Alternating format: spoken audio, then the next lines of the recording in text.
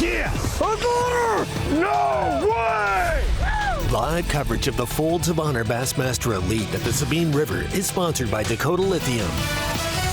Well, good morning, and great to have you with us here for another day of Bassmaster Live. Pretty much the last stand in the southern part of the United States for the Bassmaster Elite Series 2023. This Folds of Honor Bassmaster Elite at the Sabine River. Those are the scenes from takeoff just a little bit ago.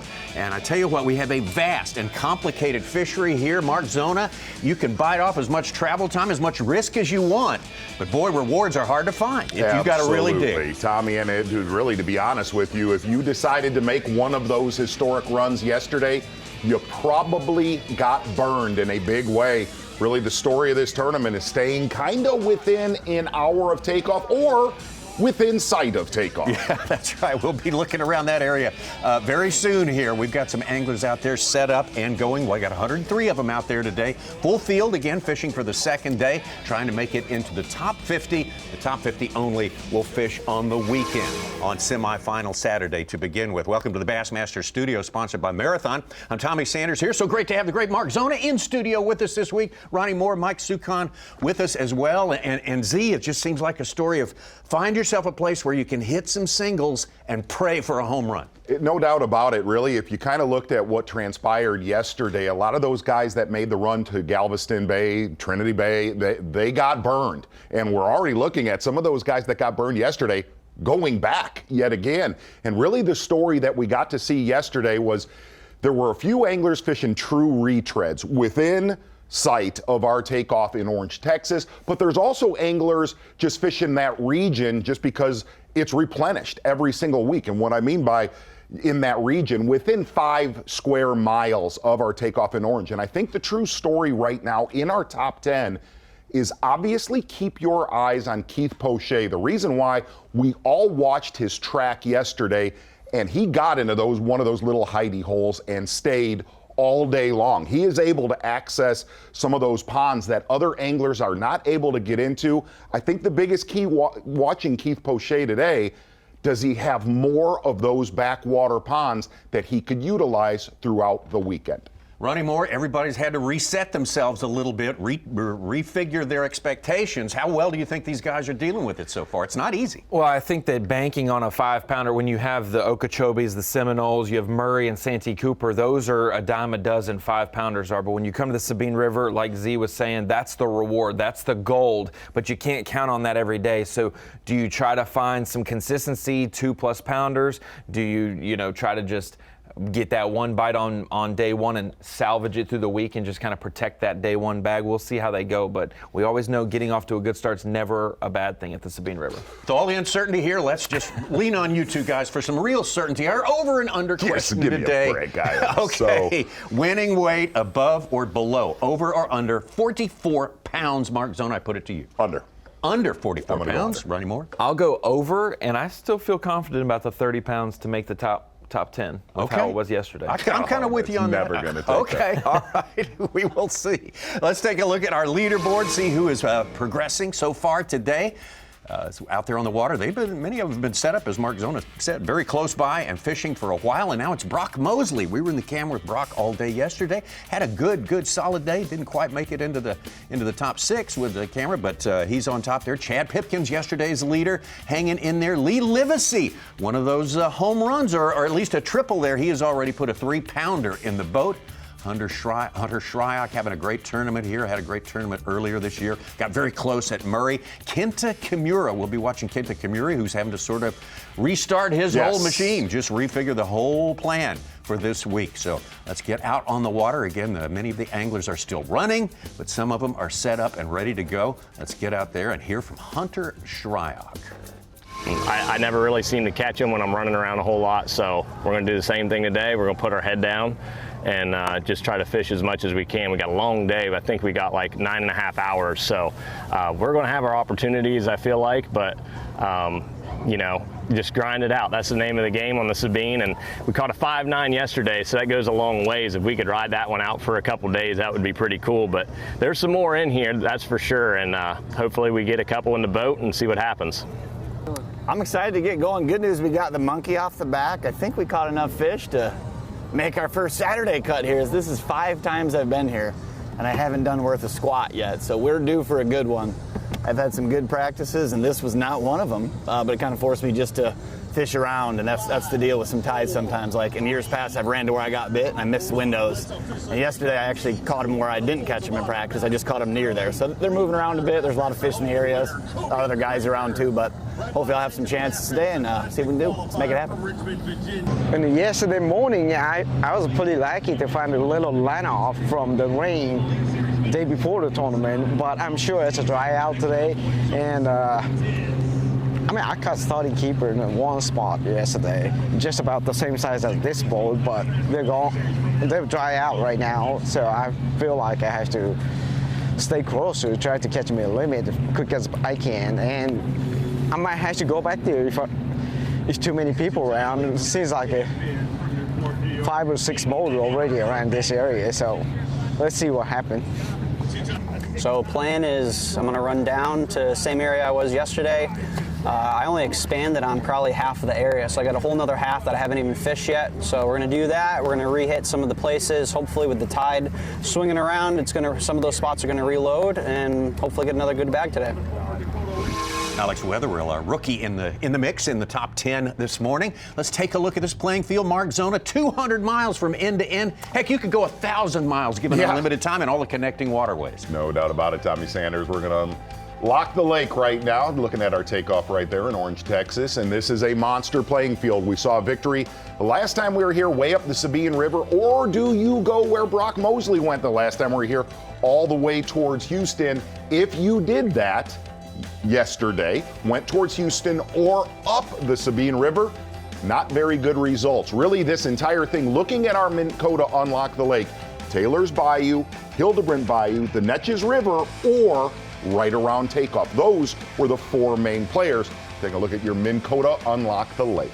It's a unique place, the biggest place we'll fish all year long by a long shot. Let's take a look at some of the action from the weigh-in yesterday. We saw some good ones come in. Boy, if you had one over 3 pounds, you were a player yesterday. There's no doubt about that in most cases. Larry Nixon, the general, having his best tournament so far during the course of this season. 10 pounds, 8 ounces. Patrick Walters, always tough in Texas. Exactly right. And like we said, keep your eye on Keith Poche, and looking at our tracking system right now, Keith Poche is back in that same little backwater pond. A solid day yesterday with 11 pounds and 2 ounces. Stetson Blaylock has had a fantastic season, quietly making every cut out here this year. Yeah, and we were told before day number 1, keep your eye on Jacob Porosnik fishing very, very key stretches. Going to kind of break that down with a big day yesterday, 11 pounds and 5 ounces. Connecticut's Alex Wetherill having kind of a rookie-type year, very tough, but this could be his breakthrough event. It has been. We're going to break down Kenneth Kimura's first day because he is not going to be back in that area, he said, but a solid first day, 13 pounds and 1 ounce. Look at that big one in the hands of Hunter Shryock. That's the kind of stuff that propels you up into the very top of the leaderboard, and there's a real giant for Chad Pipkins, excuse me. He was our leader to start the day with 14 pounds and 7 ounces. That is a mighty number out here. No question about that. Exactly right. A one-day catch that'll get you to semifinal Saturday. Yeah. Chad Pipkins trying to make his first cut ever on the Sabine River. Going to get out to Chad Pipkins. This was earlier this morning.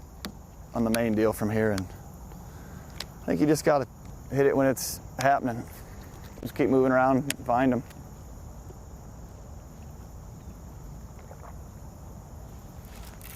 There's one.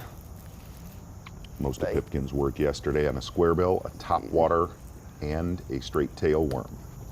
Nice little fat one. Hey, I think that's number 1. Might have done got the skunk out of the boat. Just had to get you guys live. Sabine River special, little chunk. It's a fun place to fish, man. I think that's one. I know he's bigger than some fish I caught yesterday that were 12, but when you catch a 5-12, they all start looking smaller. Oh, he is 12 1/4. That's number 1. And you. 1 is, I'd say 1 is the loneliest number. That's not true though. 0 is technically the loneliest number. And I've had that number 3 times here. And Chad Pipkins not fishing the takeoff area. That's not where Chad is at is not a true retread area. He's a few miles from takeoff, but said he's going to definitely stay close. Biggest mistake he made years past, trying to run around here. There she is.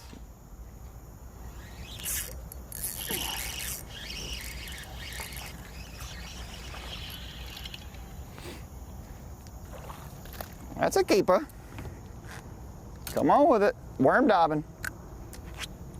I think that's a keeper. Let's find out. 12 1/8. Looks like a fat one. I know I had some smaller ones yesterday. Come on, it's almost a 13-incher. I'm not gonna lie, like they're small, but I tell you what, this place, every couple years is an absolute blast to go because it literally changes your perspective on fishing. It's like back when you were a kid. When you used to catch like a 12 to 14-inch bass, that sucker was jumping. I mean, it's just a different feel. Other places we go, you catch them bigger, but there's no better feeling than catching like a 1.5 pound, 2 pounder when you know it's a big one. Maybe getting your scale to turn on too, would be good. Just fun. I do have new batteries, we might need some. No doubt about it. Chad's got the attitude you need to succeed here. He puts himself ahead of so many people just with that mindset. I Caught that 512 yesterday on a square bill, and when he said it jumped, he said, I didn't breathe for 30 seconds. Chad's greatest moment on Bassmaster Live has certainly occurred here in the Lone Star State back at Lake Fork a few years ago. But if you put in context, catching a 512 here, that is like catching a 13-pounders. At Lake Fork, yeah. Right. I'll measure him. I don't think he's a keeper, but I will measure him. I think he's about 11 3/4. We saw it yesterday. You heard stories about Kenta Camara that you said you'll get into more about those one cast places. Maybe he's not short, my friend. Saw Greg Hackney catch 3 bass on a buzzbait within three or four casts. That's a keeper. So to see Pipkins go back to back on the same cast is that's a small keeper. Good sign. But a keeper. Yeah, if you did not tune in to Bassmaster Live yesterday, they definitely get to see it. I mean, it Very is a little keeper. typical And Tidal this is the fishery. .79 that I caught yesterday. Big flurries.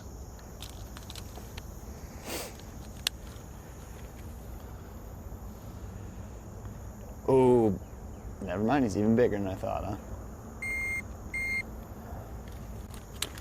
He's a keeper.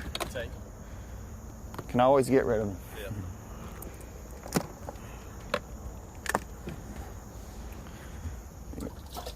Old yellow.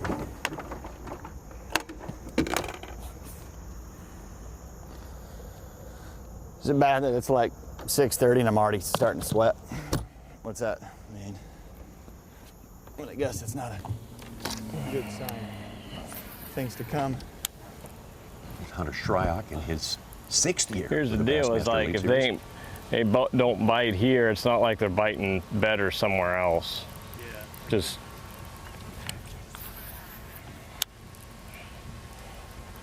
And obviously, Hunter Shryock, a lot more of your typical retread, release fish area all day yesterday. There we go. Little dude. Ooh, there we go. We got one. We're good. All right.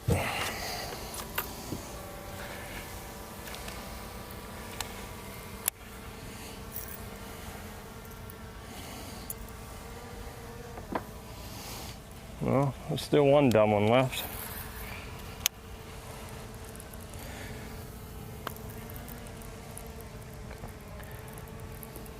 Hunter Shryock cutting into our audience here, mate. You can just pull up to the parking lot and watch some live fishing. And he did. He said, you know, where he messed up, like Chad Pipkins in years past, he said, when I go to other tidal fisheries, I will run around and chase the bite.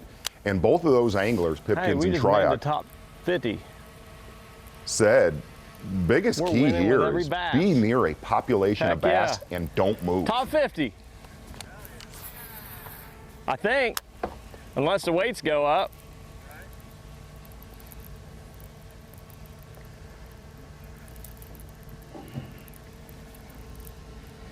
We can just go fishing now.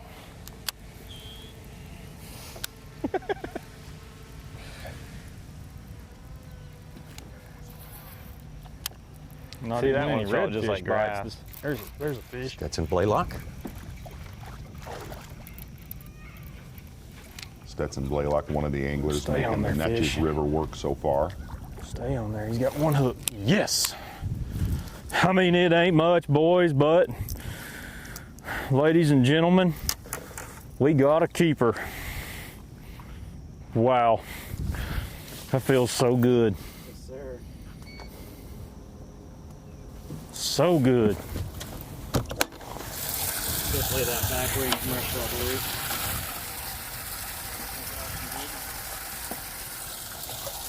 Let's see. I'm gonna put it on this side. That's gonna be the little one of the day.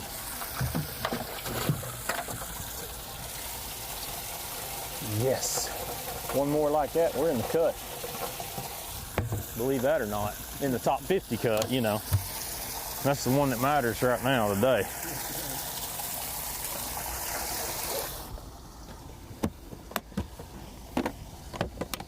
I just was saying I ain't had any bites of anything at all, and as soon as I said that, but you can see this little current seam right here around this grass sitting right in that thing.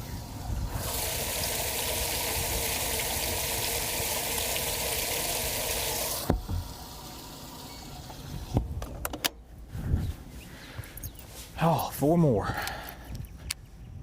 Stetson Blaylock, his Bassmaster Elite Series win, a telling one at Winyah Bay, very, very similar to the setup here in some ways. And like Z said, when you fish around the Arkansas River, you get the vibes too. So Get the Stetson should vibes, be man. well Yep. prepared with where he's from and where he's won. Maybe he's really hungry this morning. We are live, and we got the skunk out of the boat. We got 3 babies in there. So I'm just kind of back. Just want to turn the corner, just see if there's another little hole up here, make a couple casts. But I was fortunate to catch 3 little keepers here and a bunch of shorts, and we're gonna get out and do some cranking. The water's still moving in pretty good. Caught a couple nice ones just cranking some trees yesterday. You got to cover a lot of water, and you get a bite, you know, every hopefully 30 minutes to an hour, but I've caught some better ones like that, so we'll see if we can go run into some. There's definitely a window in the morning when the water's still moving in. We've got a little bit more of that, so I'm gonna hopefully take advantage of that here and go catch a couple. Just keep bouncing around, stay local, keep the rod wet, and hopefully something good will happen. I caught that giant one yesterday at trying to back out of here, which will be interesting, at about 11:30 or noon. So I mean, there's still bites to be had, you know, when the tide's not right. It's just, you gotta be a little fortunate and just keep running and gunning, so. But don't run to different areas. Keep hitting good stuff, and just a timing thing.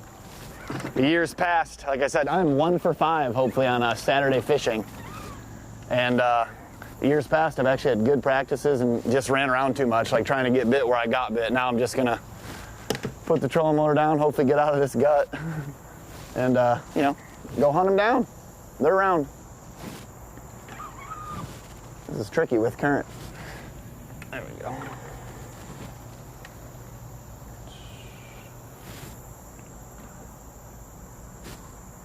Be nice if we caught another 5-pounder, though. Whew.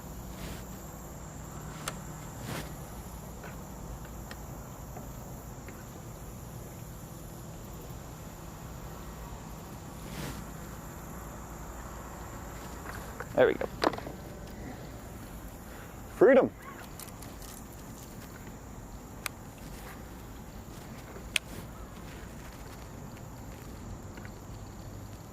Should be able to get bit on some of these edges still.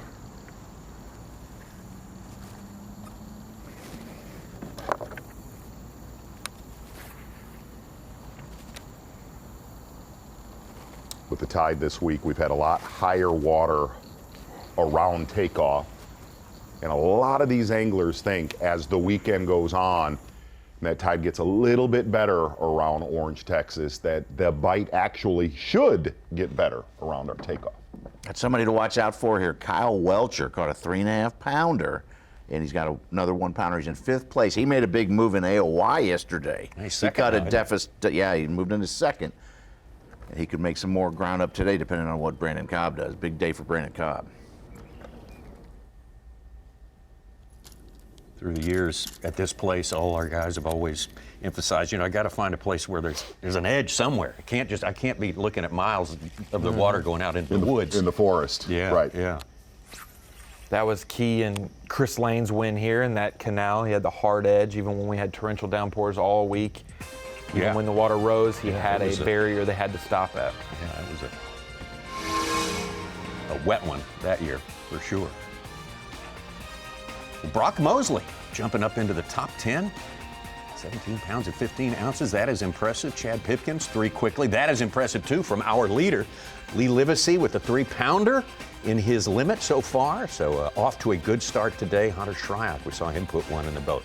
Welcher, Kimura, John Cox, Larry Nixon, Patrick Walters, and Alex Wetherill. Good bunch there in the top 10. We're with a bunch of them in the boat all day long. We'll be back with more. The Folds of Honor Bassmaster Elite at the Sabine River is sponsored by Humminbird, Mercury, Nitro Boats, and by Bass Pro Shops.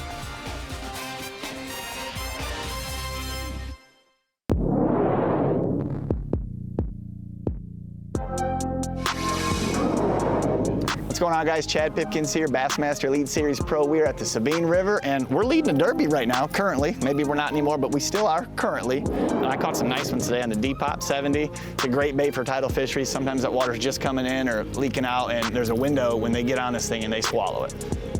They got it done for me today. Caught a 3-pounder on it, a couple other nice keepers, and we'll see if we can do it a couple more days.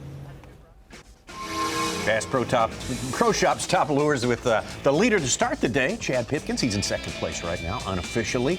The Folds of Honor Bassmaster Elite at the Sabine River. This is day number 2, moving day. You have to move into the top 50 if you want to fish on the weekend. The good news for everyone here, it doesn't take a lot of weight to move the needle.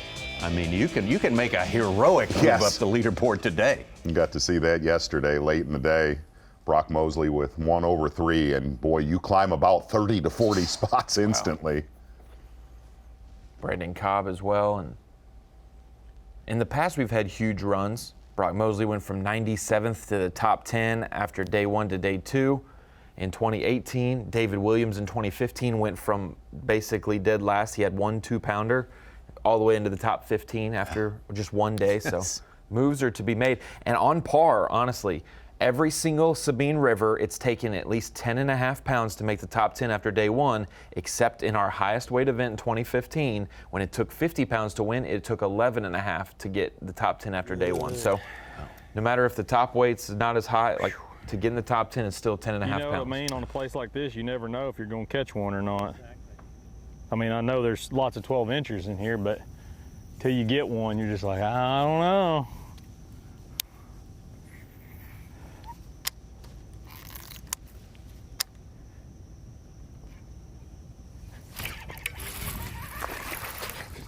Maybe.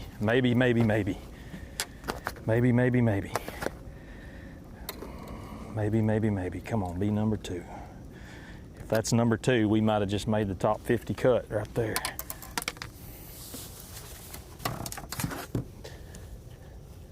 Oh, easy. 12.5 incher, baby.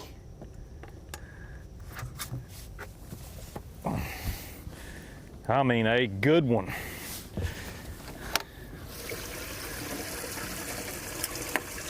Stetson having a really bad practice, like a lot of our anglers. Fishing in the Neches River around a lot of other anglers yesterday. Blue's on there. And surprisingly, he said, man, the main thing was just to slow down. Hey, I know it ain't much, but that's huge right now. People watching are like, oh, you're trying to make the top 10. Yes, I am, but you got to be in the top 50 to have a chance to get out there. Playing this game as long as I have, I get asked all the time, well, how do you know if you should go fish for big ones or fish for keepers? I want 5 in the box, baby. I mean, I want a limit. Let them be what they are. We'll get a big one throughout the day, maybe. We just need a chance. So steady this season. Just a chance.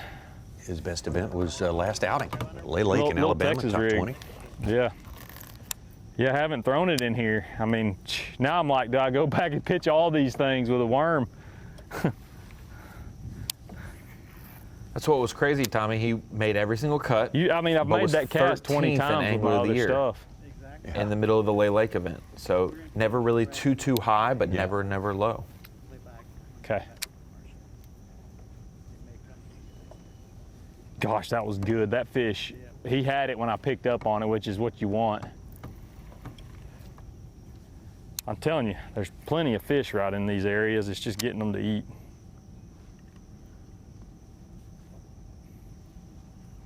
Leader mold. I've got good memories of this one. This one, when we were at the Classic in Texas, Ray Roberts, day 2, caught me at 8-1, first thing in the morning. I about left a mess on the front deck, and we catch one half that big, we'll do the same thing. It's exciting.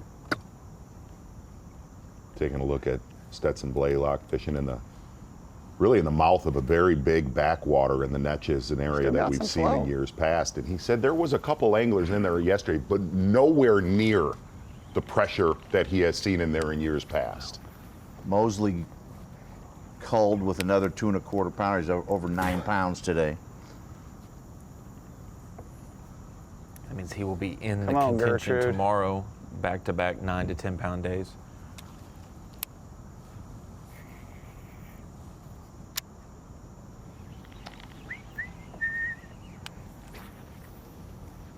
Oh, a little too far.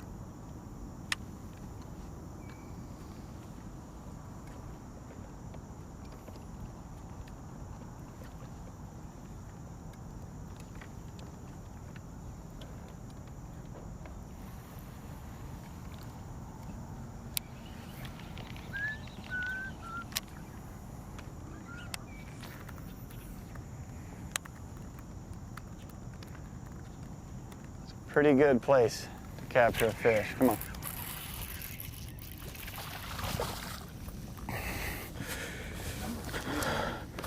We're on to something.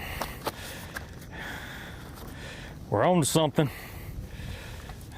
They ain't big ones, but I mean, I'm gonna measure him, but I know that's a keeper. Oh yeah, that's a 13-incher. Sometimes a little change is all you need. Number 3. I'm telling you, you don't understand how tough this place is right now. There's fish here, but just in my situation, having 11 pounds, man, these right here, gold.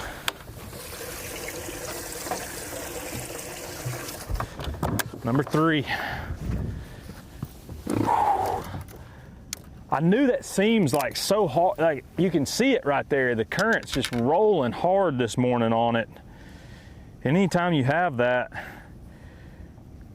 I mean, I know there's a lot of bass right here from just the handful of bites I had in practice. And they were all that size. I mean, they weren't big ones, but at the end of the day, like I've said 100 times, I mean, keepers are golden.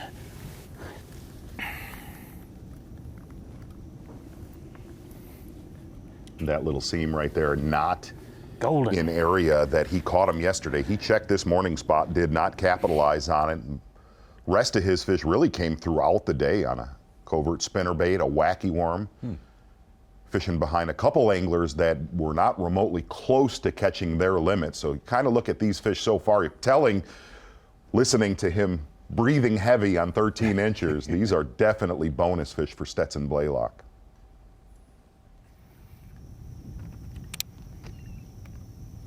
Neches River. That ain't no bass. Yeah, it is. It's a little one though. Is that a keeper? Looks like it. I think that's a keeper. I thought it was a dadgum redfish. The way you hear my reel as it was ripping out.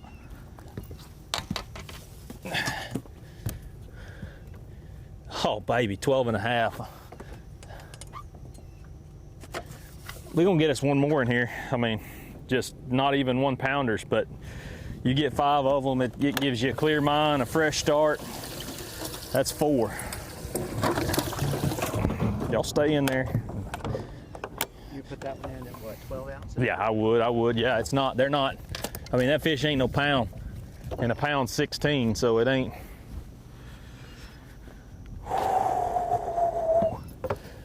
It's so small, but yet it's so big. Small victories, man. Small victories. 7:30, we've got 4 in the box. They're small ones, but we know where there's some big ones. I'm gonna try to get one more, and then we're gonna go camp in those creeks where those bigger fish are, and just see if we can't make it happen today. I mean, if we could catch us another 10 or 11 pounds, then we shift our focus from, I mean, I've already shifted it. Like, no more is it, we're trying to get in the top 50. Now it's get a couple big ones and let's get in that top 10. I mean, let's stay up there and make a run at this thing. I mean, that's just what happens when you turn a bad practice. Get a few bites in an area and you go back to it and you don't even know. I mean, all I caught was little ones, but you never know. Yesterday, a couple big ones bit. Got us off on the right foot. We got 4 in the box this morning. It's all good, positive, and mindset. That's all it is. Just got to stay focused and see if we can't get a couple of those 2.5, 3 pound bites throughout the day. How about a Skeeter Boat's big fish? Yeah. Matty Wong. Wow. 3 pound, Wow. 5 ounce. He's jumped into 15th place, coming from 55th. He was one of the guys that went north of takeoff yesterday, the handful. I'll have to look and see if he did that same thing today. Good start for Stetson Blaylock. Checked this early yesterday, did not play, got a lot of bites here in practice and really did his damage elsewhere. So really ahead of schedule for Stetson Blaylock right now. Fishing in the same region as Poche. If you looked over that tree line, over his right shoulder, Poche is somewhere back in there. There's a little pond back there somewhere. It is. Man, they're piled up. That's 5. That is 5. He's skinnier than the rest of them, but he is a keeper. He's long. Oh, 13-incher. I mean, that is keepers. Keepers are good. That's 5. And this is the key time to move. bite I'm not window even- of the morning, guys. I'm not even because throwing in there high again tide, because I know how absolute high tide is at 9:15 local time. So we have about an hour and 15, hour we're and gonna 30 make the run. minutes I'm leaving right now. until I mean, it's we're going to gonna be go up dead there. high. Start in on the big fish. Hey, 7:35 on day 2, and we got a limit. Sweet, buddy.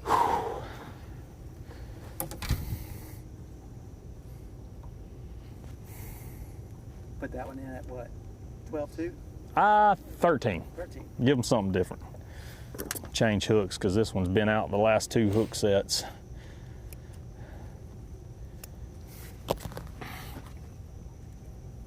All right, he talked about that move to creeks. Thinks the bigger ones live. Let's get back over to Chad Pipkins.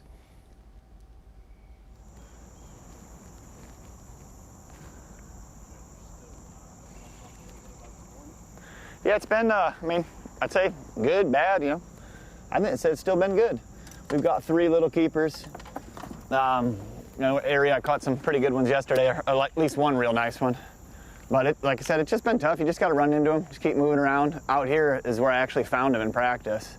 And the water's been different, it's higher. So they're out here somewhere or back there. We're just gonna keep moving around and, you know, stay close to Orange today. And there's a lot of good stuff, a lot of healthy grass and, you know, good stuff that they're on. There's a population of fish that live within these, you know, a couple miles.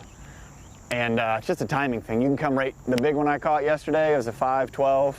I fished, you know, a place I'm sure 10 guys fish, and I just made the right cast at the right time, you know. So today, that's what we're trying to do, just keep milling around, and just got to run into them a couple times. And I was fortunate to have that big bag yesterday, and now we just got to keep our foot on the gas and try to get keeper bites. So that's what we're going to do, and about to go crank a bunch of trees and caught a nice 2-pounder there yesterday, and the water's still flowing pretty decent, so I'm hoping I can get a fish or two doing that. So then we'll be in good shape. But we are, as I said before, we're already rolling, because this is the 5th time I've been to the Sabine River, and I have had some dang good practices, and I just have ran around like an idiot. And have my average finish here, I promise you, is worse than anyone on the Elite Series. I've got a 100-something, a couple 90s, a 60th, and we're trying to get it right on this one. So excited to have a good start, and hopefully we can keep laying into them. Yeah, when he said he had Right made here would be nice. Had made the cuts, he has bombed. On cue here. for the camera, come on. It's a fun place to fish, and I mean, it just changes, like I was saying earlier, just changes your perspective, you know. Brings it back when you were a kid, and anything that bit's exciting. So it's cool to do once in a while. Usually you get quite a few bites, a lot of small fish, but when that big one gets, boy, it gets the heart going. Chad needed this event. He's made but one cut so far this year.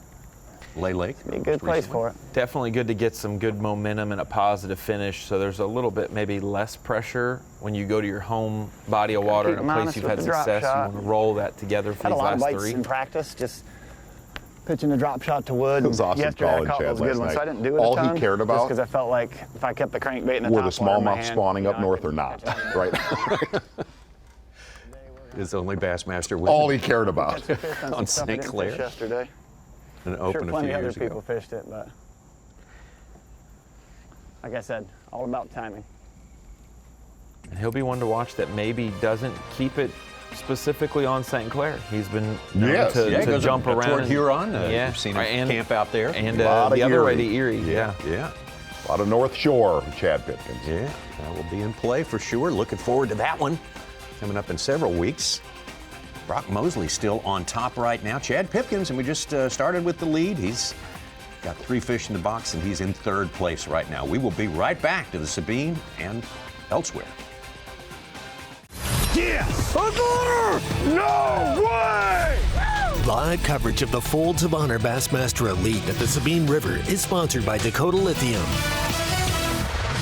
Anglers well into their 2nd hour of fishing here on the Sabine River. Folds of Honor Bassmaster Elite going out of Orange, Texas, our fantastic host city. And it is a fantastic host city for sure. Big crowds, an appreciative audience, always there from the weigh-ins. Let's take a look right now at Dakota Lithium Bassmaster Rookie of the Year. You're watching Joey Cifuentes, who has now taken over the lead based on his performance yesterday. Taking over from Will Davis, who was our winner last outing at Lay Lake in Alabama. David Gaston, Brian Smith, the California angler in there. Julia Fujita, 5th place. Cooper Gallant, looking forward to the remainder of this season when we go up north. Logan Latuso, Cold Sands.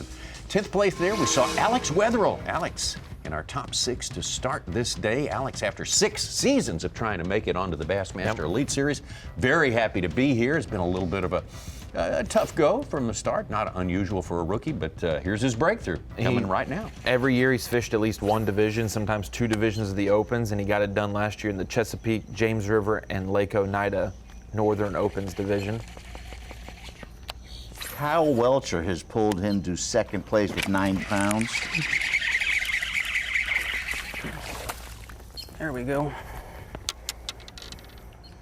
Good keeper right there for Wetherill. Most of his fish yesterday, Little a one. frog and a spinnerbait. Gotta start somewhere.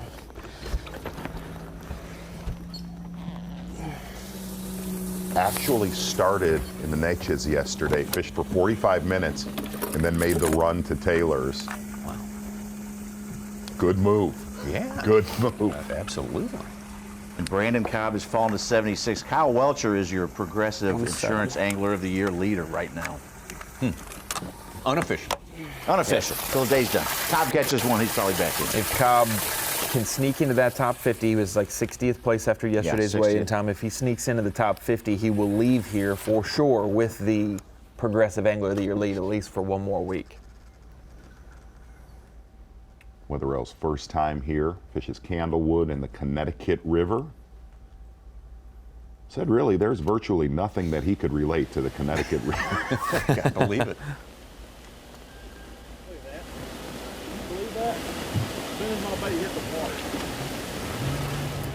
like a bit like a topwater. I mean, it's dadgum close to a keeper, but I mean they're all the same size. Yeah. That fish hit that when my bait landed on the water. Bass live in this river out here. Maybe I should fish out here for big one. I mean, I'm all about exploration at this point. We're looking for 15 pounds.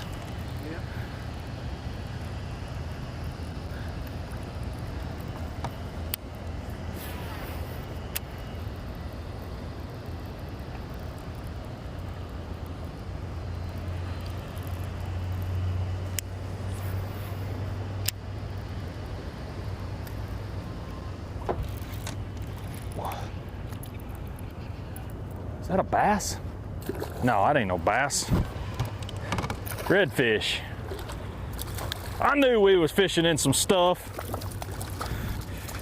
I only got one hook. I know what you gonna try to do.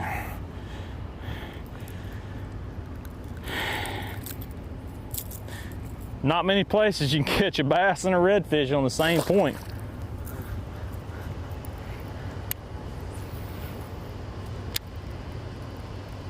Fiddler redfish. Yeah, it was. Hey, he's got a limit. That's important. He stressed how You important like it is. that redfish on the half shell, don't you, I Tommy do, Sanders? I I do. have seen you go off on that Lord help me, BMC I love point. This morning with Stetson Blaylock said he was going to try in the mouth of this backwater. One little current seam off of one grass patch, getting it done. Flipping a worm, caught that first one on a plug, but a great start. Putting 5 keepers in the boat. And cannot stress this enough. He caught 3 3-pound average fish late in the day. So, as you heard Stetson Blaylock say, a lot of time to explore here on day number 2. That is 5. That is keepers. Even threw us a number, 15 and a half. That's the goal for today. That would serve him well.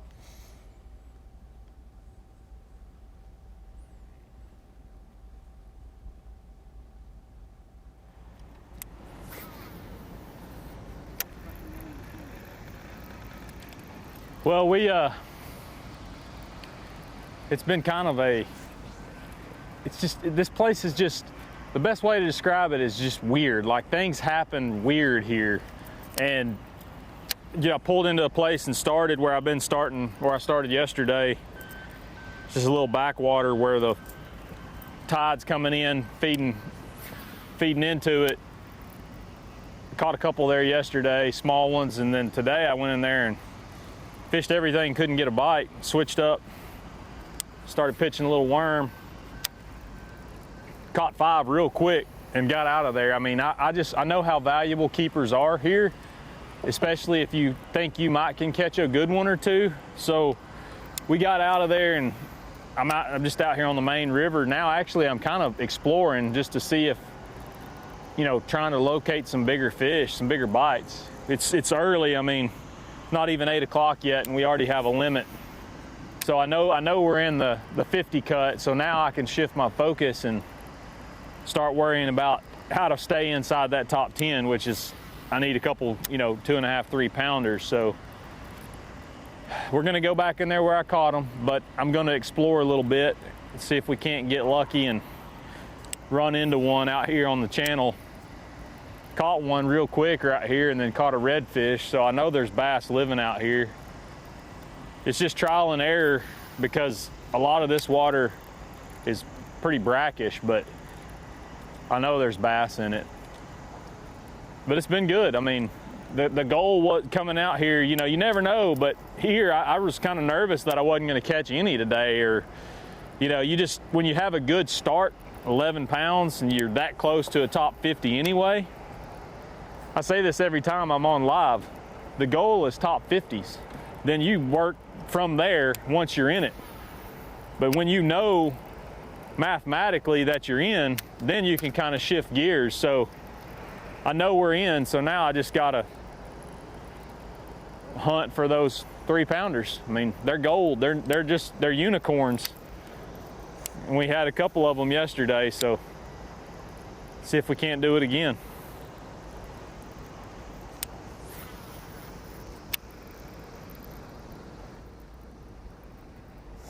Well, you could tell the relief is off making that top God. 50 right Yeah, there. yeah, no kidding.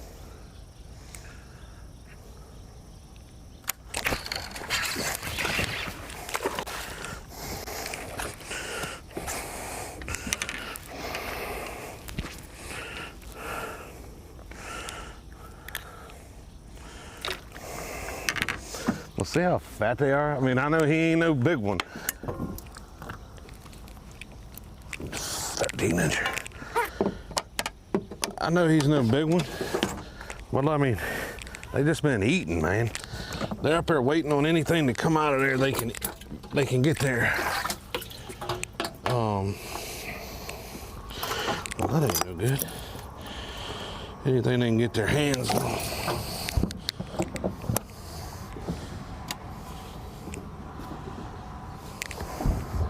Hey, we got one. I just didn't know what they were. I never fished this bank yesterday and I never seen anybody fish it, so I figured it'd be a good place to start, but there's still plenty of them on there. 6 flipping sticks on the boat for Jacob Rosnick, all different weights. 3/16, quarter, all the way up to a half. The biggest key for him has been undercut banks. Basically, the region he's fishing getting a lot of pressure throughout day 1 of this tournament. Small creature bait. But those undercut banks, basically little 20-yard stretches that go down to 3 feet of water right off the hard line of those cane. He said when you get in those 20-yard stretches, it'll be just a foot of water along that cane, and all of a sudden you'll get in a spot that'll have 2 to 3 feet, and he said they will absolutely load up in those depressions.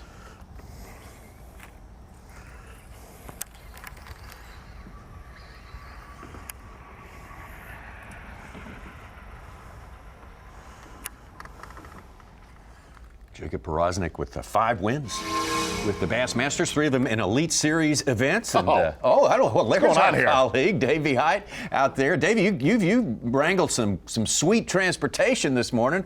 Tell us who you're set up with and give us and size up this day now after what you've seen on day 1. Yeah, Tommy Z, you both recognize my good friend John Gauthier. You know, John has been a big part, him and David Jones, since Bassmaster started coming to Orange, Texas, and they've done so much. The venue there is absolutely incredible. So Ashley and I figured we'd switch it up a little bit this morning. John offered to take us out for a ride and get to see some of this backwater. You know, I still haven't found Keith O'Shea, but he's somewhere. But anyway, we have been looking in these backwaters, and it's really, really cool for John to bring us in these areas, and we've had some high water, and you can get into some of these places, but the places you really want to get in are the places with the clean water. Tell us, John, you've lived here your whole life. Tell us a little bit about how you find these backwater places and what's the difference in a place with the clean water versus the dirty water. Well, exactly. You know, these places like this, like we're in right now, of course, it's all by tide. You know, if you can get in here, and when the tide's up, you can get in here and fish these backwaters. When you get in the back here where the water's not nearly as messed up by a lot of tide flow, it's clear. You know, where we're sitting at right now is clear water, but you typically have only about 3 hours that you can fish it, that you can get a normal bass boat in here, fish it, and get out before the tide drops out on you. But these are the areas that we try to look for, you know. Yeah, so clean water is a big deal, and this fishery changes so much, and being able to get around an airboat like this, you can find out so much. You know, I fished a few of the elite tournaments here and didn't have the luxury of being in one of these, but you can find out so much traveling around in these backwaters with an airboat. But tell us a little bit about the guys that are in the canals and like on the Sabine River itself. What are they looking for most fishing? Well, you know, they're looking for what we call drains. I mean, I'm thinking everybody's kind of familiar with that, but we're looking for those drains because with the tide flow going in and out, you know, you want to be on the outside of those drains whenever the tide's coming out. You know, like where we're sitting at right now, when the tide changes, we're going to want to go to the outside of this, and we would want to sit there and fish it because all the bait will stage there, and then you catch those fish there, and whenever it's in, you want to be back here where the bait's at. So, you know, we follow the tide here, and that's really what makes the difference for us fishing here. So if you know, we've grown up here, so I know all these areas. I mean, I fished all of them, and it's just they're great areas, but you know, it takes some time to find them. This is a vast majority of water in this area that you can find. Appreciate it, John. So Z, I've got to tell you, if I ever get an invite back on the Zona Fishing Show, Awesome Fishing Show, I want to do one out of these right here, an airboat show. As long as we have power poles on the back of them too, like that's the most modern airboat. Hey, Davey, seriously, I heard you say something yesterday. You kept saying the word mindset during your midday report with Mercer. I want you to talk about. There were guys that literally were out of this tournament before this tournament started due to a rough practice. Tell us what you got to see yesterday with a few mindsets. And we made this comment. There were guys after the weigh-in yesterday that they're already smoked in this event. Yeah, Z, you're 100% right. You see it in their faces, some of them when they came off the weigh-in stage there with Dave Mercer and Lisa. But you know, I learned, and it took me quite a few years, I must admit, but I learned that you just have to have a positive attitude, and your mindset is anything. They're going to give $100,000 and a blue trophy to the winner. I don't care if you catch 100 pounds a day or 10 pounds a day. You just have to. And, you know, I won a big in my career, and I had a bad attitude driving to that event because I'd been there one time before, and I frankly caught 2 fish in 2 days, 1 fish a day. And I was like, I can't believe we're going there and fishing for this much money. And about halfway on my drive to that, I said, you know, they're going to give that money away to the person that catches the most fish. Doesn't matter how much it's going to be. And I changed my attitude, and I ended up winning the event. So it is truly all about the mindset. Davey, I'm going to drop a dot where Keith Poche is. You and Gautier just go blast into that backwater pond for us. Track him down, okay, bud? Davey Hyde, and thanks especially to John Gautier. That was some good stuff out there. Davey's got him a proper ride now for the rest of the day. I think he'll be showing us a nice quiet ride, Tommy. Nice quiet ride. Nice quiet ride. Yeah, you can hear him coming a little bit. Brock Mosley, a Mississippi man, still looking for his first win with the Bassmaster Elite Series. Could this be his time? Kyle Welcher. Well, he's going to win one of these days. Yes, absolutely. He is. Chad Pipkins, Stetson Blaylock, and Lee Livesey rounding out our top 5. It is moving day, day number 2. And we'll be back with plenty more from here in East Texas. Yes! No way! Live coverage of the Folds of Honor Bassmaster Elite at the Sabine River is sponsored by Dakota Lithium. Man, such a daunting playing field we have here. So vast and so huge. You got major rivers, you got little canals, man-made canals, bayous, creeks, sloughs, ponds, everything, any possible environment you could dream up in this part of the country. They've got it here, but they're not all equal. You got to make the right call, get in the right place, and from what we learned yesterday, don't leave. Yeah, absolutely. Don't leave. Hey, that has really been. We got to talk about this. A lot of the tidal fisheries, we see a lot of running around chasing the tide. Man, if you really look at your leaders in this tournament, put your trolling motor down. Do not go anywhere. Yeah. Case in point, Caleb Sumrall, who just caught a 3-pounder. He's up to 813 on the day from 69th to 6th place right now. Oh my God. That sends me to the wambulance. That could have been a bad deal. Oh, God. Tournament over. We need an EpiPen break. Oh, put which me is in the boat. hospital right there. We'll call that a success. You see those things? It's like black killer wasps. It's like a movie. A giant nest of black wasps that would send me right to the hospital. If not to the graveyard, if we don't get it in time. Little guy. I was telling you, I caught 2 good ones, and we catch this little feller. But it's a bite. And we didn't get stung. So we rolling. Rolling right into that stump.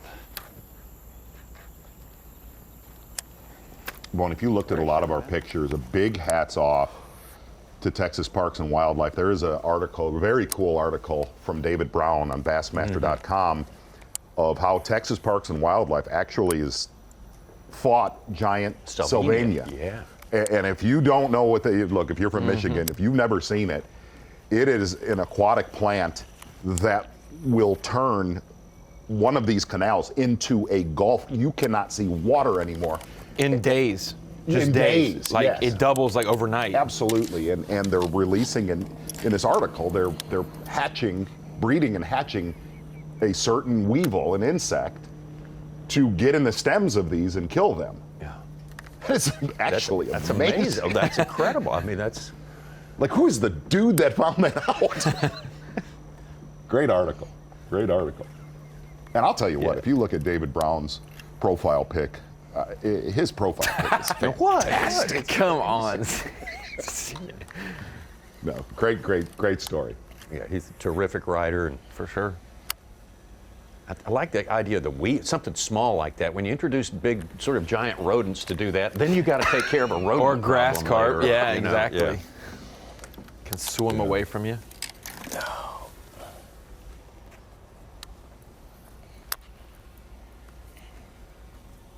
TH Marine weather, pretty much the exact same as yesterday. Mm-hmm. Very light winds. Boy, we have had so many tournaments here on the Sabine where guys would have made runs and prayed for that exact forecast. Oh yeah, oh my God. Yeah. We have had deluges yes. here. It's part of the scheme in this part of the world. Possibility of some thunderstorms on Sunday rather. Kind of looks exactly like the Lay Lake forecast, where it's going to be maybe a weigh-in storm, but if it didn't chase them off in Shelby County, Alabama, it's not going to chase them off in Orange, Texas for sure. I think the first time I ever met you guys, really, I gave y'all a ride in the 2015 Sabine event during that massive downpour to get you from one location to the truck so you could do the hooked up stuff. That's right. That's when all the porta potties were floating. Yes, the porta potties. I feel like I'm just twiddling my thumbs like, right now with with what we're dealing with. If you look at the topped out grass here, I mean, it's flat. It's slicked over towards the bank because it's not really flushing either way. And that's a tidal river. It's going to go up and down. So right now it's basically kind of peaking out at high tide. And I mean, there's just not a lot you can do with it. Yesterday we had it falling out sooner, and that's anytime you start to get current is when they're going to start biting. And on a outgoing tide, dropping out from the high tide, it pulls these fish out to the edge of this grass. And there's just too many targets for you to be able to hit them. And it's not like there's 100 bass in one spot. They're kind of sprinkled all around. So I'm just covering water and just kind of biding my time until I run across, that right tide and one pokes its head out. That's basically the deal. And it's not a very big window when it happens, but I got to where I'm at today by doing this, and I don't want to put this thing down just because I know what can happen very quickly. So we're just going to keep rolling with it. We've got a long day, and on the backside of it, maybe the bite will last longer into the afternoon. So, pretty much, I mean, we got one fish for about a pound, so I think we made the day 2 cut. So, that's the first goal, obviously. We're fishing tomorrow. We salvaged some AOI points, and, now it can only go up from here. And can't really talk about winning a tournament right now, but like if I could just continue to get some of those better than average size bites doing what I'm doing, put it this way, I'd be a sissy to put this thing down. So that's what we're going to keep doing. We're going to lock it in our hands, and if we only catch one today, so be it. But just waiting on that tide to get right, and we'll go from there. I wish I could find another way to catch them, but it's kind of hard to, once you figure it out in the tournament, you're just kind of locked into doing it. So it's a grind, but someone's got to catch them. So we're going to keep grinding after it and see what happens. You look at this. This is a good example. Look at this. That's fresh, crispy milfoil. And it's literally all the way down this river. It's the best shape that I've seen this river in any time that I've ever been here. That's really, really healthy to have that type of grass, and you see it all topped out. It's beautiful. So they're in it. Just matter of time to get them to come out of it to come to us. So.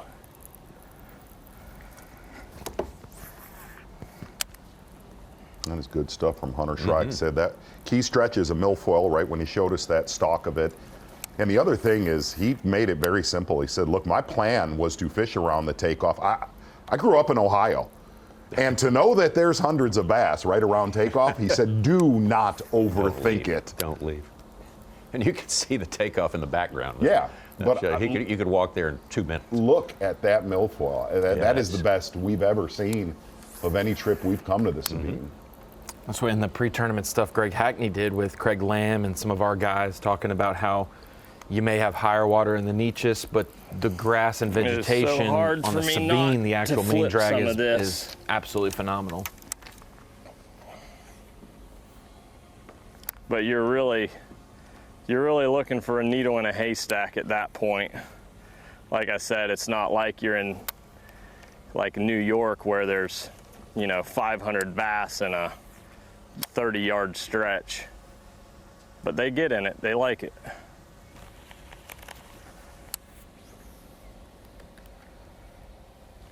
John Cox busted into our top 10. It's almost 8 pounds on the day. I don't think they're in a very good mood if they're up underneath that. I don't think they're in a very good mood anyhow. They typically feed. They feed on those windows and they shut off. And y'all are watching it on Bass Track and you'll see it throughout the day how not one person, but an entire group goes to catching them.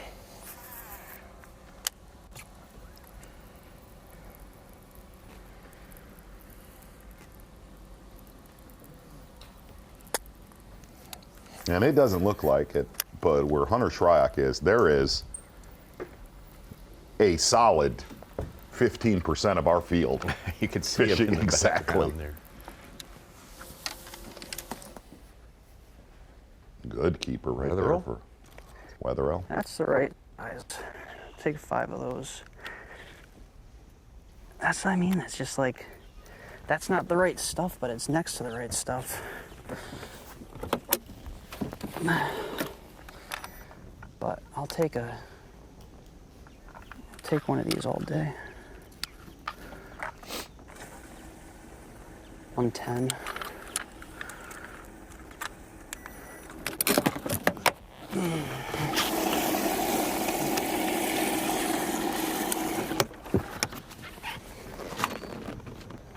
Yep, 2.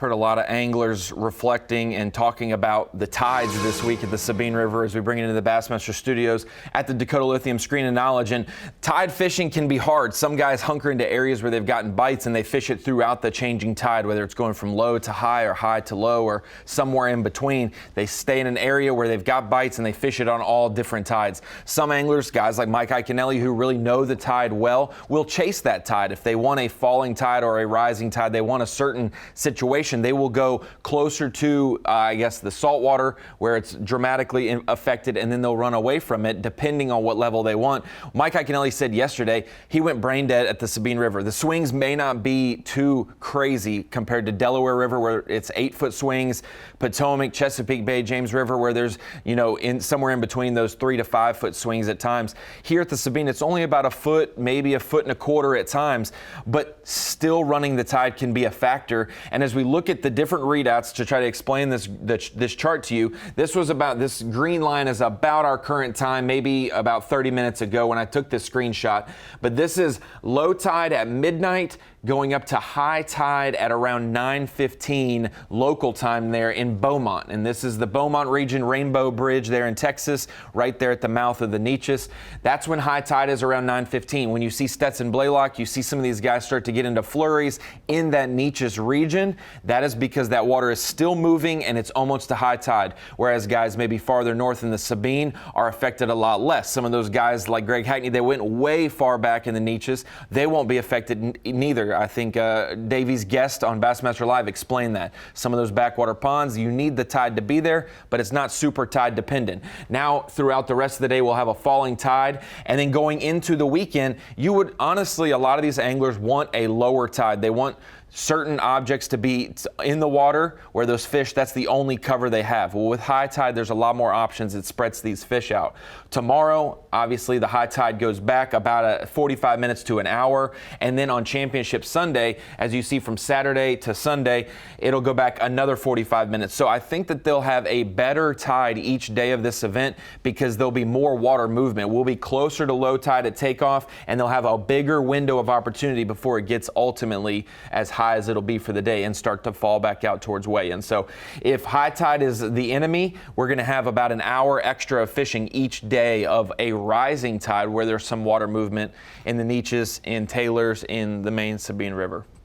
So we follow John Gauthier's advice. Now's the time to get up, set up outside, wait for it to drain out.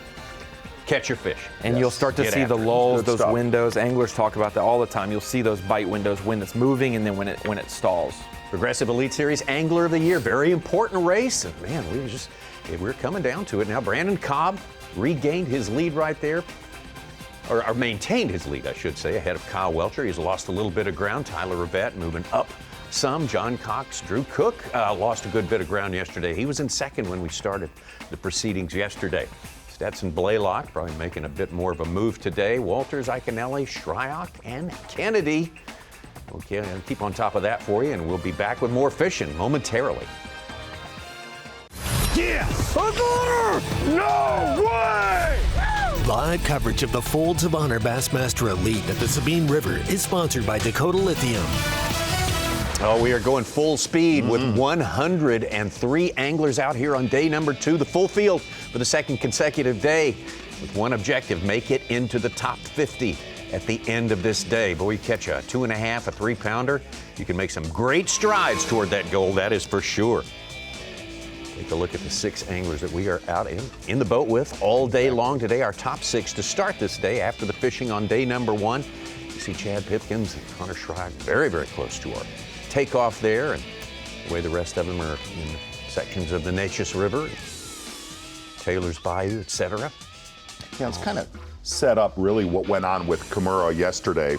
Kimura, where he is at now is actually where he caught all of his fish yesterday. There was a little bit of runoff with the rain that we had before the event. I was just telling my cameraman, Brian, who, believe it or not, is in the same dang city. We got the area code 517, both of us. It's pretty wild. I was just telling him, I looked up, I'm like, dude, I feel good. I know it's tough, but man, I had a sweet day yesterday.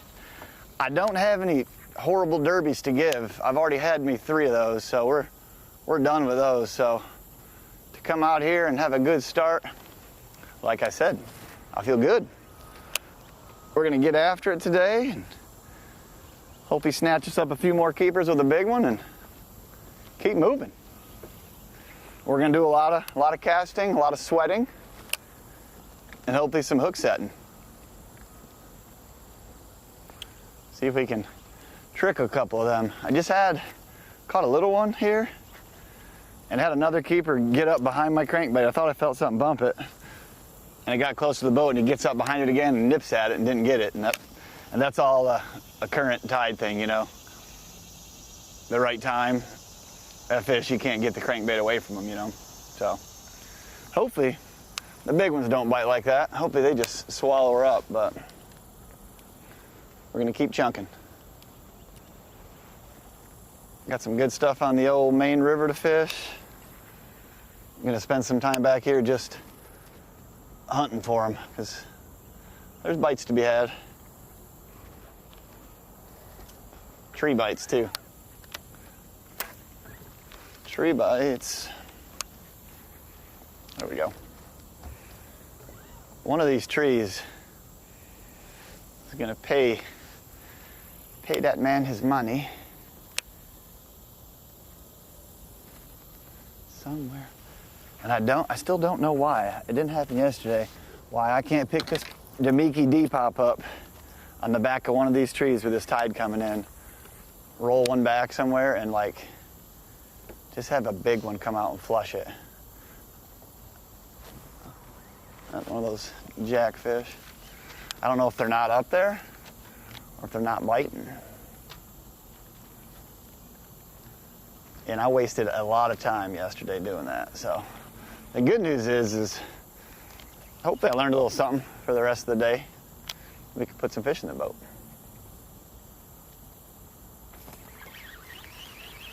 Not put some good fish in the boat, but I like this one's attitude at least. Someday she will be big. If I can get this hook out of her mouth. Kenta Kimura still looking for his first bite today. Yes. So the story with Kimura yesterday is he had a runoff spot. We had rain, and that little runoff spot was about half the size of his boat, and he caught them all on a depth square bill. 30 keepers in a one cast spot that brought him up to his, I mean, he had a great total yesterday, right at 13 pounds, and made the comment though, as the runoff spot started to dry up, he said, look, by noon, it was dry land where I had caught them. So electing to stay near our takeoff today, trying to catch some retreads, that has not happened, and he's made that 52-mile run back to where he caught him yesterday, but very, very stagnant water compared to how it was there yesterday for Kimura. Falling out of the top 10, moving into the top 10, all on the basis of 3-pounders. Lee Livesey, Caleb Sumrall, and John Cox. That's what a 3-pounder will do for you. An actual square bill, the depth square bill that he was throwing yesterday, it's a design of Kenta Kimura.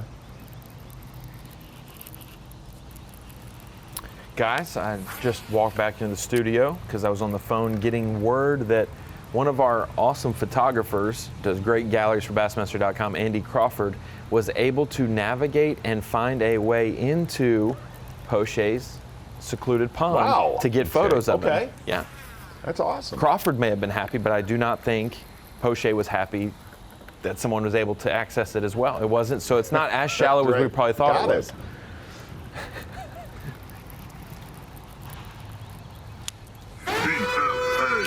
Skeeter boats. You got a big fish alert. David Williams, a 5-pounder, 5 even from 64th place. He's in 4th place right now. He's on a 5-pound. Say that again. On a 5-pound fish, he's jumped from 64th to 4th. Oh, that is amazing. He's got 9 pounds, 10 ounces, our biggest limit of the day so far. Made a big move with a 5-pounder. Wow. No matter what the question is, the answer is 5-pounder. Yes. Yeah. So yesterday, from 50th to 82nd, 32 spots from at the cut to the first 32 below the cut, 1 pound, 6 ounces was 32 spots. Yeah, there was a crazy amount of 6 to 8.5 pound bags yesterday. You sniffed that 9-pound mark. You did something. So a story about David Williams mentioned those big jumps, and in 2015 was his first year with the Bassmaster Elite Series. He's had 2 stints with us, obviously, but this is in his actual first day of his rookie year in 2015. He makes it down to Taylor's, catches a 2 1/4. Something happens with his motor at the time. Could not make it back, or could not fish around, and had to get towed back. Spent his whole day just getting back to takeoff. Weighed in 1 fish for 2 pounds. Ends up having the biggest bag of the day on day 2, and ends up having one of the best bags of day 3. Ends his tournament in 16th after starting it in like 98th. And so I guess day 2 is David Williams' friend, because he's having a great morning with that 5-pounder. We kind of goofed about Kenta Kimura yesterday, about how much water that time he spends on the Not water. great. Oh yeah, hang on. I mean, definitely so far, but obviously we finally turned things around a little bit at this event. It's just a lot of different things, you know, not necessarily stuff that I didn't expect. It's just the way you practice is different. Everybody finds everything, you know, which was to be expected, but it's just you have to adjust to that. And I don't know, just a mix of decision making and just, you know, false reads and couple of these practices and just having to go scramble. And, you know, first half of the season is behind me. And hopefully this is turning a corner and heading up north, thankfully, which I am a little familiar with. So hopefully that does me well. But it's awesome. Like, you know, like yesterday was cool because I was in the weigh-in line, like Rick Clunn's behind me and Hackney's in front of me. And like, you enjoy those moments. Like, I'm not starstruck, you know, but definitely want to enjoy those moments because it's pretty awesome. Rookie Alex Wetherill, Middletown, Connecticut. Out here doing good in East Texas. Said he could call his shot yesterday afternoon. For those who don't know, I've enjoyed covering Alex on the water in opens and seeing his career progress, and we got to talk to him last fall. Very well spoken, very, very positive, pretty quiet guy, but overall just mature for his years. He's not too tremendously old for being in the opens for 6 or 7 years, right, and yeah. so. What's up? I'm feeling good. Feeling good. No, I'm good. Thank you, though. Tempting. Yesterday when he wrapped it up, obviously a great day for him. And I'm gonna go. took the time to up to this. break it down, what he was using on. That's going to be our Bass Pro Shop's top lures.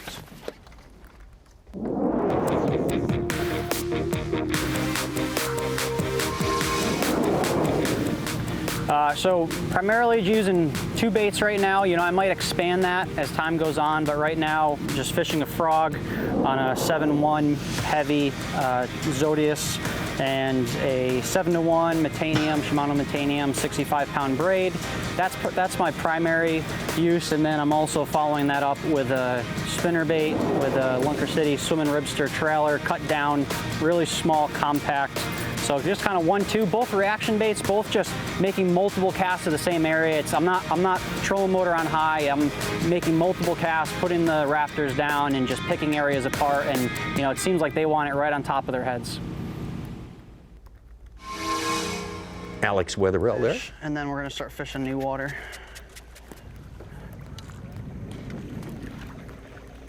Seven out of your top 12 are fishing within 2 miles of our takeoff in Orange. Kind of keeping track of that today. Yeah.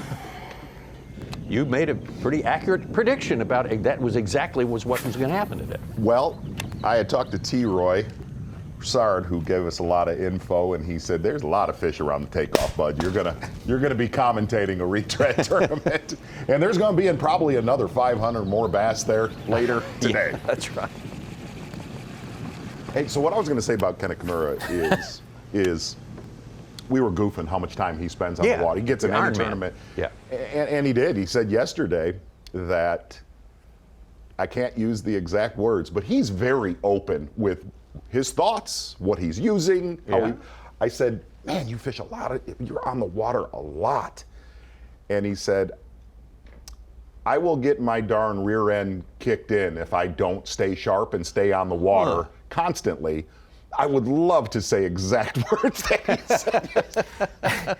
He said the same thing last fall when I covered him in the opens on live, and he said some of these other Japanese anglers that come over are what we would call prodigies. Like, they're just phenomenal off the rip. He said, I'm 40 something years old. I've been doing this for a long time. To get to this level, this is definitely more work ethic than just natural ability.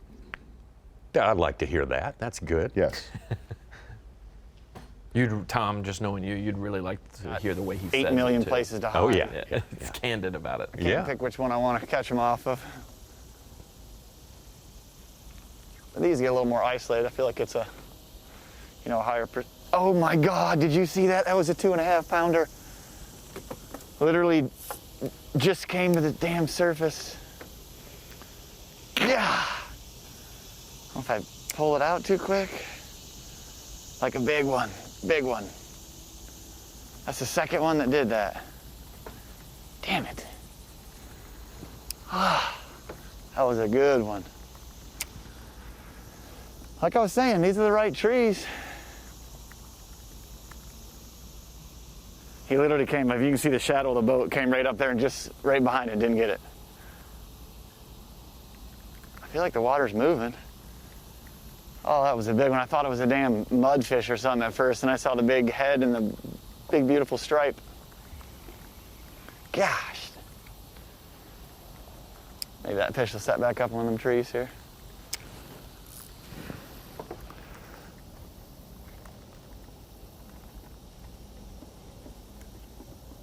Oh.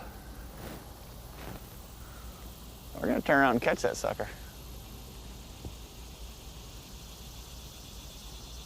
You want like one of those, it's just, I do a lot of stop and go, like little short turns, and it's one handle turn, stop, and the fish eats the bait. And I was getting ready to make a pitch up there, and he just chased it out. And, oh. But we know where a couple of them live.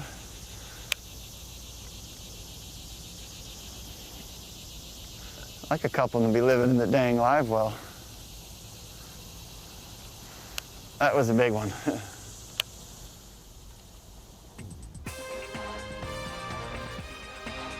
Hey, just to see a better than average one. Yeah, I know. That'll get a fellow excited, understandably so. Brock Mosley's the man who's seen some good ones come into his boat, as a matter of fact. On the course of this day, an early limit for him, very close to double digits, has him with the lead, about a pound ahead of Kyle Welcher. Kyle Welcher also having a great day. Obviously, Chad Pipkins was our leader to start today. He's seeing him.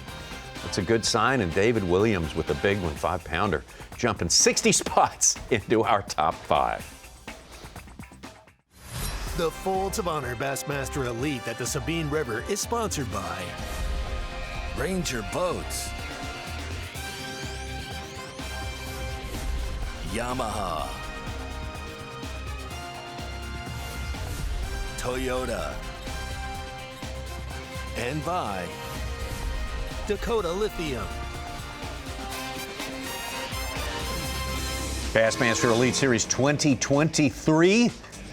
103 anglers out there today. The 5th time the Bassmaster Elite Series has been here to this place. Orange, Texas, our great host city on the Sabine River, and all these connecting waterways as well. A vast, vast fishery. About 15 minutes ago, this man right here, David Williams, North Carolina, having a little bit of a slow season right now, but boy, he turned it around with one fish. at least for today's purposes anyway. Moved himself, wow, well you can see what the effect that had right there. Moved 60 points, 60 places up. And the best way to put it is fish number 5, that's about a $10,000 lottery ticket he just snatched out of the Sabine River. Mercury moved the day by far and away.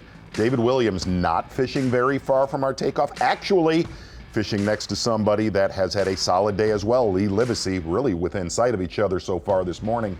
Mercury moved the day from 64th to 4th place on day 2 with a swing of 1 fish. Mercury move of the day, this man right here, David Williams.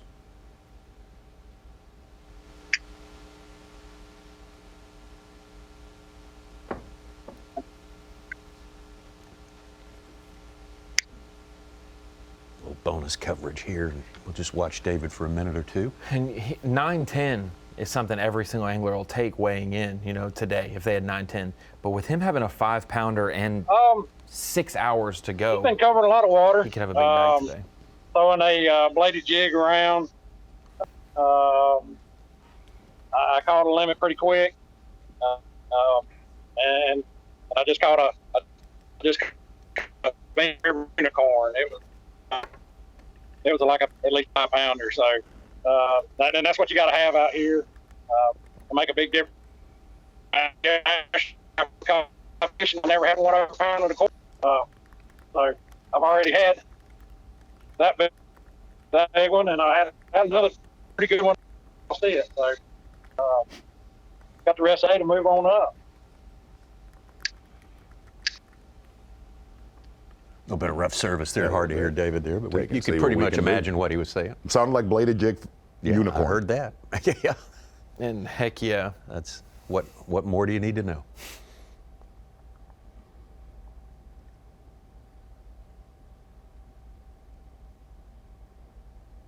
Needs it as well.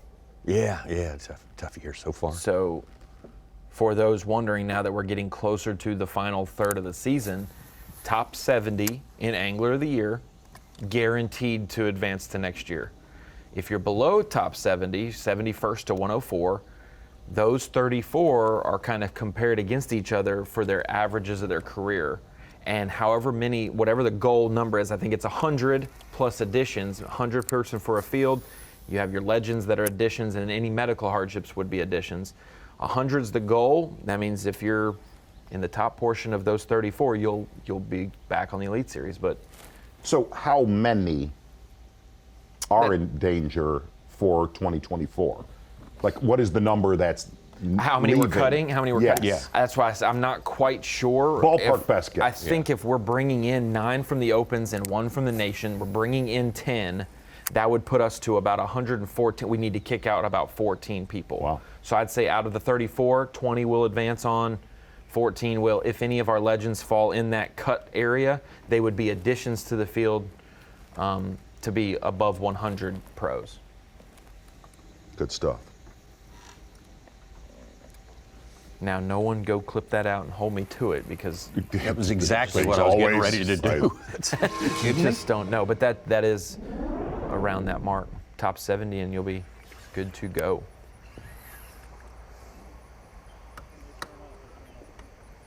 Man,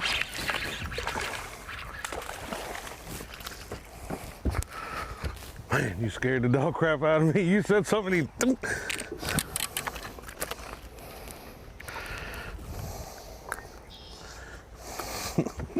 They're not big, but I'll take him.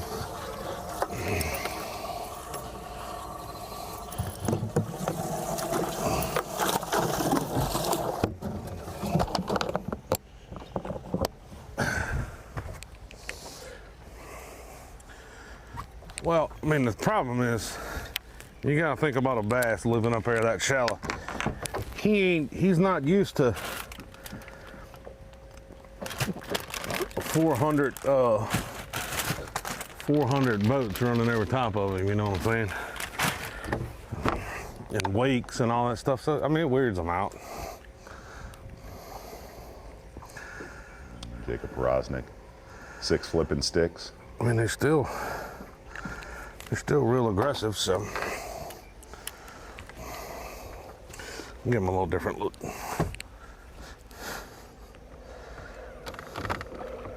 Trap. Into the boat. Huh?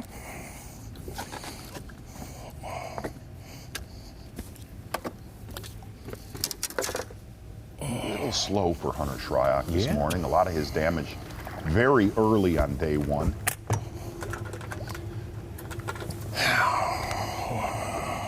Shallow. Let's go. There we go. You got it. That felt good. We got a bite. I was waiting to get crabbed. Those crabs will get you every time. Dunk, dunk. And then you feel the weight, and they're sitting there with it and swing and a miss. Cool. Bonus fish.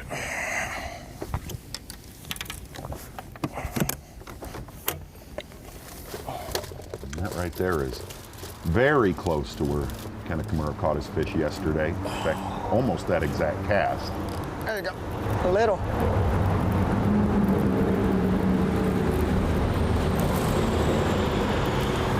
He might be.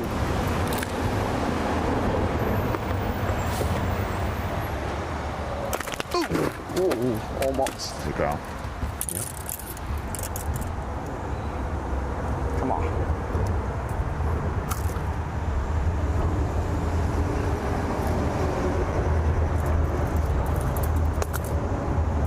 Look at the size of that watch. It's like a big screen. Yep. Number 1.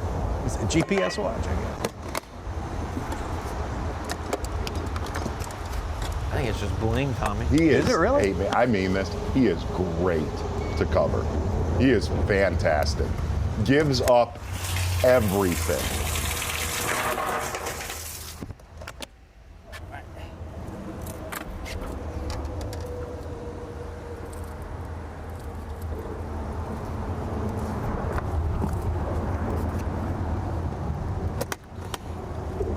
Big name in fishing in Japan. Yeah. Operating at the top level a long time over there, even before he came here.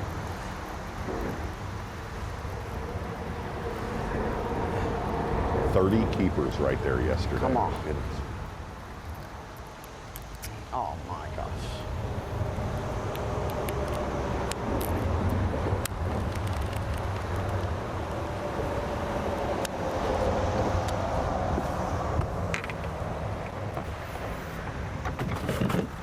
Try to get a picture of that square bill tonight for our viewers on Bassmaster Live. Maybe the one that he posted during practice of catching a couple different species he caught. I think he caught redfish, flounder on a square bill, and might be that same depths one.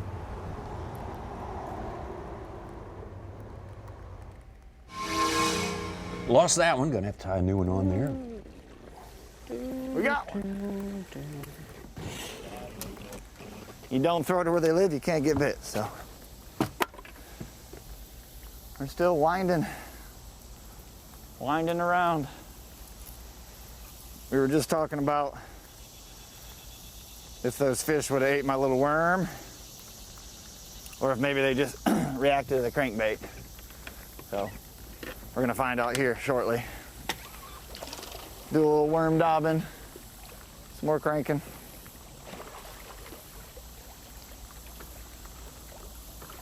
Steady as we go. And watch Porosnik. He started his practice. We don't need to catch 50. We need a couple decent bites. Monday morning, went to the Trinity River, said he saw about 15 boats, instantly put it back on the trailer. And that's when he found this Monday afternoon. Just kind of call it the Hildebrand area. I mean, that should be fishy. Come out of there.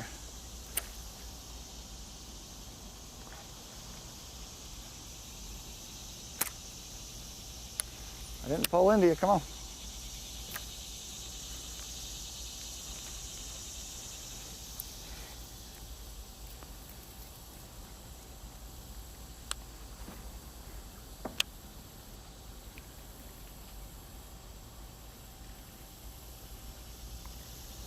Keith Poche just caught number 4. He's only got 313, but he's back we in should the catch top one of 10 these little- at 9th.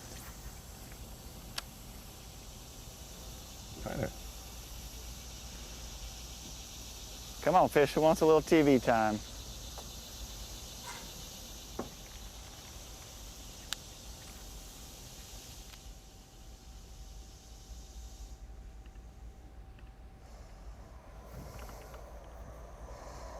How about a trivia question? What? There it is. Yeah. Pose it. Go. Lay it on us. What is the heaviest limit ever weighed at Sabine in the elite events? You got 16.1, 16.3, 16 pounds 5 ounces, or 16.8? I can read that soon. Ronnie? Me? Hard for me to read. I'll go 16.3. B. I'm going to go 16.8 and even throw the angler out, just total dart throw. Okay, who? Terry Scroggins. Okay. I'm going to say 16.1. So we got A, B, and D represented. Oh, it Wasn't is even 16. close. Steve Kennedy. What a joke. Time. Hackney led on day 1 with 16.3. Okay. At 5:14, so. But we appreciate his willingness to participate. He's getting a participation trophy. I don't even know if I've got those here in years past. Actually, one time I didn't get a participation trophy. The second time we were here, I threw down the double goose egg and got 0 points. 110th place. Was not Really? pretty awesome. Thanks. But the cooler thing is then I went on a little tear and still made the classic, so. The ups and downs of professional bass fishing.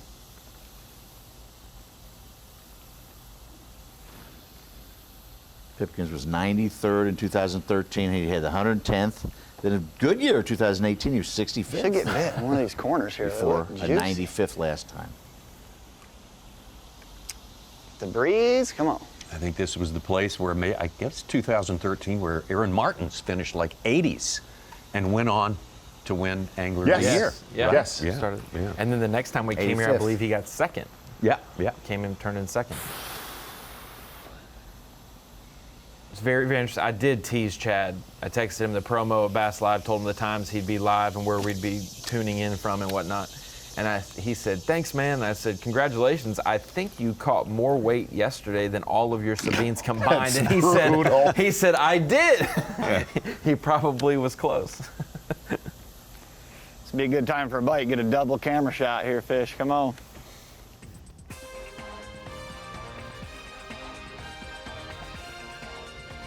Pipkins hoping for the best, getting great results here. This trip, this time around at the Sabine River. Brock Mosley, though, still on top, took over that lead early today from outside the top 10, just one spot outside the top 10, but still very near to double digits on this day, and that will serve you well. Kyle Welcher right behind. Pound and an ounce. Chad Pipkins there. Williams with the 5-pounder. Hunter Shryock, Stetson Blaylock, Livesey, and the rest. We got more on the way. Going through the morning here on the Sabine. Yes! No way! Live coverage of the Folds of Honor Bassmaster Elite at the Sabine River is sponsored by Dakota Lithium. Moving on through the morning here. Very important day, moving day at the Folds of Honor Bassmaster Elite at the Sabine River. A full field of 103 anglers fished yesterday, fishing today, trying to make the top 50 cut.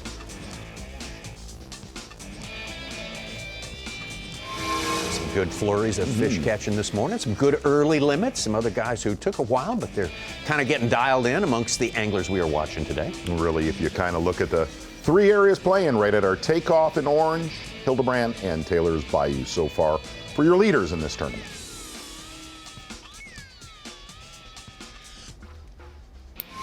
While we have a little bit of a break in action before we get out on the water, I wanted to bring you into the Bassmaster Studios at the Dakota Lithium Screen of Knowledge. We talked about the favorites. Who do you pick for fantasy fishing? Will they transpire, and will it work out for the local favorites or the guys stylistically it should work out for? Here are your top 5 percentage for fantasy fishing getters. Caleb Summerall at like 35%.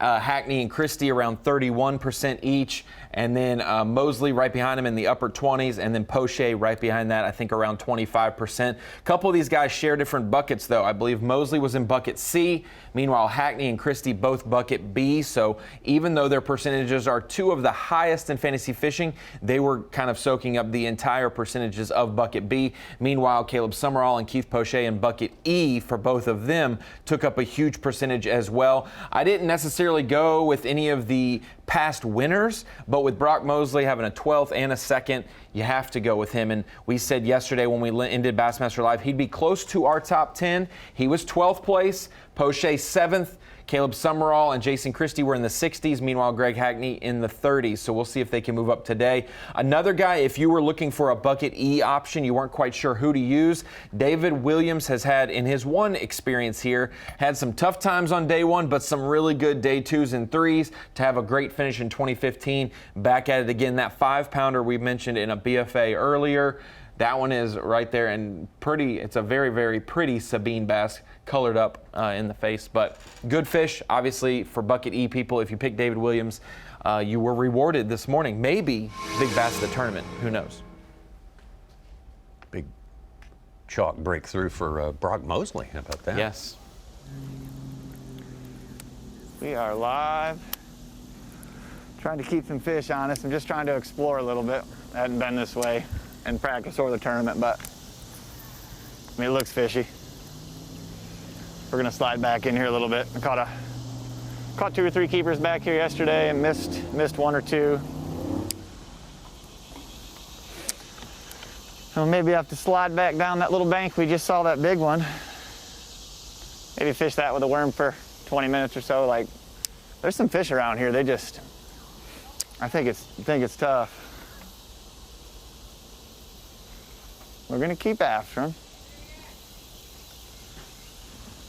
One. We just need one. One good one goes a long ways. I picked this worm up and I just might have caught 3 short ones. Like, it's a good way to get bites. You know, maybe you're not going to catch the winning fish right here, but I've caught a dang 7.2 on a Ned rig before, so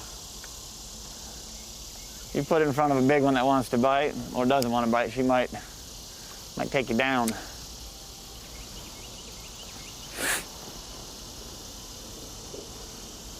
That is the plan. Pipkins throwing a Ned rig on the Sabine. That's so Midwest. We got again. 3 in the boat. The skunk is gone. About 3 for 3, we'll call it.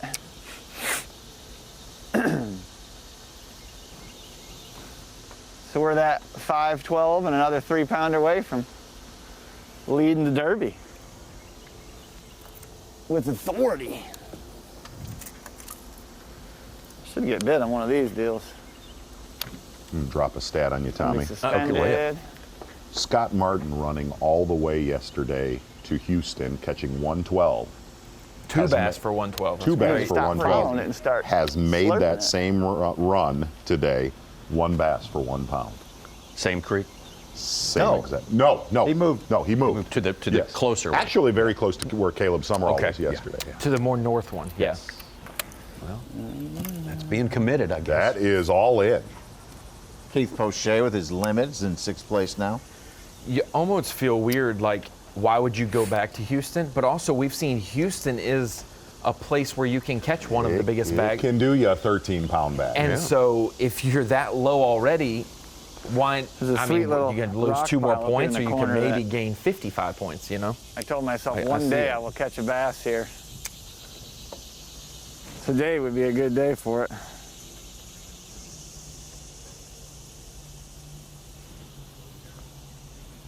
Martin is really close to where There it Brock is. Mosley caught 15. 10 Looks pretty. Last time. The old 360 rock pile. Come on. The next 3 derbies you throw at this rock pile. You get your arm pulled off by a big brown one.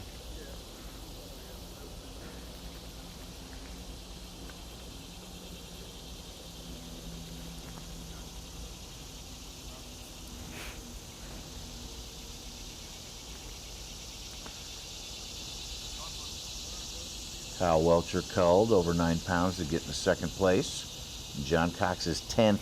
He's moved into Where you at, 2nd in the girls? AOY, John Cox. Boys and girls. Bass of all sizes.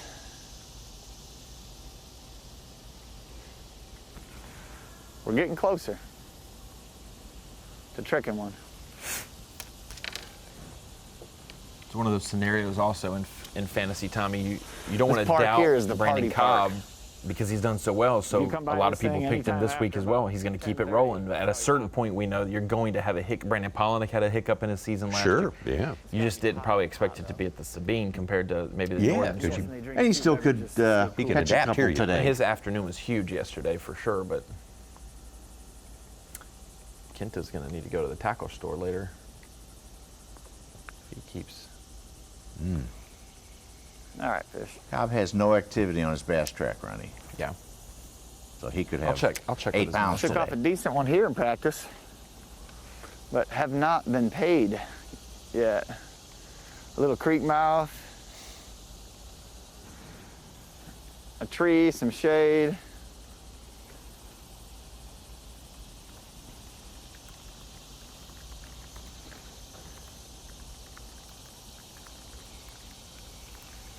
Somewhere. Let's try the other worm.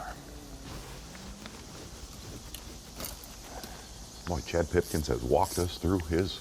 I mean, That had step by step. full-blown Paul Mueller today. That should be a bass.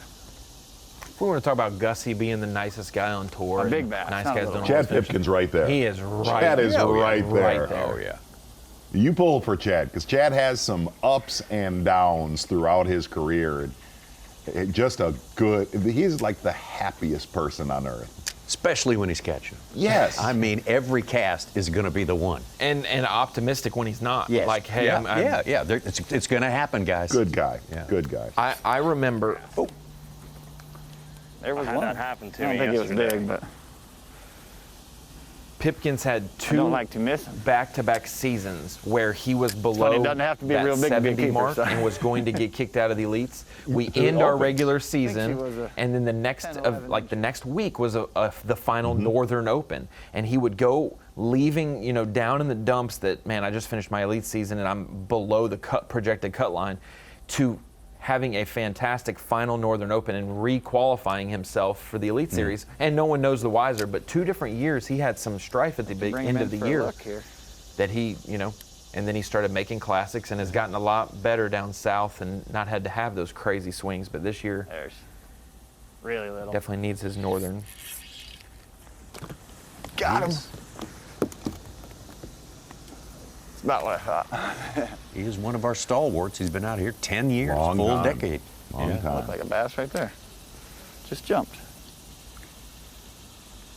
And for as good as the state as Michigan, for fishing-wise, there haven't been too tremendously many pros from Michigan on the Elite Series. Obviously Right. the Van Dams. You had Garrett Paquette a few years ago. So Pipkins has carried the Northern torch as well for over a decade. He's become very hard, though. Obviously, you get to a smallmouth body of water, he knows what's up. He's very hard to predict a body of water he's going to do well on. Yeah. Outside of. It's like Paul Mueller. Yeah. Very, Yes. exactly. Yeah.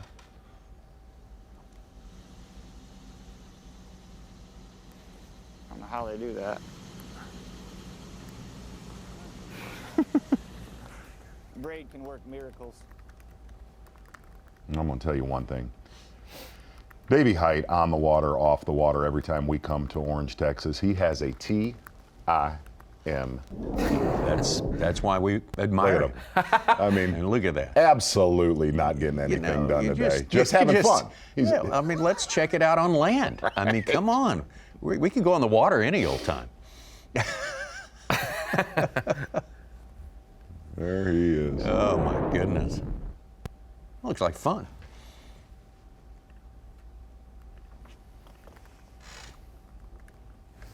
Had a little bite and had the old tip tie. I heard he was going to make the run to Funny how Houston. that happens 3 or 4 times a there, day. Oh, that'd Yeah. Somehow your Cut braid some comes corners back and on literally does a land, loop Things like that. around the tip of your rod. I was just Just had a couple earplugs for bites that. on these little trees, but I don't think they were much, but about to find back out. Wait for her to swim off with it. There she goes. Yeah, they're really little, I think. You never know.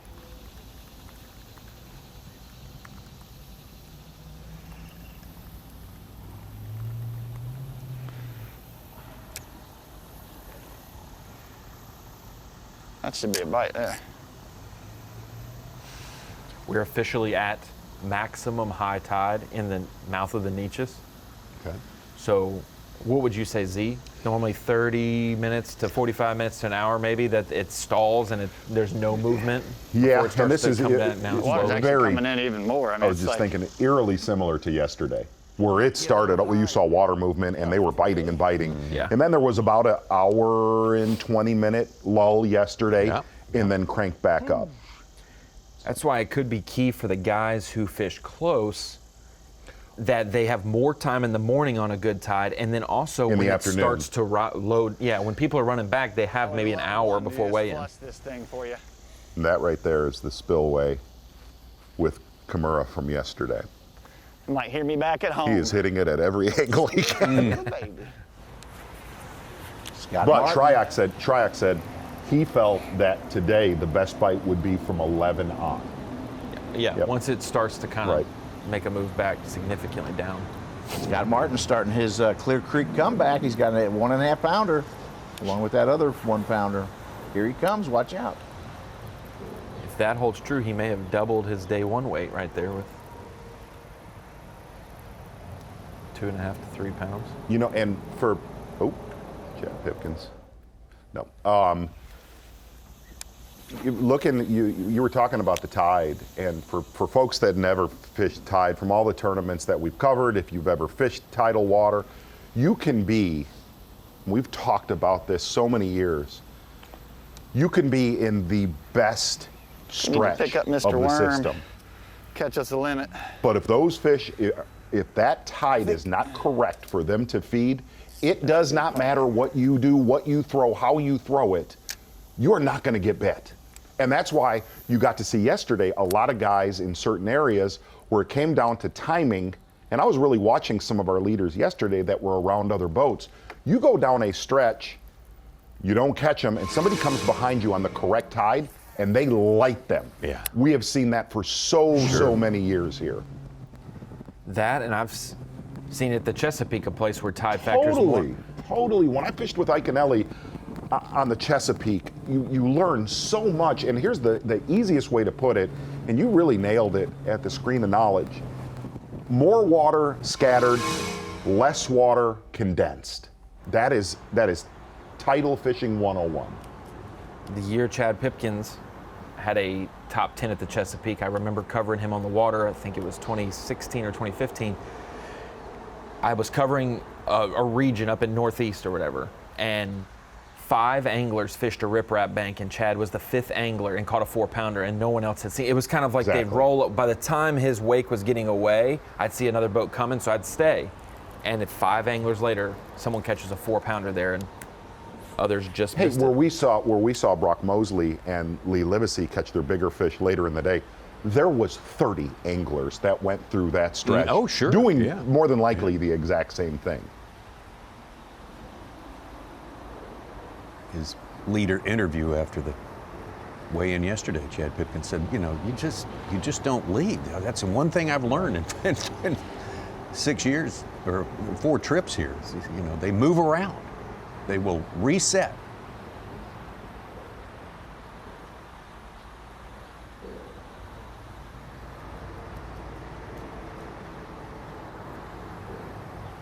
That's why you get some of these guys who aren't tide specialists, and they just say, hey, I got 7 bites in this region. I'm gonna fish. I'm just gonna stay, and I'll just notice my bite window picked up. Maybe it's because it's kind, and you learn a little bit more and more. And the next tidal place they go to, they're like, okay, I like it when it's doing this or that, or the bait selection. When it's low tide, I flip. When it's high tide, I run top water. Things like that.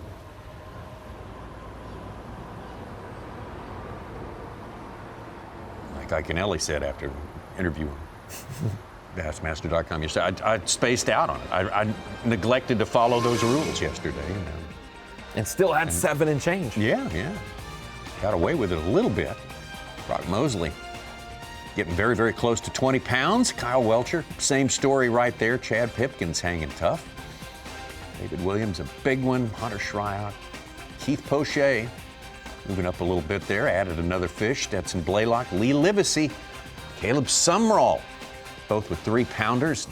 Ditto for John Cox. That's our top 10. We got plenty more to go as we approach the midway point of the day. Yes! No way! Live coverage of the Folds of Honor Bassmaster Elite at the Sabine River is sponsored by Dakota Lithium. I was trying to help her with the new phrasing when you're on the Sabine River, because if you were at like Fork or something, everybody shoots for the dirty 30, right? So down here, I've named it all around for the Sabine. So you've got the naughty 9, the elegant 8, the sexy 7, the sad 6, and the furious 5. I mean, the dirty 30 has a whole new level, and if you get to 10, we're gonna celebrate it. Gerald Swindle sizing it up. Gerald Swindle was, I think when Hackney won 2018, he was just up the river, giving him a little toss. Made it close for a little while there, but Hackney would Big eventually final sort of day. run away Big with final it. day for Swindle. 12th to 2nd. Yeah. 14, Wow. almost 15 pounds.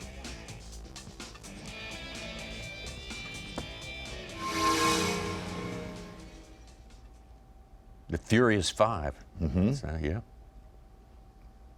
Filthy 15. The Filthy 15.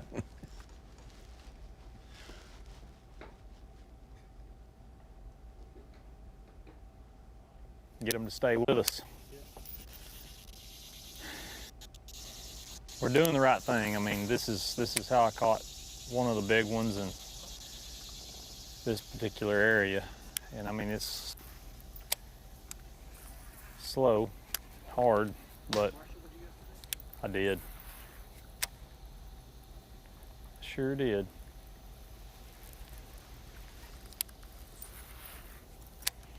Porosnik fishing about a 4-mile stretch.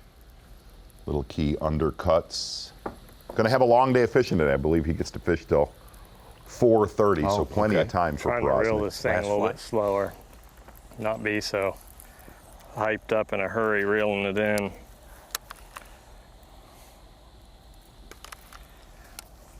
It's easy to do.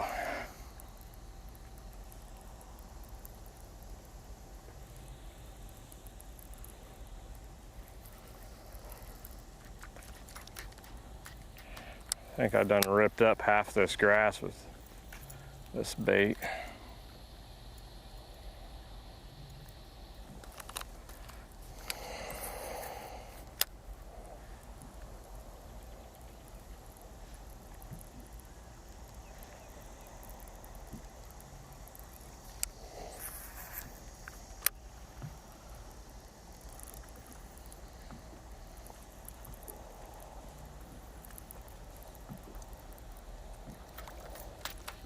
You can see Ken Kimura knowing that those fish that were in that runoff yesterday are somewhere around there, as many as he caught. Doing anything, he said doing anything to catch 7 pounds today. Oh.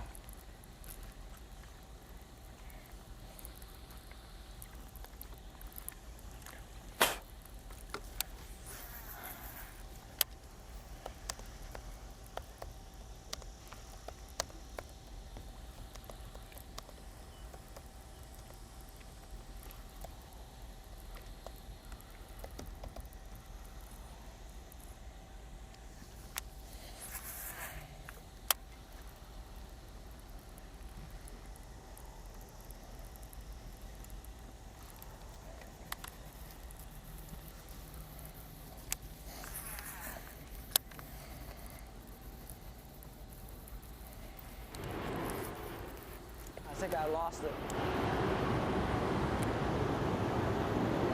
Come on. Yeah, I'm pretty sure I lost it.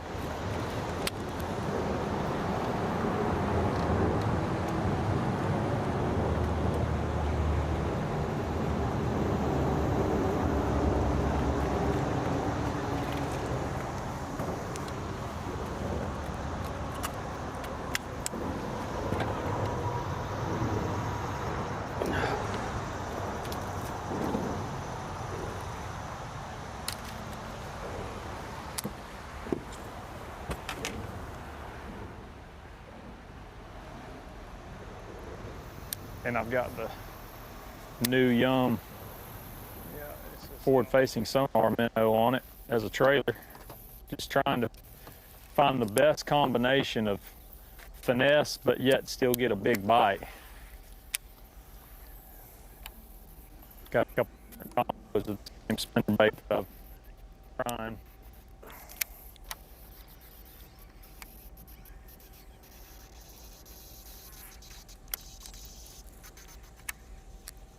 Definitely for rhyme or reason. You just have to cover enough water and get it in front of one that's hungry.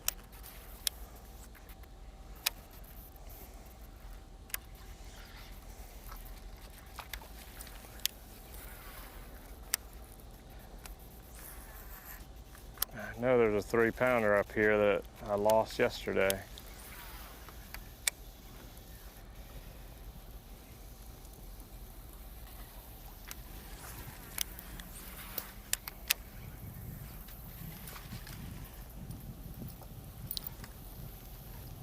Basically 14 boats fishing around our takeoff. Wow. Right now, getting a little more crowded.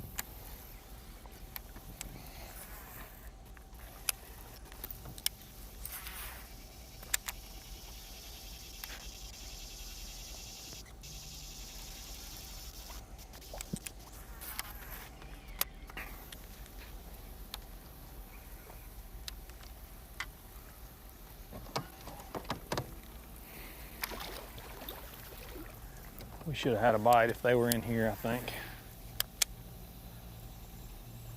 Fish out this other side and then get back in the main little tide's going out in the morning. Trail of this backwater. You couple that. I feel like sometimes if you get off the main, you kind of need to stay close to whatever the main channel is you're fishing, even if you're in a backwater.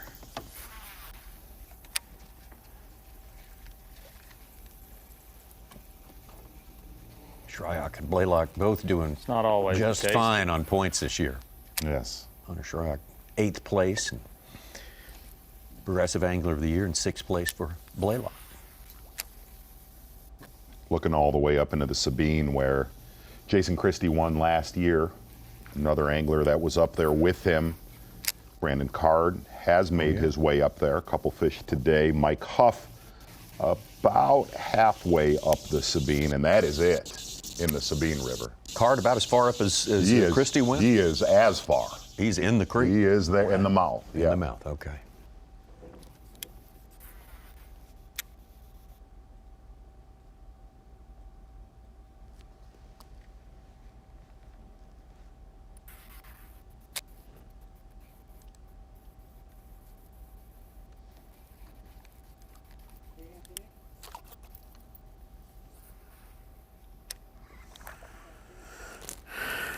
Rosnick with a small one. Well, I'm going to tell you, you would not want to be a bass when he has the safety off. Oh, yeah. We're going to catch a couple more in here, though. Catch more on that side of the boat. We're not done. He's fixing to punch a hole. Yeah. We're not done. I'd say one you of the can most see versatile by the anglers that we have vegetation covered. stuff Oh, there, absolutely. he's right now. He is. You know, he's one on Smith Lake. He's one on Escanaba, as far north as we ever get. It's just really good. Unbelievably versatile. 2 fish so far, 2 shorts. One on Toledo Bend, one on the Sabine. Missed one. But that was kind of a, I looked at that as kind of a 50-50 shot. I didn't know if some of these spots would reload or not. Seems like a couple did, and quite a few did not, but I'm gonna go fish everything that way.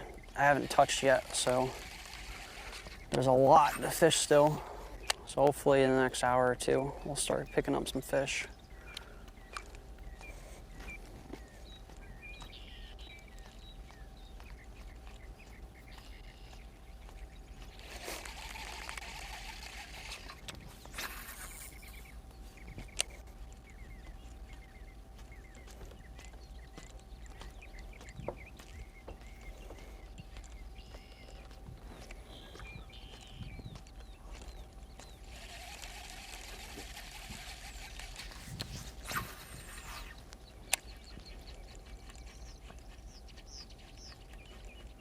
Well, you can really tell, we talked about this at the commercial break, as many fish that were biting this morning. Obviously, there was good water movement.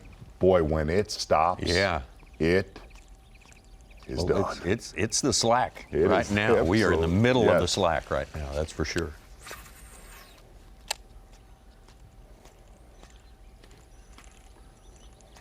So you figure 45 minutes from now, probably going to pick up a little bit. Start to pick up. Should be a little bit better earlier this afternoon than it was yesterday. Right, yeah.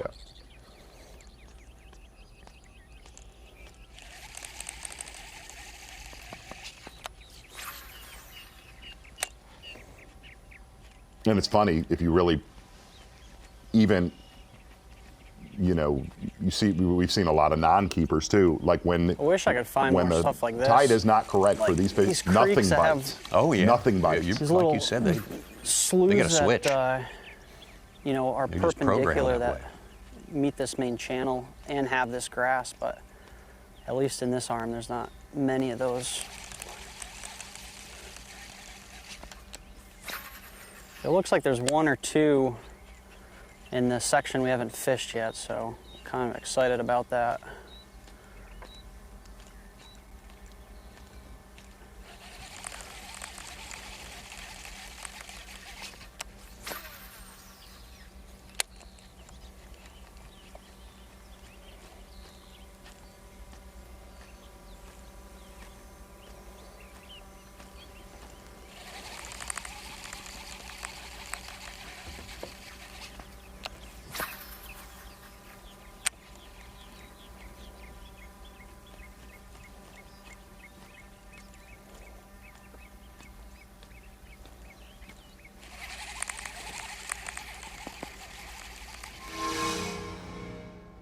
Kenta Kimura, he has made this trip up here for a reason. He hasn't gotten much results yet, but obviously he believes in it.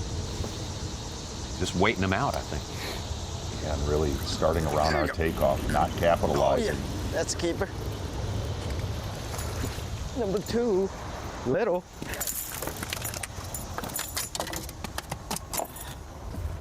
Now I'm sure I probably made it fishing tomorrow.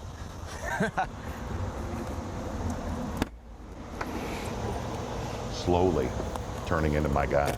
There, yeah. I'm telling you. You have to hang out with him a little bit at the Classic. Shining on him a little bit today. A little bit. He is part of the squad, Tommy. Mm-hmm.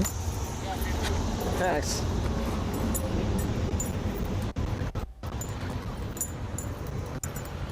Got to catch him now to pay that crankbait bill. Right.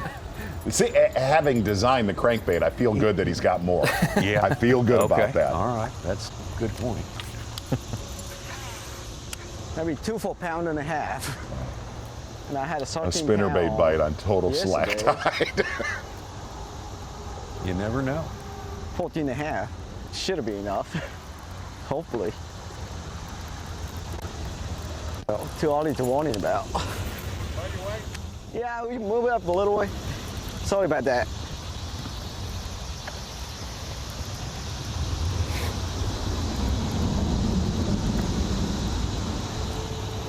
Yeah, just in between these 2 bridges to be perfect. Well, yesterday was the start of what they're now calling meteorological summer. Whoa. What? That's when June 1st, they're saying is meteorological summer. Like, the days are longer. It was like 97 degrees in Little Rock yesterday. When school's out, when school's out, it's scholastic summer, I guess. They got a name for everything now. But we have longer days. They have longer fishing days as well at this tournament. They go all the way to 4 p.m. Eastern time. That's when the weigh-in starts after the first flight starts checking in there. That's right here on Bassmaster.com. So definitely want to make plans to check that out. See who's going to make it all the way to the weekend here at the 6th stop of the year for the Bassmaster Elite Series. Yeah! No way! Live coverage of the Folds of Honor Bassmaster Elite at the Sabine River is sponsored by Dakota Lithium. Still in our 4 hours of, I think we have 9 hours of fishing today for these anglers. The Folds of Honor Bassmaster Elite at Sabine River, a fantastic host city of Orange, Texas. Things are starting to probably crank up back at the takeoff, and that's where the weigh-in will be as well. Lots of festivity, lots of music on tap for those folks this week. Yeah, big crowds, huge crowds, great food.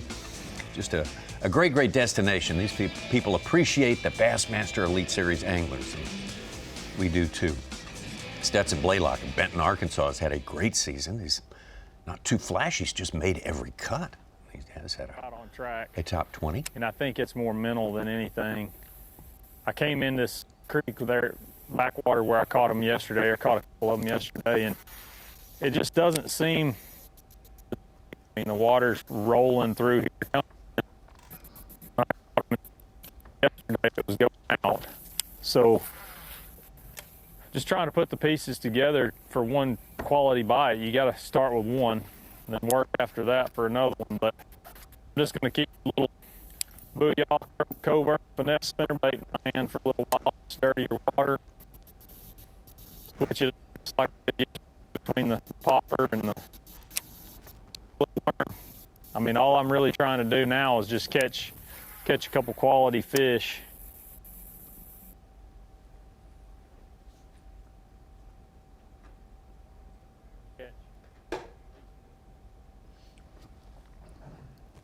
Apologize for the rough audio right there. It's one of those bad spots. A little scratchy.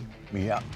Well, take care of that during the break. Pretty. Talk to Ricky. Easy to take care of right here. Power pole replay of the day. Stetson Blaylock fishing in the Neches River. Just a small little shoot into a big, big backwater. Only catching a couple real small fish there yesterday morning. Switching over to pitching a little plastic worm, Texas rig worm, on a little current seam of a grass patch and putting a 5 bass limit in the boat in about 30 minutes. Really getting Stetson Blaylock ahead of schedule. Catching 5 little keepers right here. And you could tell he was really ecstatic to put 5 keepers in the live well, which kind of gave him time to start exploring, expanding. Looking at Stetson Blaylock's day one, his biggest bass came late in the day, several good ones. Power Pole replay of the day, Stetson Blaylock. Well, my good luck charm buddy BP just rolled by. You know it's tough when he drives by and I don't get a bite, because typically if I'm gonna get 2 bites a day, it's when he drives by. I cannot tell you how many times that has happened. So we're hoping it's up here soon. He had him a couple good bites in the morning that he didn't catch up with, and it was kind of like the same thing as my deal. I think he's only got 1. I've got the 3. I do think it's pretty tough right now. Obviously, if you guys are watching live, hopefully you see some of that. But just 1 cast away. I mean, they're still swimming around down here. I had a good bite here in practice. Nice piece of wood. Takes 1 worm wiggle, baby. Wiggle your waggle. And it's game on. Should happen. I had 2 or 3 keeper bites up here yesterday, and a couple of them I didn't connect with. We're saving them for today.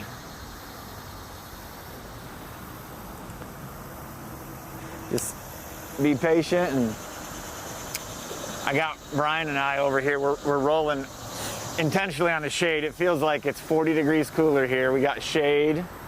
We got a breeze. All we need is some bass that are 12 inches to 7 pounds. And we'll be good. I literally shook off a really nice one right here on the second day of practice on this edge. I would love to show you guys. Her name is Martha. Man. And hopefully she comes to party with us today.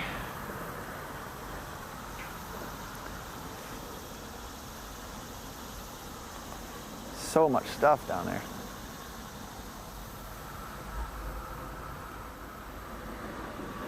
Oh, I thought that was her. Man.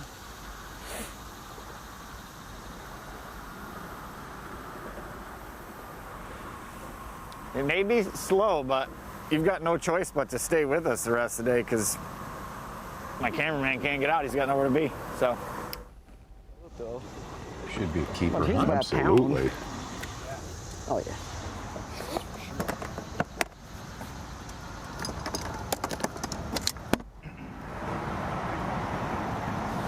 He's going to somehow scrap 5 out of this area. Yeah, he is waiting it out now. It's, we're coming out of the slack maybe right there. Wes Logan had jumped in the top 10, knocked him out, but he's going to get right back in, Kent says. Keith Poche caught a 2-pounder, up to 4th place. Wow.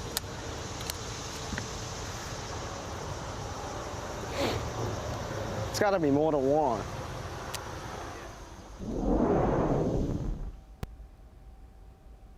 Solid keeper right there for Kimura. I mean, whether it's slack tide, moving tide, up, down, none at all, these fish really have nowhere to go. They're not going to swim. They're not going to swim all the way to the end of the canal. They're going to stay there. They're in the pinch point.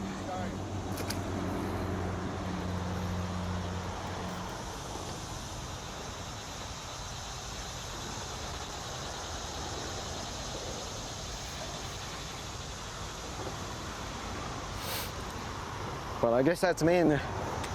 This is fresh water.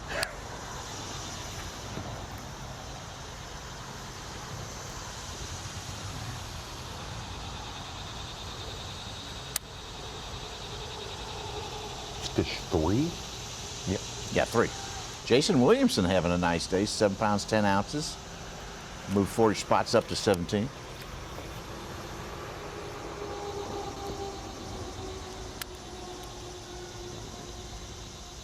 There is not a lot of finesse with Kenneth Kimura.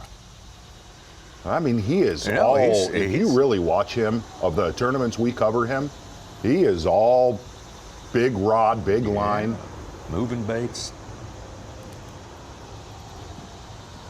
Which kind of, like, that's why I said you kind of want to just feel out Kiyoya Fujita and see what his skill sets are, because we don't want to assume it's like Taku Ito, because we didn't want to assume Taku was like Kenta.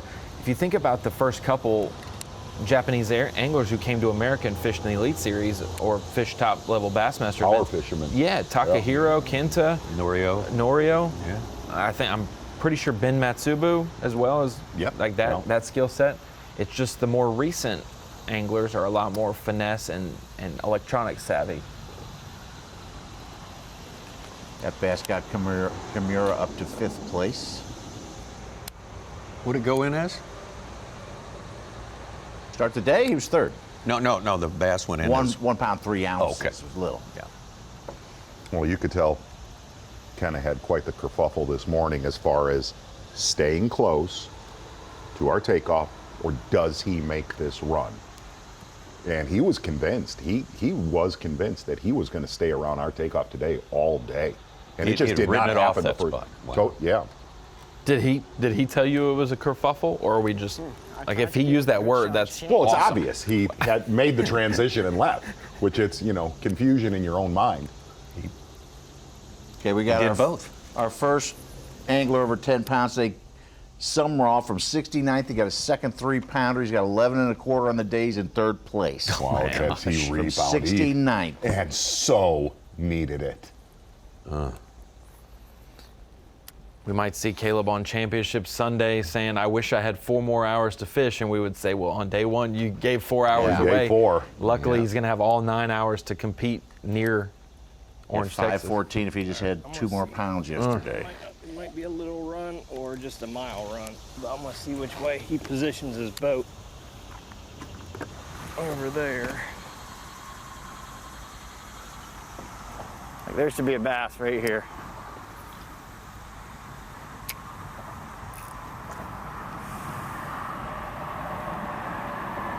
Iaconelli with his 3rd fish. Did you read his plan that he messed up not thinking about the tides? And today he's going to plan it out a little bit better.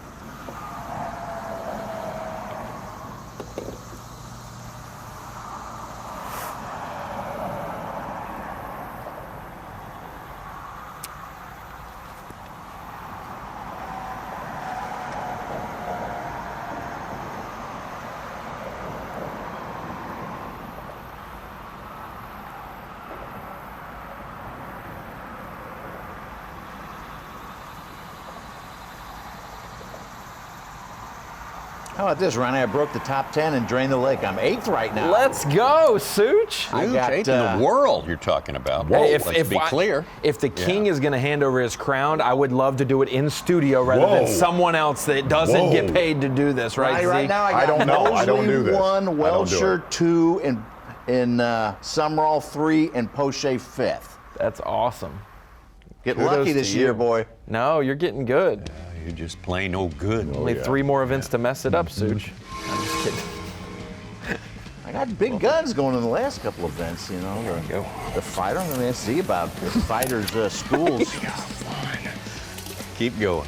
Absolutely right. Don't be scared to just grab the reins and ride that horse for a while. Good morning, solid morning of fishing. And if you got to tune in to Bassmaster Live yesterday, obviously the afternoon by far and away was the best for better than average bites here on the Sabine River. So look for that to happen again. I think it was really cool, though, to kind of watch how slow the last time, and it was painfully slow, guys that were able to get a few key fish catches when that water was not moving, kind of getting them back in contention. One of those guys, Kenneth Kamara, big morning right there for Stetson Blaylock. Kenta didn't get those bonus fish today because he had to make a move, but he is clawing his way back. He's digging down, fighting it out. Kenta Kamura love to pick up his first Elite Series win here in 2023. The Sabine River. We're going to step away from the studio here and let you carry on watching Live Mix. All that coverage for you on Live Mix at 12 o'clock, an hour later. Dave and Davey. Dave You like Mercer, those kids Davey. on Live Mix, don't you? Oh, yeah, I do. Absolutely. Love that stuff. Love that stuff. Dave and Davey going to bring us some on-location coverage for an hour, and we'll be back at 1 Eastern time to continue to the end of our Bassmaster Live. So thanks for being with us this morning. There is more on the way. Stick around, Bassmaster.com. Bassmaster Live. The Folds of Honor Bassmaster Elite at the Sabine River is sponsored by Minn Kota, Power Pole, Skeeter Boats, Progressive Insurance, and by Rapala.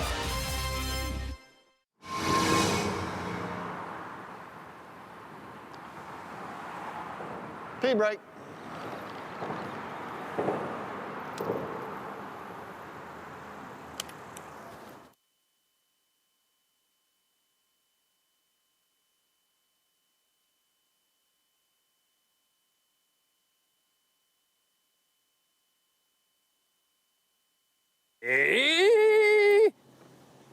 Is that what he does? I think that's what he does. That was a good one. And then he goes, Tommy, I don't know where that went.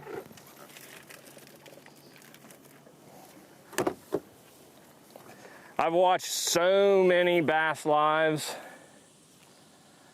but they are good to watch. Pretty entertaining.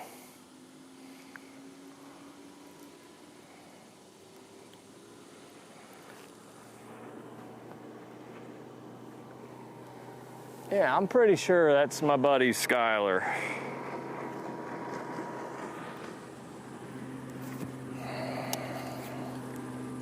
Hey, no more wood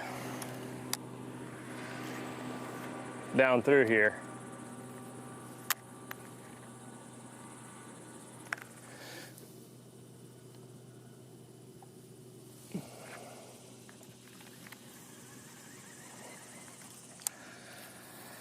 Oh, now we're back on track again, Trey. Took a 2-hour break and then... Dude, when did we catch at 1? 9? Yeah. No, not even. It was probably 8:45. It's been a minute, yeah. Yeah, that's gotta be Skylar. Yeah, it is.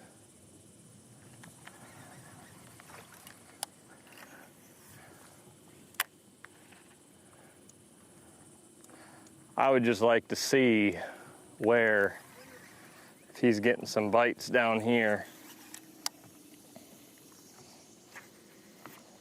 He had a not so good day yesterday, but he could turn it. I mean, that's the thing about this place is freaking everybody's in it. I don't care if you're in 90th place with 3.5 pounds.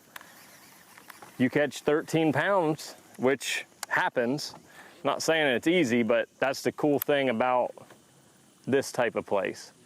The places where it's like you got to have 20 pounds every day, you're done. Like if you got 12 pounds one day, like stick a fork in it. Unless you're Drew Benton and then you catch 38 pounds in the final day and come back and be.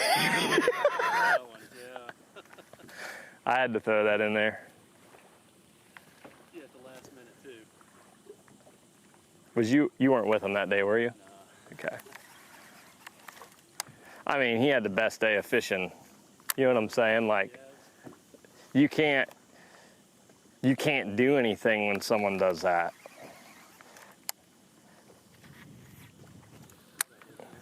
Yes.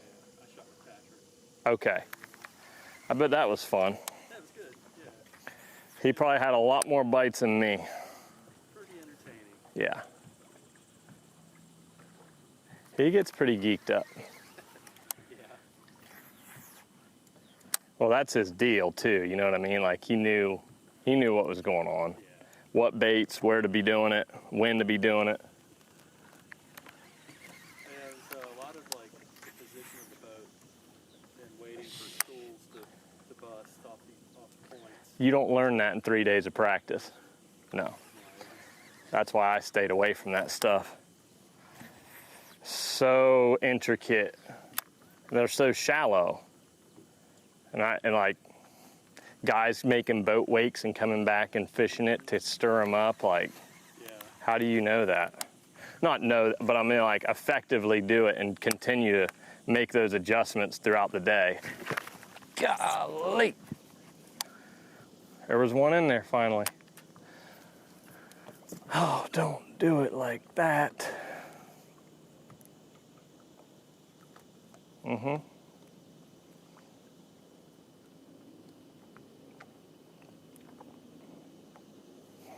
Folks at home, I'm going to have a book coming out. It's going to be on Amazon, all available stores, on how many ways braid can get wrapped up. It's probably going to be a bestseller. You might want to check it out. There's a lot of good stories in it. That was a bass, but again, book story or book about braid being like that. It's going in the box. This one's done. And you know, it always happens at like the least opportune time.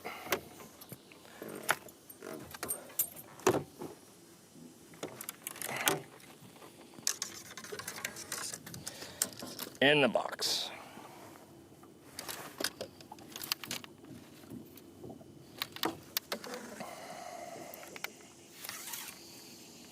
And you got to reload. The worst is when it's a frog and you have to get back in there and your line's all wrapped around your rod tip.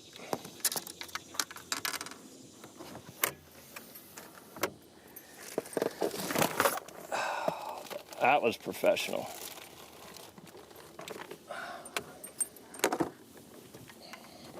Ran out of traction on the off camber.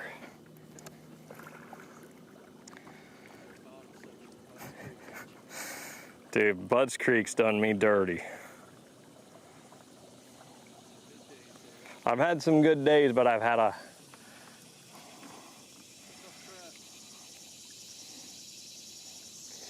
you know, there at the finish line,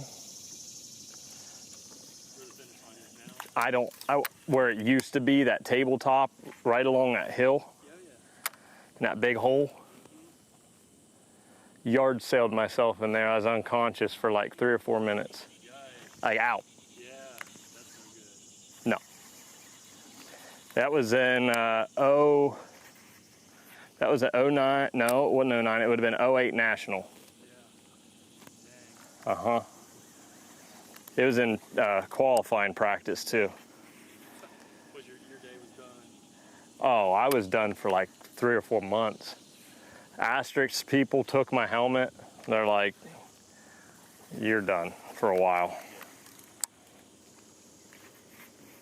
Yeah, it was pretty scary. And dislocated my elbow and they thought my neck was broken. Gosh. I woke up and I was literally taped to the backboard. My forehead was taped to the backboard. Yeah. Luckily my neck was not broken, but I did have a dislocated elbow. It was pretty bad. The Folds of Honor Bassmaster Elite at the Sabine River is sponsored by Minn Kota, Power Pole, Skeeter Boats, Progressive Insurance, and by Rapala.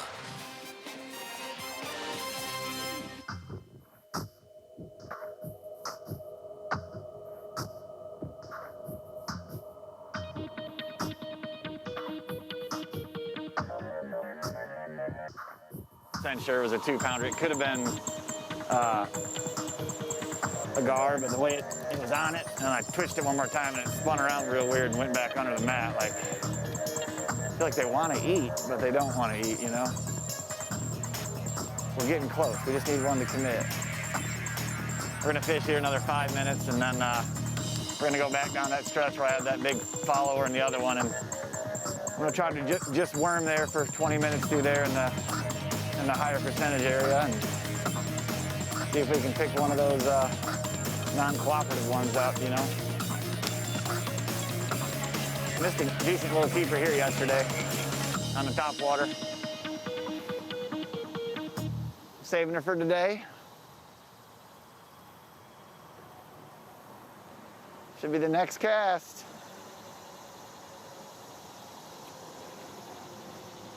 Here we go.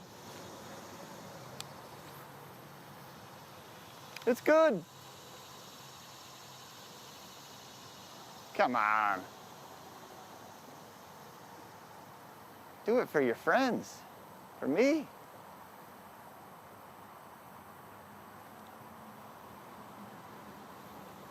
I thought that one was gonna go down, I'm not gonna lie. I did. Wrong direction. I'll get one way back in there.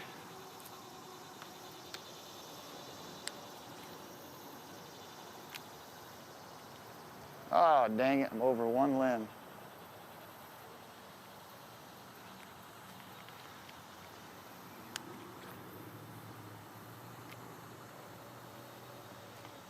I just don't know how they can't be back there, you know? Water's up, shade. The answer probably is they're eye back there, they're just not biting.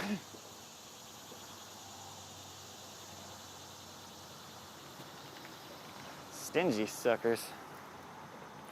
They're not biting my top water. You gotta have something else for them.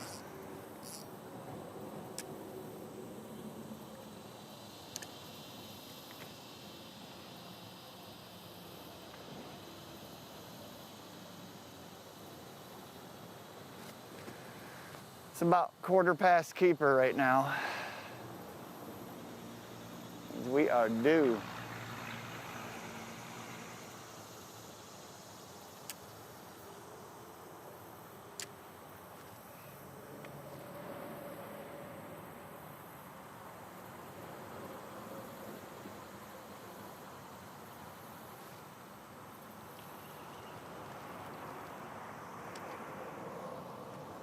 We're gonna get about 3 throws and we're out of here.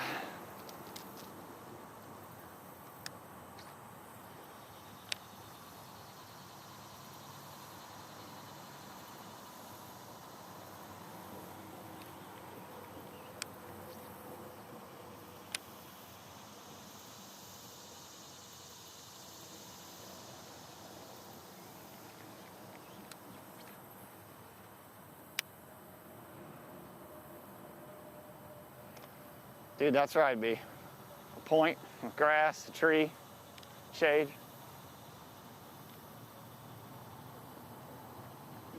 Big gar up ahead. I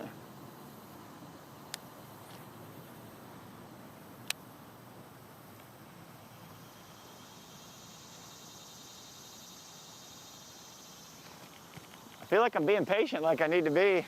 I think that's a gar, but I can't not throw back there and see. Yeah, it's a gar.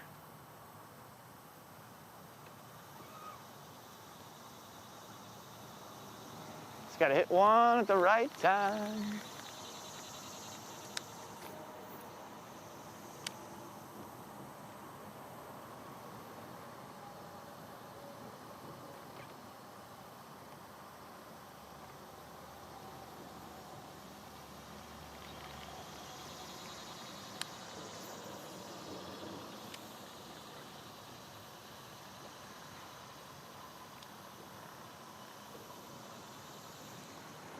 We're out of here. Let me throw it this corner real quick.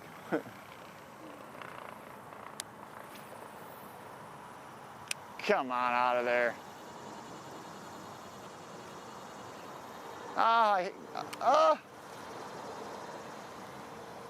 You saw it splash. That was just unlucky. That was perfect.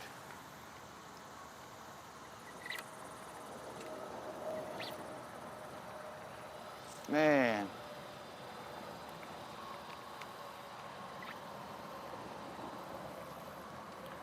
Could have been the one. It's a quarter-inch away.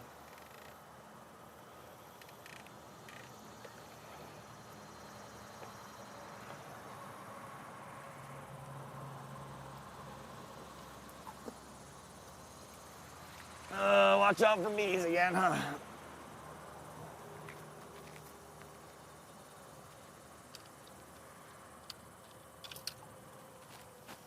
All right, let's roll. We got work to do, fish.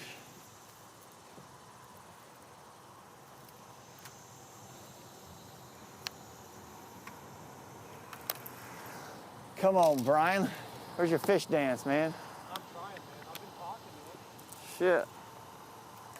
Yelling at him. I'm gonna go get after him.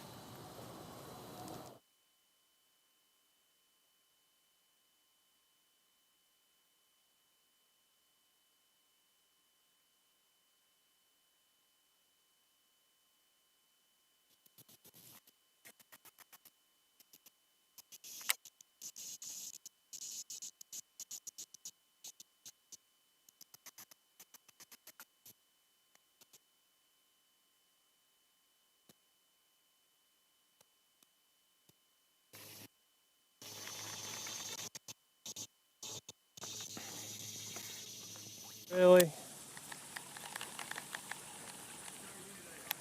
3:30.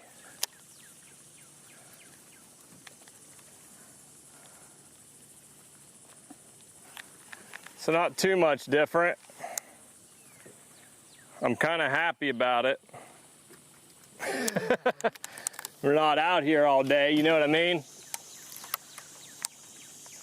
30 minutes isn't that big of a difference though. Man, I kind of just kept basically keeping it honest. Come back, keep it honest. Golly damn. I don't know if that was a bite or not.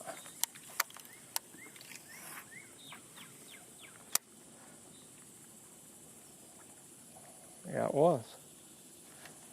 Mm-mm-mm.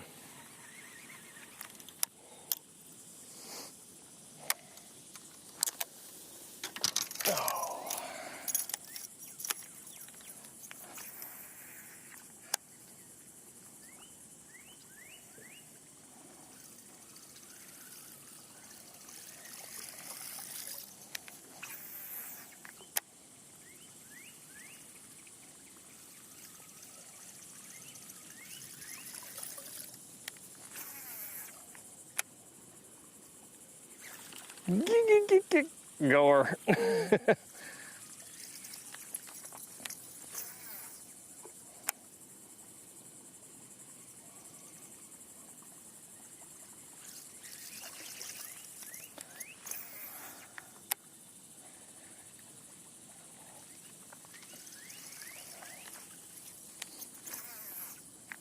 That's what was nipping.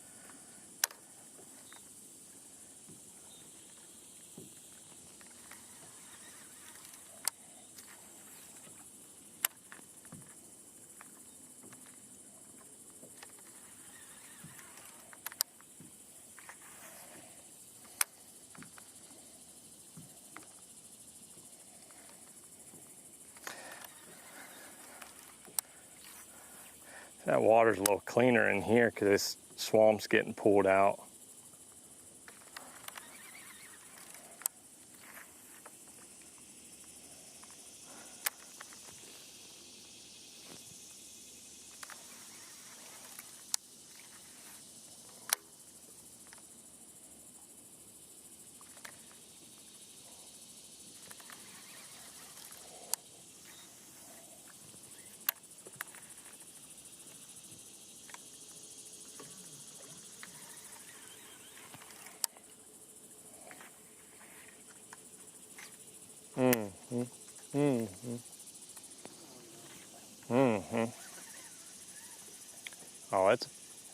It's in there.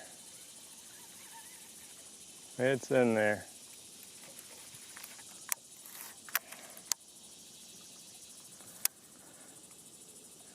Let's spin around and fish that.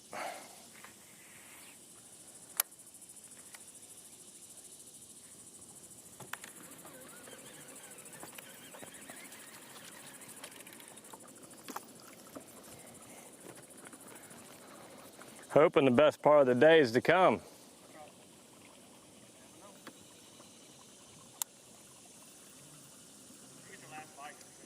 Do what? When you seen it? No, I caught 3 little ones all day. Like the rest of anywhere I fished, I only caught 3 little ones. It shut off just like a light switch, you know? Yep. Pretty typical, right?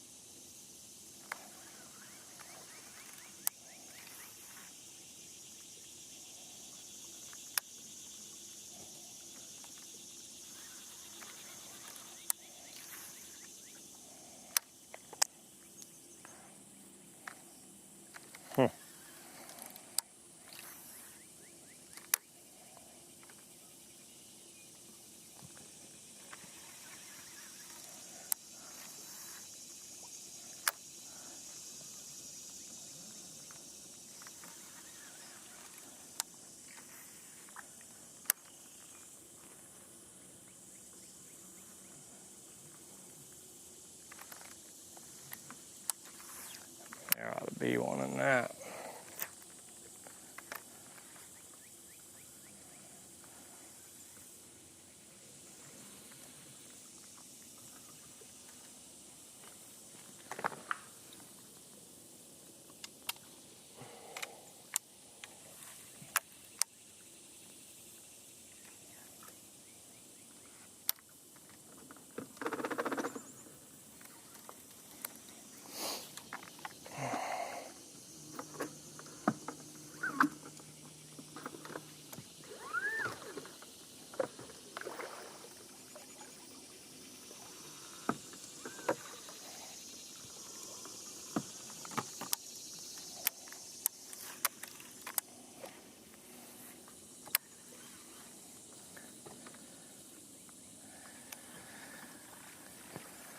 All right, off we go.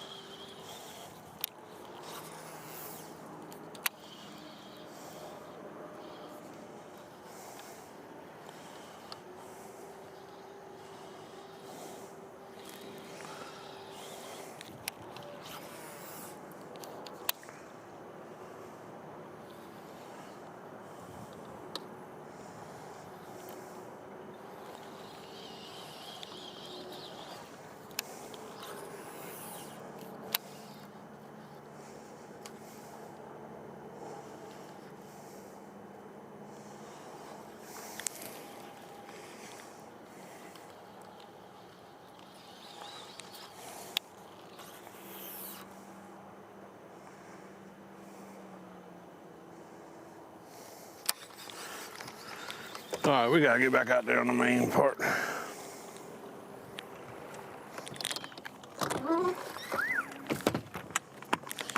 This just ain't cut.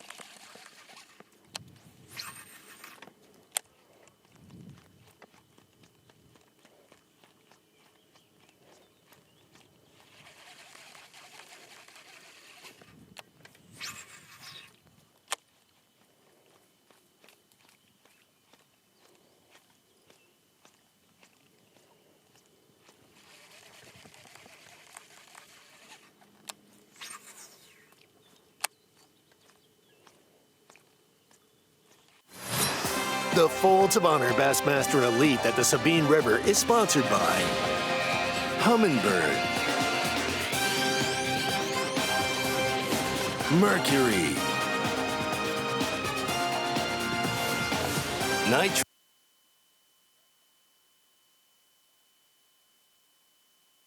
boats. And by Bass Pro Shops.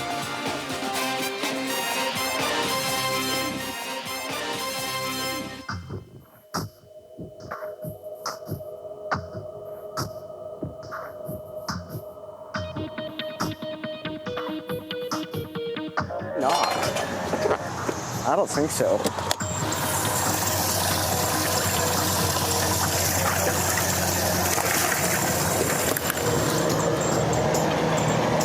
Nope. Isn't quite this second.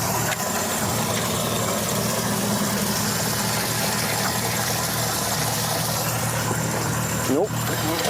Nope, nope, nope.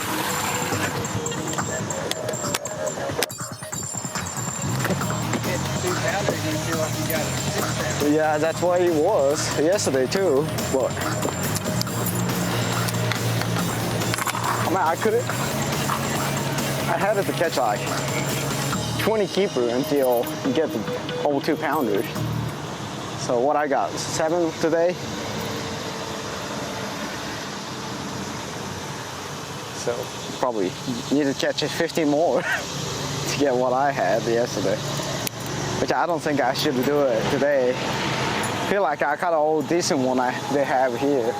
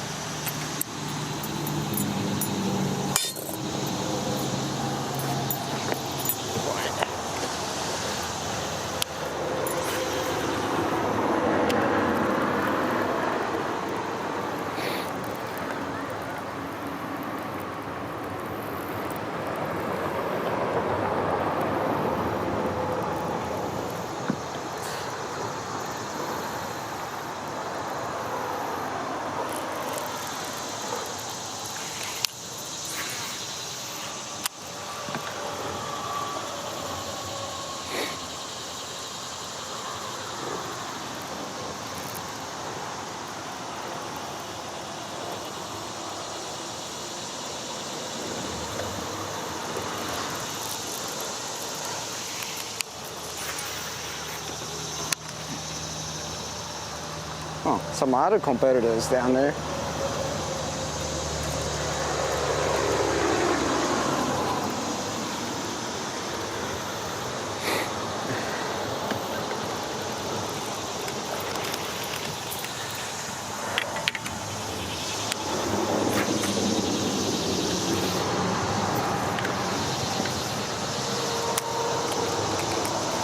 What?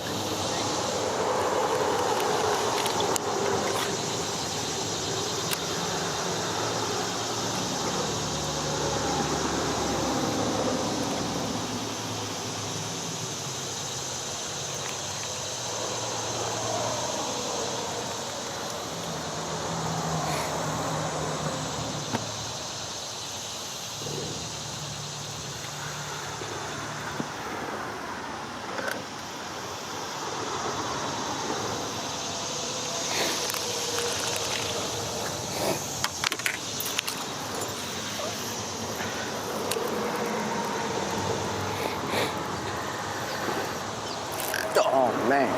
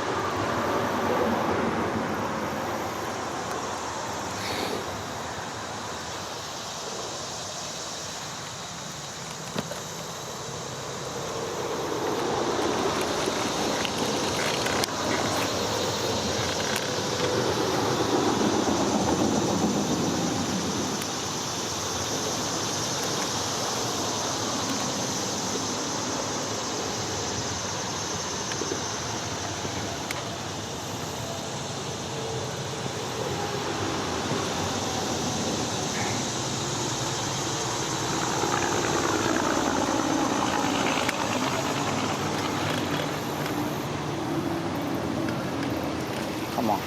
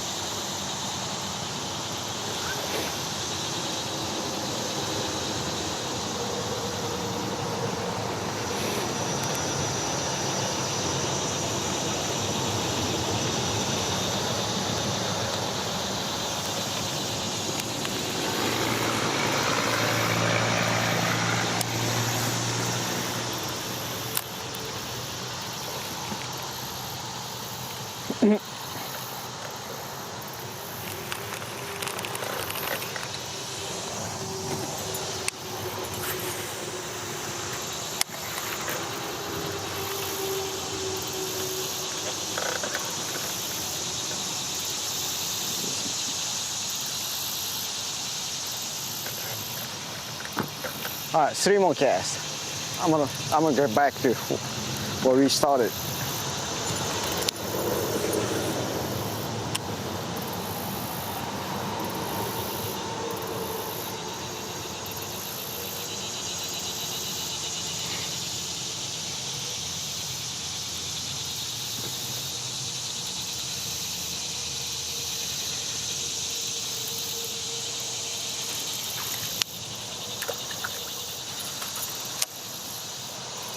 At least I got enough to fishing tomorrow. So.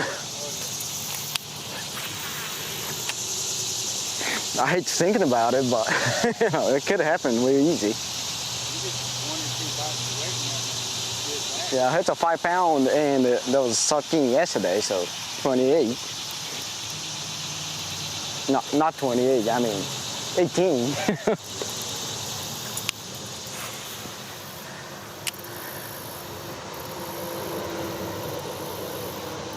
About 9 pounds a day.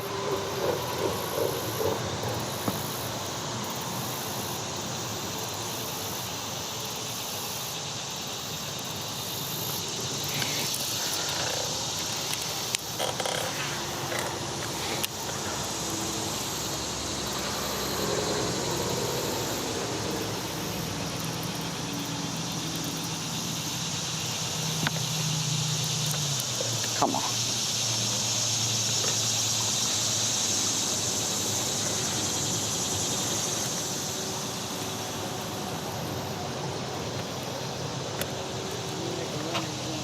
Yep. Yep. So be ready for it. Come on. One more cast. Yep.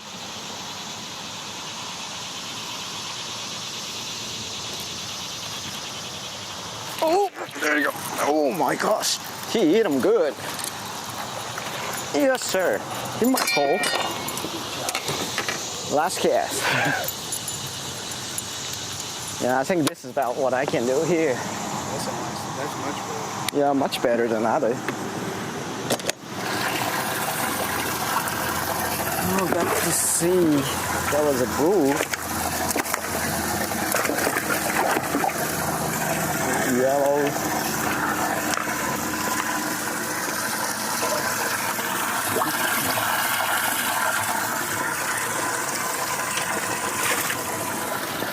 Three, four, 16, 3, 2.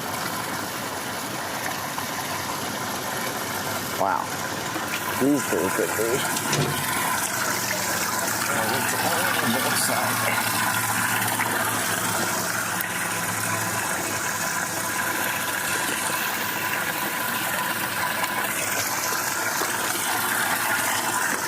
White.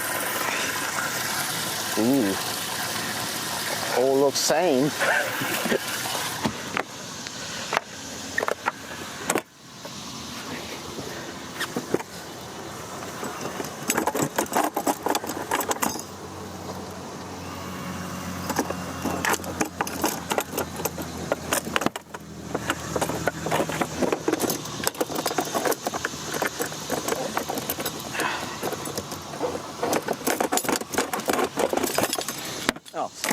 Thank you. This should be all right. Ooh.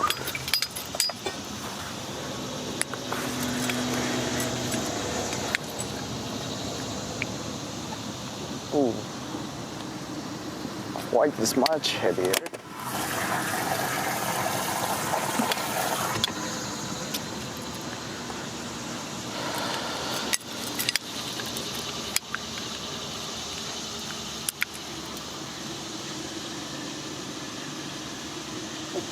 Yeah, red is heavier.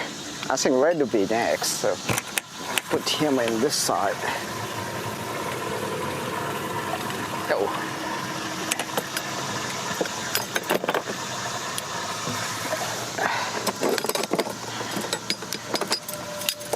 All right. Then, now, we gotta do a recycle. Close up the bulb.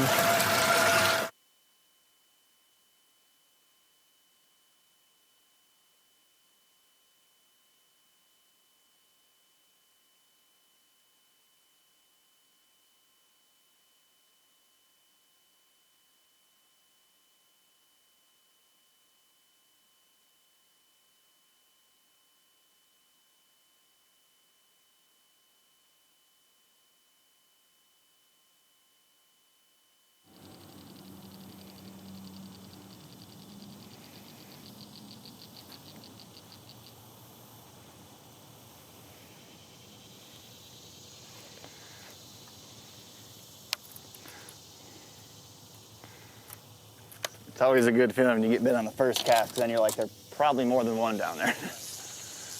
Not saying we can't catch one now, though. But.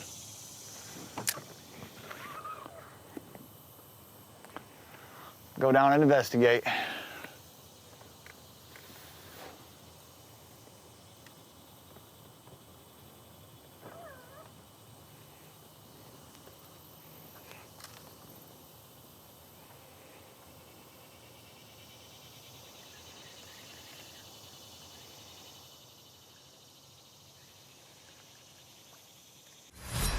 The Folds of Honor Bassmaster Elite at the Sabine River is sponsored by Humminbird,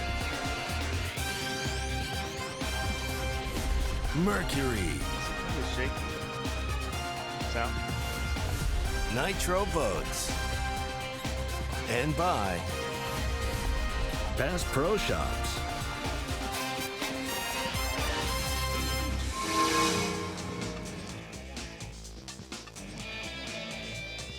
Welcome in to the Sabine River, Orange, Texas, the home of the all-time record, attendance record, that is, for an Elite Series event, 40,107.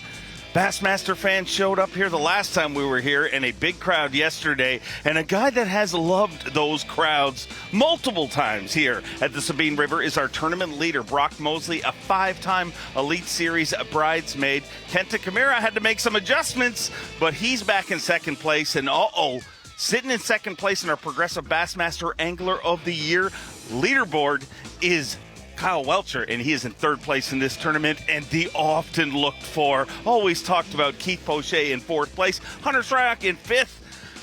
A tight tournament we have, and it's always that way when we come to Orange, Texas. Big crowds, big opportunities, big bass, big stage, big dreams, and Davey Height, the big bass, are a relative term this time around. Definitely a relative term, but the big stage, I mean, it's absolutely incredible what the folks here at Orange, Texas do. Great stage, great crowd yesterday, and I expect to see those crowds get bigger and bigger. Puts a smile on the guy's face. He's been out there all day and not able to catch but about 5, 6, 7 pounds. And when you come here and see the big crowds, it does kind of change your attitude. It's been an incredible tournament, but everybody seems a little more stressed. I mean, is that the time of the season, and obviously a tough fishery? Well, I think it is. A lot of that is the time of the season, no doubt about it, Dave. But time of the season, the heat is a little thing that, certainly is on a lot of people's mind, especially the anglers. I talked to several of them yesterday. The reigning world champion, Gutsy, said, man, it's just too hot for me here right now. But that makes the fishing a little tough, but not so much. But the conditions, the high water, the tides are not in their favor. Snow leopards, like a lot of things, sun and humidity is not one of those. Snow leopards. Let's get caught up right now with our Toyota midday report and start off with a former Elite Series champion and a guy that seems to do really well in these grinder type events, Stetson Blaylock. Absolutely. I was going to mention that. Stetson Blaylock. He's a well-rounded fisherman, very diverse. He catches them deep, shallow, he power fishes, he finesse fishes. But one thing that I have noticed about him, he's able to get that mental focus and just understand, hey, I don't have to go out and try to catch 20 pounds a day. I don't need to be disappointed that these fish are 12 and a half inches. I just need to catch 5 fish. And this morning, he was the one that really got it done early. You can see the sun still just coming up good. Stetson Blaylock fishing a deeper bank in these cuts and sloughs. These canals, the deeper edges is where these fish hold up a lot of times. Stetson Blaylock put a 5-fish limit in a boat this morning in a hurry doing that. Your day one leader, Chad Pipkins, said on stage, I caught more weight today than in my 7 cumulative competition days I've spent on this body of water. Yeah, I was able to get to talk to Chad yesterday after he weighed in. He was super excited.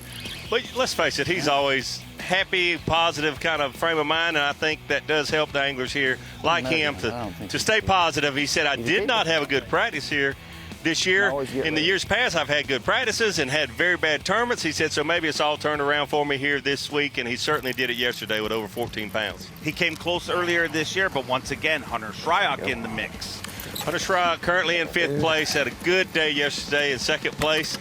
When he finished weighing his fish yesterday afternoon when all the scales were closed. Hunter having a great season, been very consistent this year. Another angler just kept a very positive frame of mind. He said, I wasn't able to catch a lot of fish like I have heard some anglers are doing. In practice, you know, there were reports of, I'll just go ahead and say, Tyler Rivette said he caught 100 bass one day. Given a lot of them were small, but when you hear that kind of dock talk and you're only getting 5 to 7 bites, it can really mess with you. But Hunter was getting the right bites, had the right size. 2nd place after yesterday. I expect to see him Saturday and Sunday. Kenta Kamira had a great day 1, but changed the plan totally for day 2, or did he? Well, he did a little bit. I noticed he turned left today, and he went just not far from takeoff, but he didn't stay there long. This place was on his mind, a long way north of here, up the Neches River and off to the side, looking for that cleaner water that's not as influenced by the salt water and not as influenced by the tide. Kenta Kamira really coming into his own this year on the Bassmaster Elite Series, showing us all what a great fisherman he is. We knew that coming in, and he certainly showed that in the opens, but he's been doing it on the Bassmaster Elite Series this year. And if you notice, he's throwing a big, old-school spinnerbait, not finesse kind of guy. Kenta likes to power fish. From the Sandman over to Chad Pipkins. That's right, I said it, Davey Height. The Sandman. Mark Zona anointed it. It has to happen. Oh, I didn't know that. Tell me more. Yeah. Well, let's watch Chad Pipkins right now and let the Sandman rest. Okay.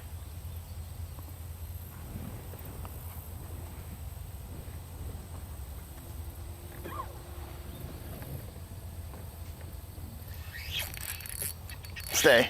Be a bass. Stay. Nice one, dude.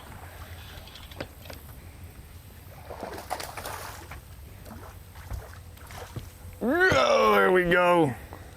Just was about to leave. Solid one there. And it went swimming off. That's a keeper. Don't have to weigh one. That's 4. We'll call that like the first 3/4 fish. The other ones are like, I don't know, what do you want to call them? Like halves a fish? Halves a fish.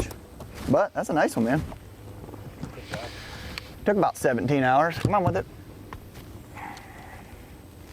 It's a good one. It's probably 1.5 pounds. Today, that's a really good one. I literally was just about to leave. I'm like, I usually catch one in that hole. And there she was to save the day. Exactly 1.5 pounds. That's a 1.4 on Bass Track. Just so you know, I like to be 4 to 5 ounces light to keep my wife and my mom happy at home, you know. 6. Under promise, over deliver. A great approach. That's a good fish, though. Let's see if we can dig good that solid out. Fish there. It's not on the clip now. Chad. Now we'll be able to find her. I just saw her. Not quite the start he had yesterday. He caught a good fish or 2 late also. Now but we're going to find you. I don't know that he expected to go out and catch 14 pounds again. If he can get 9 or 10 pounds, he'll certainly be where he needs to be heading into Saturday. Catch once, we got her. Whew. Caught her again. There we go. Boy, you got to imagine that there's a little extra time wasted in this tournament. That's a really short one, huh? It takes a while to catch those fish in these live wells. It does, but you mentioned it this morning on takeoff, Doc. Cool. Every ounce is so important. You really do need to take your time culling, because what separated? You said you quoted a number like 2 pounds. It was 2 pounds between 50th and like 89th. Wow, 2 pounds different. You take 1 2 pound bite, and that's amazing. And that's from 50th. You know, if you dig a little deeper to 30th, and I mean it's an incredibly tight cut this week. Yeah, and put it in perspective, 50th place is $10,000, and maybe not the points you wanted coming in, but certainly not a bad event. You go home with a chunky one, decent points and $10,000. 89th, not so much. 2 pounds, all that separates that. I mean, if you're an 89th, generally, Saturday morning, let's be honest, I mean, you did this for years. You're packing up your bags, getting ready to leave. I'm an 89th. Yeah, absolutely. Pack them up Friday night, actually, to be honest with you. We'll take just one of your friends right now. Shoot. I was talking to you about them dang dogfish. I was like, don't be a dogfish.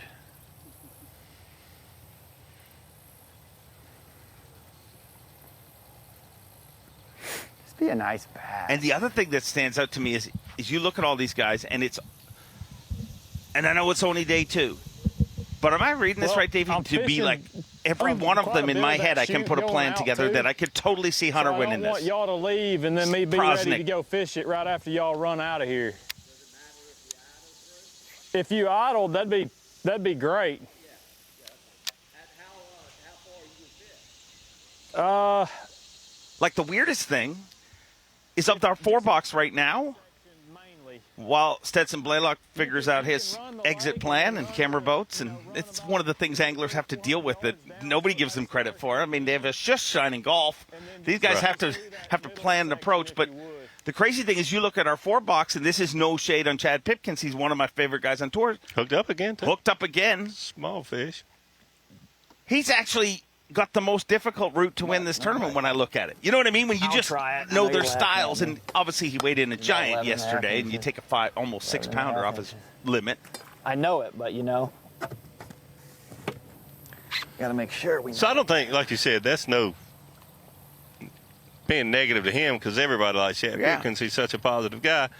But even he said, right after he came off the stage, at least I know I don't even have to catch one tomorrow. Yeah. To make a check. And so I don't know that he was expecting to catch another 5-pounder, and I think he had a 3, 3.5, and a 5 in that stringer. And trust me, there's nobody in the field that I'd be more excited to announce on Sunday as your champion. I still said that. And it very well could happen, but it's awesome looking. You know what I mean? It's that tight a tournament that everybody you look at, everyone that comes on camera, you're like, I could see them winning this on Sunday. Yeah.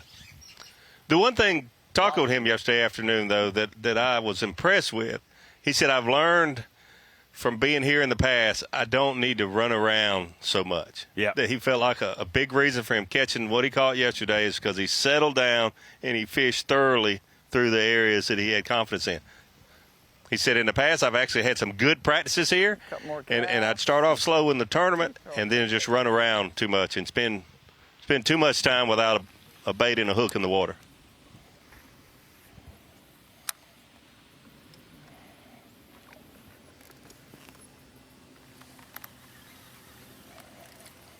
Stetson took his win at Winyah Bay. And Hunter's been close, and obviously Prosnick a 4-time winner. Not only is Prosnick a 4-time winner, he's fished a lot of tidal water. Yeah, you know, this is right up his alley. Blaylock hooked up.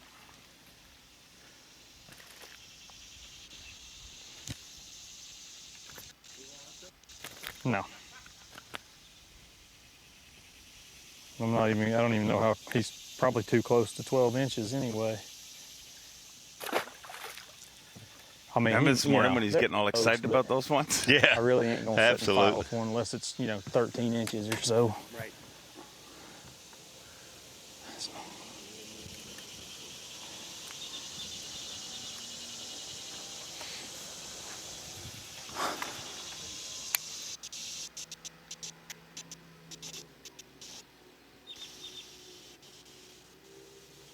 I feel like Stetson, as great a career as he has had, at FLW and here, I feel like he's one of those guys that's going to have a breakout.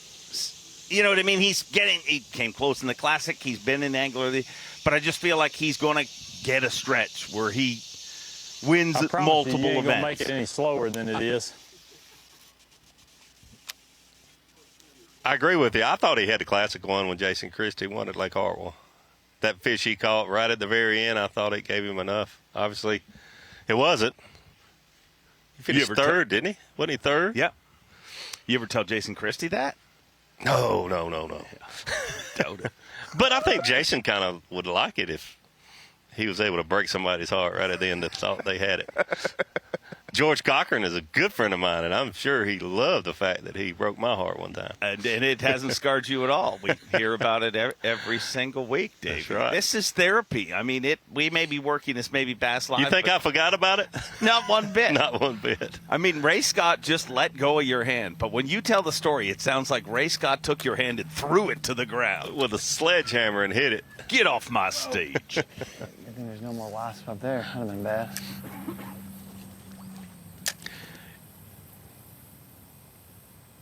And back to Chad, this does kind of set up, though. You see these finesse, slow down, lighter line kind of deal to get these smaller fish to bite. Leave you hanging, but I'd be jumping in, and then you'd be left in the boat, and I would say sorry. Is all. That's how it would have went down. So I apologize. You could set your camera down. One of those, I think I'd be fine, and just take an EpiPen and go to the hospital. 2 or 3 of them get me. I don't know. I haven't been stung since. Doctor told me it could be a lot worse. It could be the same. I'd like to not find out. And nor would my wife, she's watching. It would be about like Paul Mueller winning at St. John's in Palatka. Oh, little one. It'd be unexpected, but I could see it possible.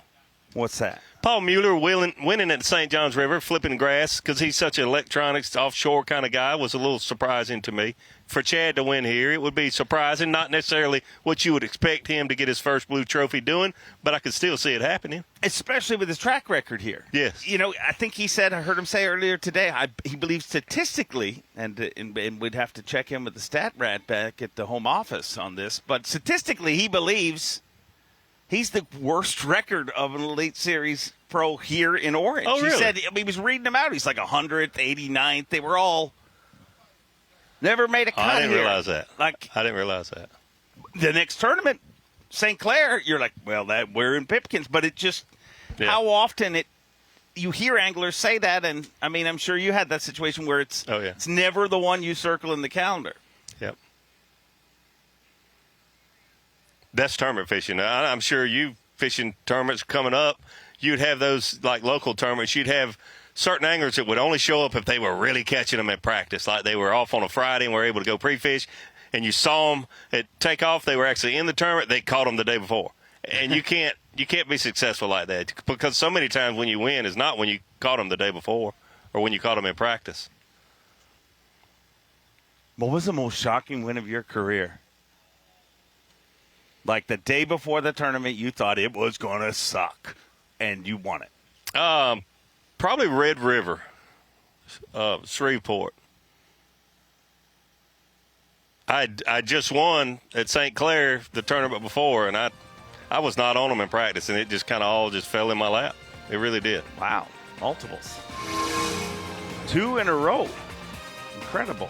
Well, we've had 2 winners this year that are Elite Series rookies. I mean, what a group of winners we've had, and there is nobody that the bass fishing world, I mean, there's a lot of people we've got a lot of people cheering for, but there's nobody cheering against Brock Mosley. I mean, a 5-time Elite Series bridesmaid. He's leading this tournament right now, but you got to watch out for for the Sandman, Kenta Kamira, right behind him. He steals your dreams, Davey Height. I need to hear more about the Sandman. He's a stealer of dreams. The dreams disappear, and Kenta takes them home. We'll be right back from the Folds of Honor, Bassmaster Elite. Yes! No way! Live coverage of the Folds of Honor Bassmaster Elite at the Sabine River is sponsored by Dakota Lithium. Welcome to our on-location coverage, the sixth stop of 2023, the Folds of Honor Bassmaster Elite at the Sabine River in Orange, Texas. For the fifth time, the Elite Series returns to the Sabine River and this beautiful community of Orange, Texas. And the most beautiful thing about this community is the people that make this community. What a group of people. I mean, the unbelievable support this event gets. From day one to Championship Sunday, big crowds at takeoff each and every day. And Chad Pipkins felt a little of that love yesterday as he took the day one lead. What color would you say those shorts are, Davey? Color of the shorts, I'd say teal. Maybe a mint? I don't know. I think it's working, though. Absolutely. He really is one of the most positive people I've ever met in my life. You know,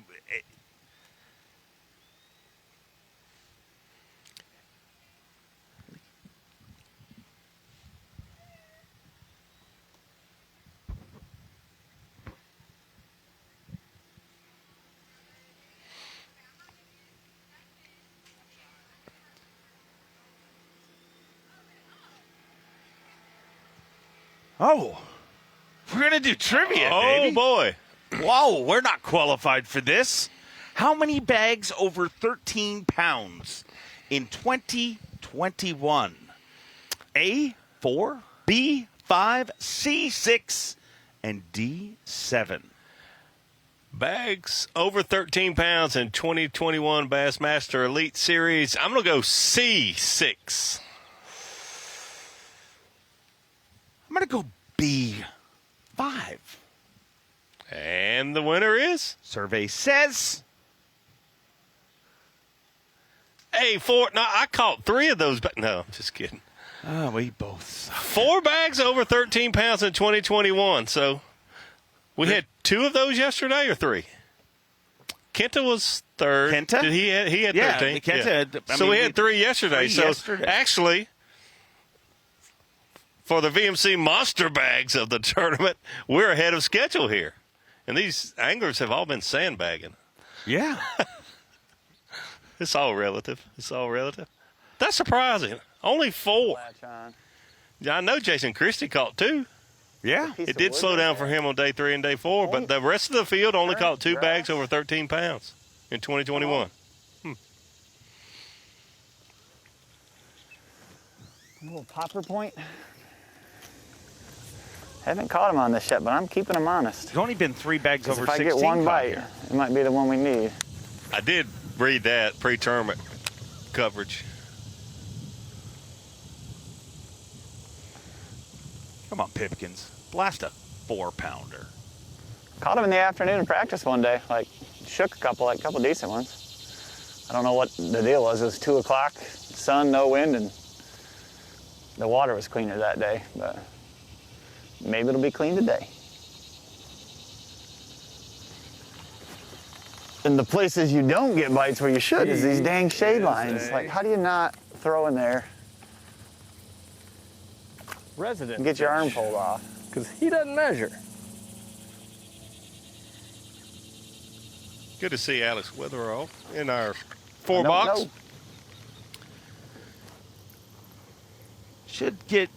I'm going to think we're going to see a little bit more of him the second half of the season. I was about to say that. Ronnie knows Alex tail. better than I do, and he said we really should see good things from him when we go up north. But here we are in the hottest tournament of the year, and oh my we got God, Alex in the dog currently in 15th place. A little slower day today for him, but having a good tournament.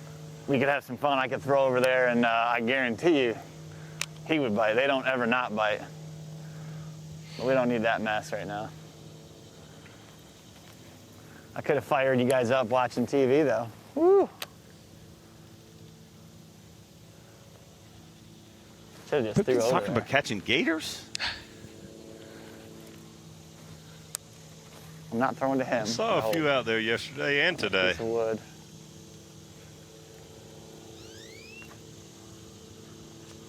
Weird thing happened yesterday during the weigh-in. A lot of times we'll see the last flight get some big weights and stuff like that if there's a later bite. In the middle of the weigh-in, it was like we had 8 anglers in a row, Hunter Fryack being one of them, and I think he was like 61st or somewhere like that, because I asked him what boat number you, but it was like 8 in a row that caught really good bags. Wow. Yeah, that is surprising. Because like I say, it's usually the front of the field or the back of the field. The early bite was best or the late. But for mid-pack to do so well, I think Chad Pipkins and Hunter Schrock weighed in back-to-back, took first and second like in midway in. They were part of that group. It was shocking, and I started to think, oh, boy, we're going to see this whole second half. Not so much. No.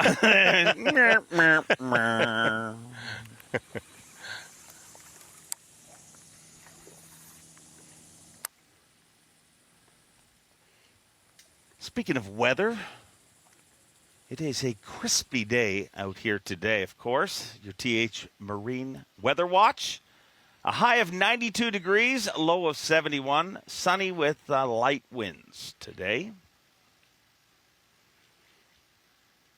Tomorrow, guess what? It's going to get hotter. 93 with a low of 70. It never actually feels like that. That's a total lie.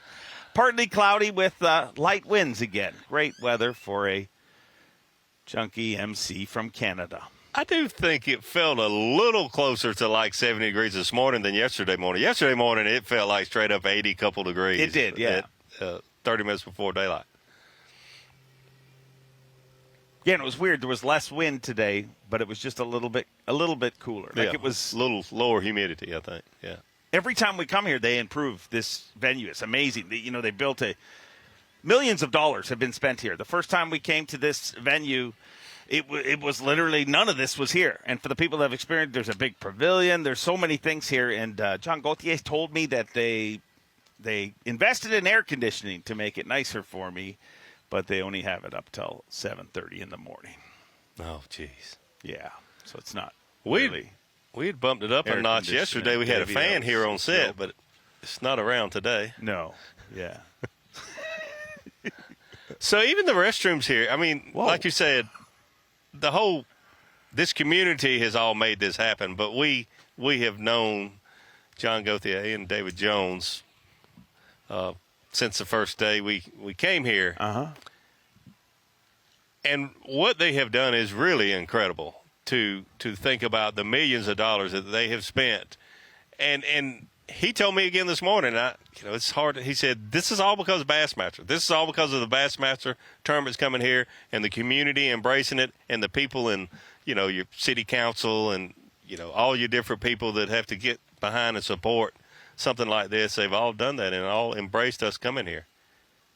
And it's a celebration in Texas this year, as it is the 100th. Anniversary of Texas Parks and Wildlife. Oh, did not know that.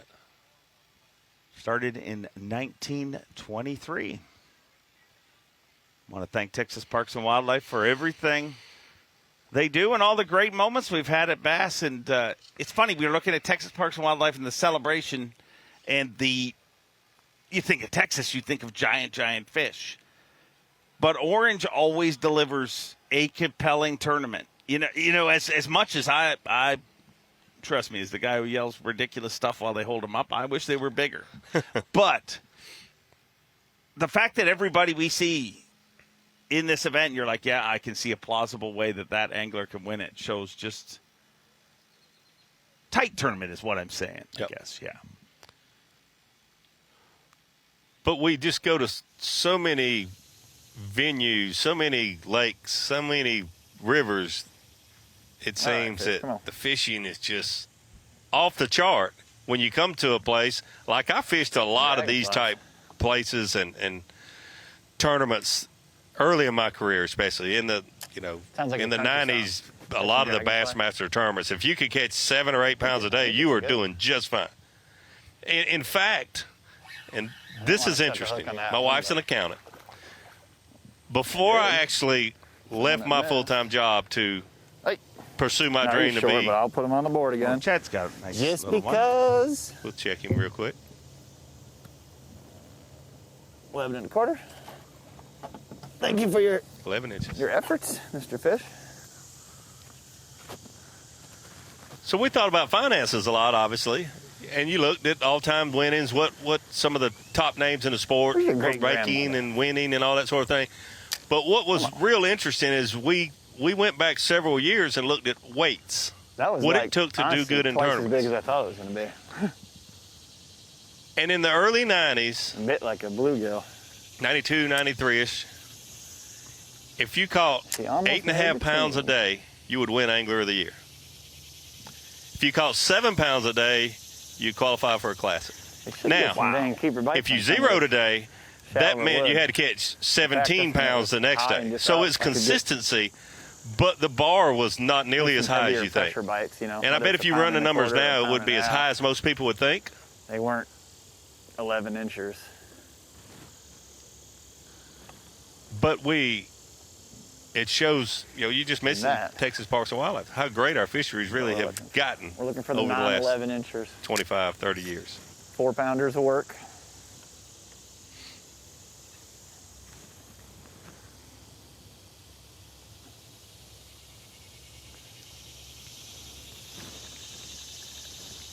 This fishery, Tide's coming up. How can there not you be a see the fish number of between fish that 3 people are catching. beautiful Several, like you cypress said, knees. Tyler Rivette said 100 in pre-fish a day. We've had several anglers on stage say 30, 40 a day.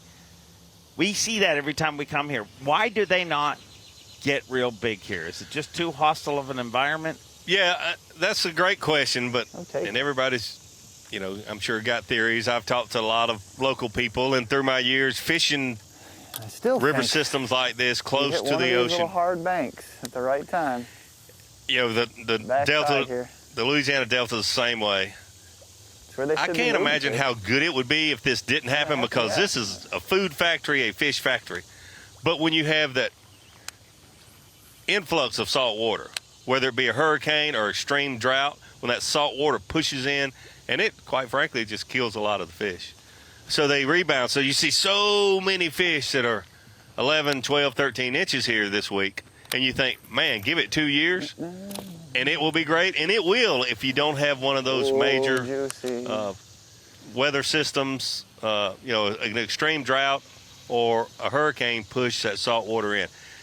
It just, water quality just goes south because it kills the vegetation, or it uproots it, or the salt water kills the good vegetation. So it's just, water quality can be great, but then it can just go all south with one storm.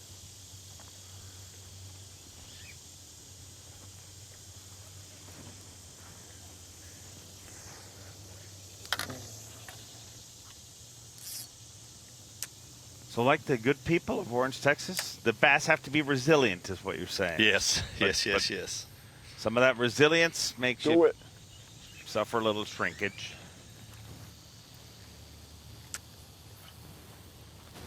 Boy, these last few hours are going to be so important to so many anglers trying to make the Classic, trying to requalify for their leagues. After this, it's all north all the time. 3 events left after this one, obviously, on the Sabine River, and will be all northern events. But atop the leaderboard, Brock Mosley with 19 pounds, 7 ounces. His beautiful little daughters were at the weigh-in yesterday. Very distracting. They had big fans in front of them, and I was sweltering on stage, and I love those little children, but I was kind of mad at them. Tell the truth, fans. did you think about snatching one of those fans? I would have stolen it if they turned it back. I mean, the fan would go a long way for a man like myself. The Folds of Honor Bassmaster Elite at the Sabine River.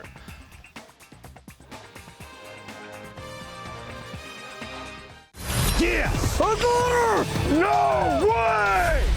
Live coverage of the Folds of Honor Bassmaster Elite at the Sabine River is sponsored by Dakota Lithium.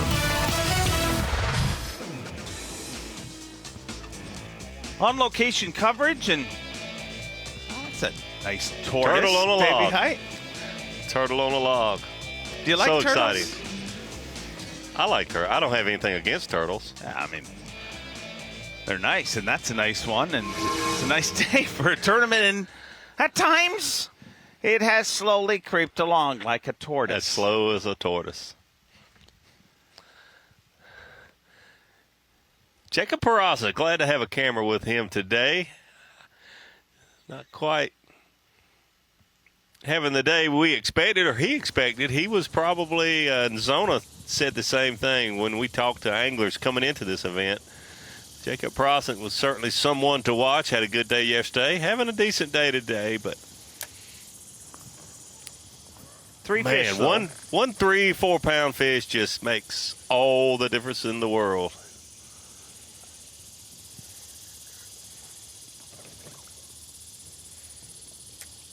Did you feel that in the afternoon there should be a good bite window at some point this afternoon, correct? So I think so, and you know the tide was a little lower. We had a little longer period of incoming while it was still low this morning. That's why I think we saw the fast fish catches early morning, and the water was a little lower than it had been the day before.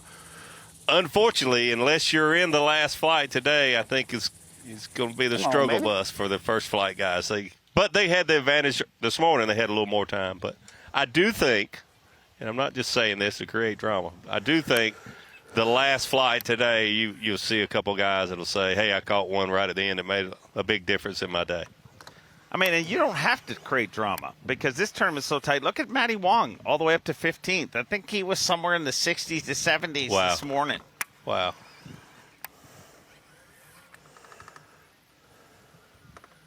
And you look at Matt Robertson right there, Alex Weatherall, 2 fish, 4 fish, especially Alex.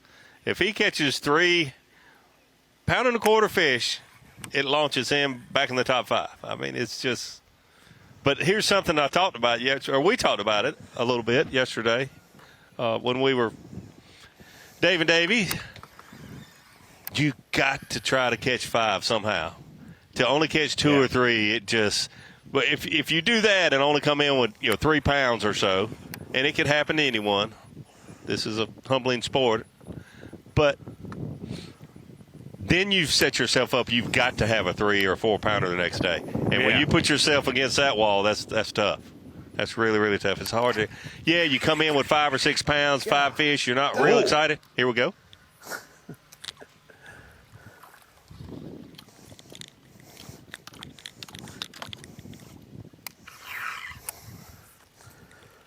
I mean, that sucker ran 4 feet with it and still didn't get him.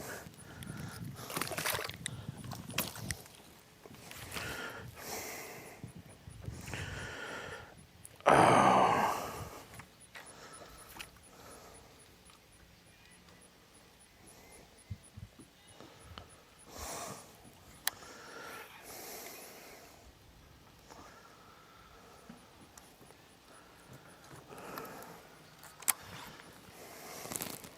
Brosnick punished that obstruction, but let's have a look at his catches earlier today. Brosnick fishing a lot of these undercut type banks. That's the old school Tidal fisherman in him, no doubt about it. I don't understand. These fish tend to set up on these deeper cut banks with a little deeper water on them, even when we have the high tide conditions.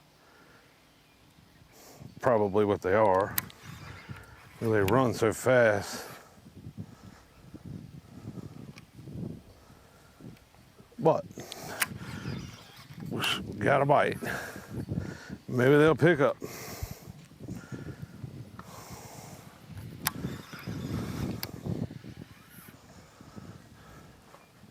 He does not waste much time. I mean, he is fish. I know he doesn't fish by 15 He's the Mr. pounds. T of professional No bass doubt. angling. I pity the fool. So, I don't know. Mr. P. It's weird though.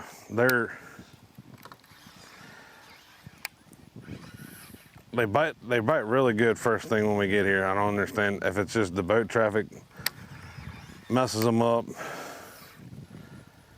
or they just get so in there so tight. But I do know yesterday afternoon they bit a whole lot better than they are right now. So keep your bait wet, or keep my bait wet, and hopefully come across something. I mean, it's not very good right now. Not for me anyway.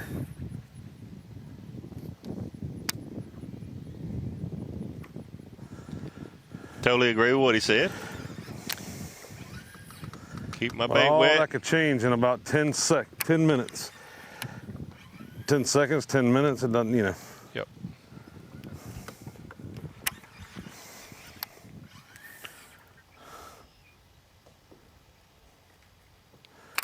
I mean, 1 4-pound.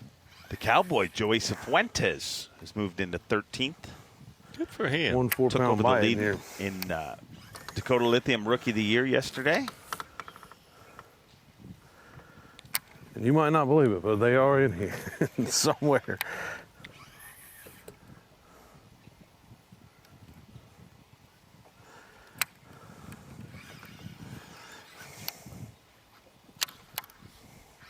Jacob Prosent with only 3 fish so far today.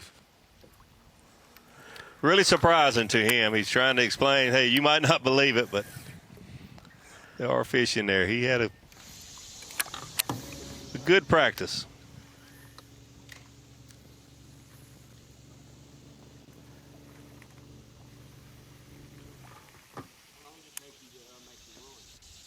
About 40 minutes from here.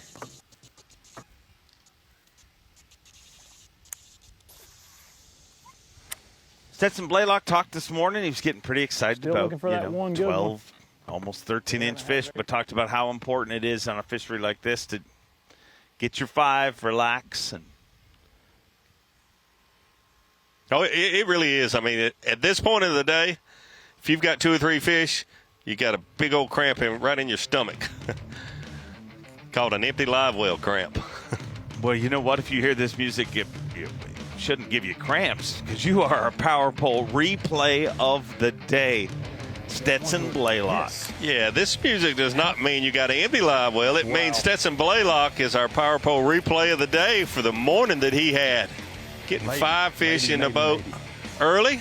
We saw some other anglers catching them early and often, but Stetson Blaylock definitely our Power Pole replay of the day this morning. Right now. It is. It's a little one, though. He got it going. Is that a keeper? A little deeper, not even 1 pound, cut out bank for Stetson Blaylock right there, and those 5 fish set up for him. Caught most of them on a Texas rig worm. That is 5. Like he says, might not be very big, but they're huge right now. You can see the sun just coming up good. Stetson Blaylock, 5 fish in a live well. Power Pole replay of the day.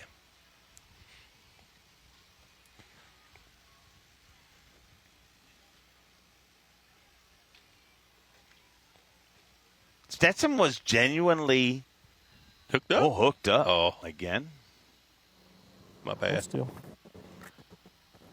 He was genuinely really not shocked, but really happy on stage yesterday when his weight came up. He's like, wow. And he was just like, man, I don't.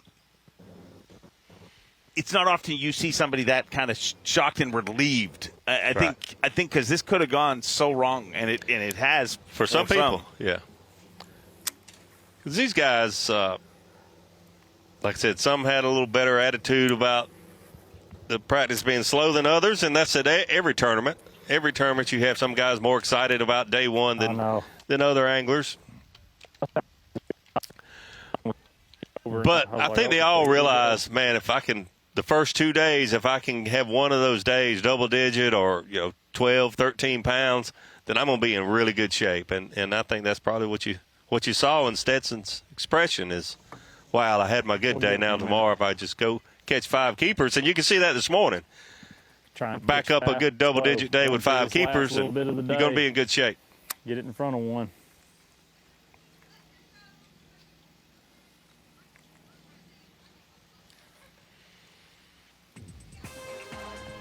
Lots of movers. That is the one guarantee here this week. You're going to have a lot of movement on your leaderboard. We got to whittle it down to the top 50 to see who makes it into semifinal Saturday. But looking right there in 8th place, Caleb Summerall riding the power of the ponytail. His daughter put a little ponies in his hair this morning, and then being a good dad, he said, fine, I'm doing it. Well, he's a professional angler, so he'll probably always have a ponytail from here on out. The power of the ponytail, that's a new one on me, I have to say. The power of the ponytail. Whatever it takes to get there. I mean, that's right. I'd rock a ponytail if I could. Hell, if it helped me move up from 60th place to top 10, I'd do it. I might grow at the back. We'll find out. We'll be back in just a few minutes. Not me and you. We'll be back from the studio. TZ, Ronnie, and Such.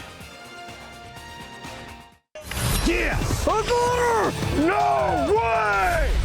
Live coverage of the Folds of Honor Bassmaster Elite at the Sabine River is sponsored by Dakota Lithium. 3 hours fishing time left for our 103 anglers out there on day number 2 of the Folds of Honor Bassmaster Elite at the Sabine River. This is moving day. You got to move into the top 50 on this day right here. So happy to be with you. We've got another couple of hours of Bassmaster Live coming your way. So at this point, we want to welcome you back. Welcome back into the studio, the Bassmaster Studio, sponsored by Marathon. Tommy Sanders, Mark Zona, so happy to have here. Ronnie Moore and Mike Sukon here. And Z, it's been a little slow the last couple of hours here. We've got 3 hours left, and to be frank, I mean, most of our big guys we've been watching today who've done well did well in the first 2 hours. Got most of their work done in the first 2 hours. So plenty of room for lots of changes of the scenery. Except for, really, if you kind of watched what happened during the midday break, is what Kenneth Kimura did. And I made a joke. I was texting back and forth with cameraman Jake Latondras. I said, Kenneth Kimura is the Sandman. He is the dude that is going to come and steal Brock Mosley's dreams in this tournament.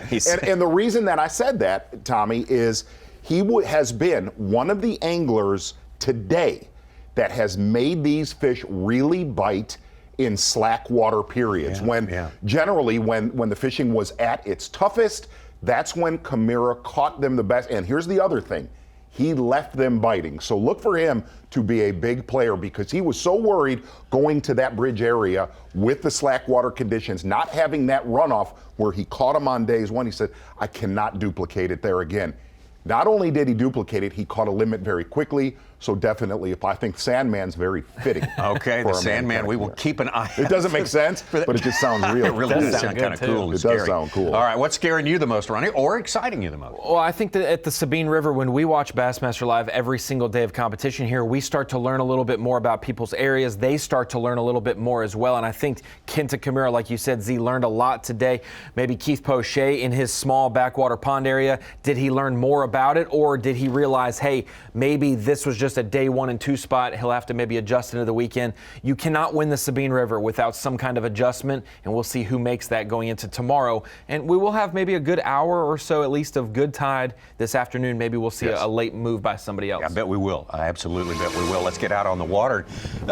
Check in with one of these guys who got most of his work done in the first hour and 30 minutes or so. Stetson Blaylock. Yeah, really, he has had a lot of time to explore today, but not expand.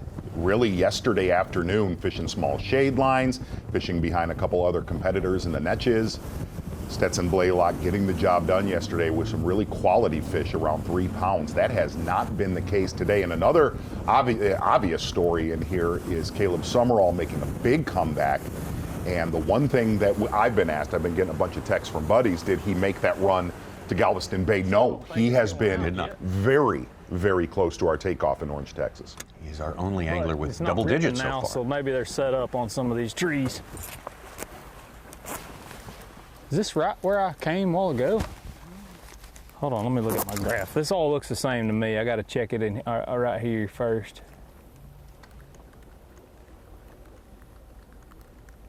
No, we're way up in here from that.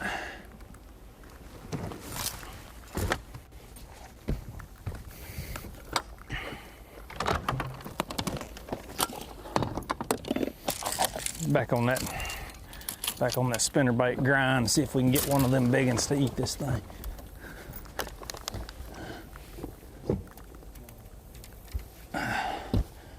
Ain't got much of a choice, we just need a big bite. tide looks like it is stale.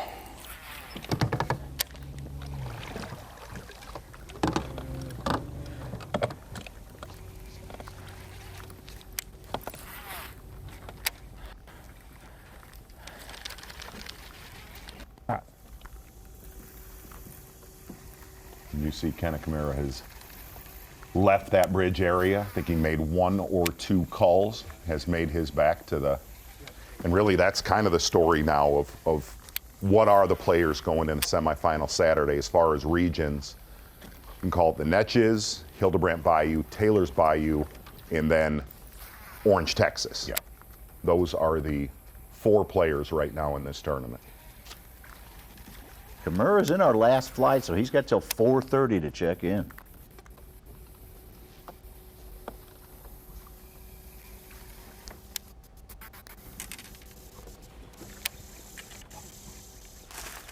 Fishy.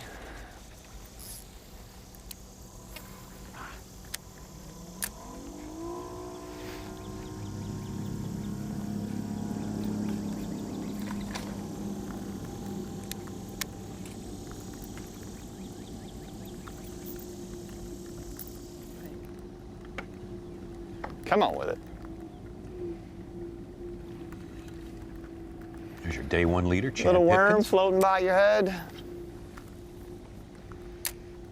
Slow day today, big day yesterday. He's kind of trying to do what he can to protect what he was able to do yesterday, which was a lot.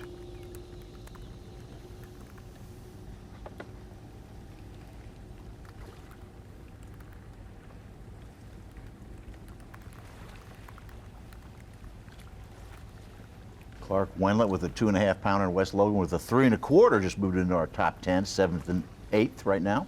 They were like 11th and 13th.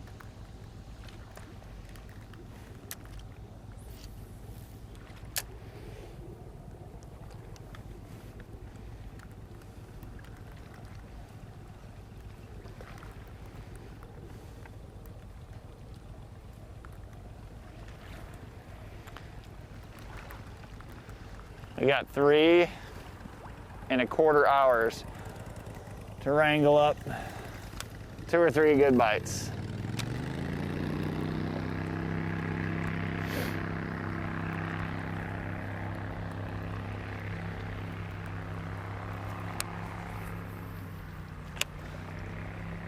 I know Brian's excited about the breeze. It's feeling good. Hopefully the fish can feel it too.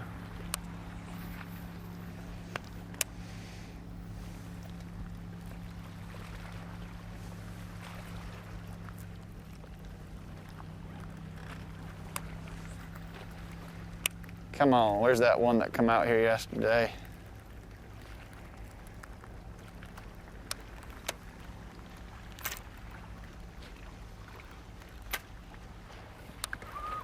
She got the hooks.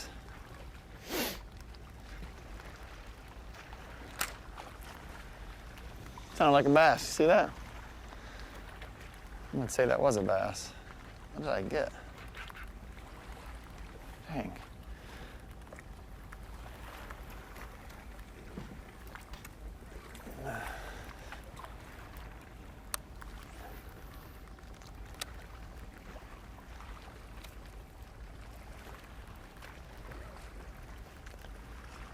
All you need is to snap this thing off the right blade of grass once, and you get the reaction. That's all we need.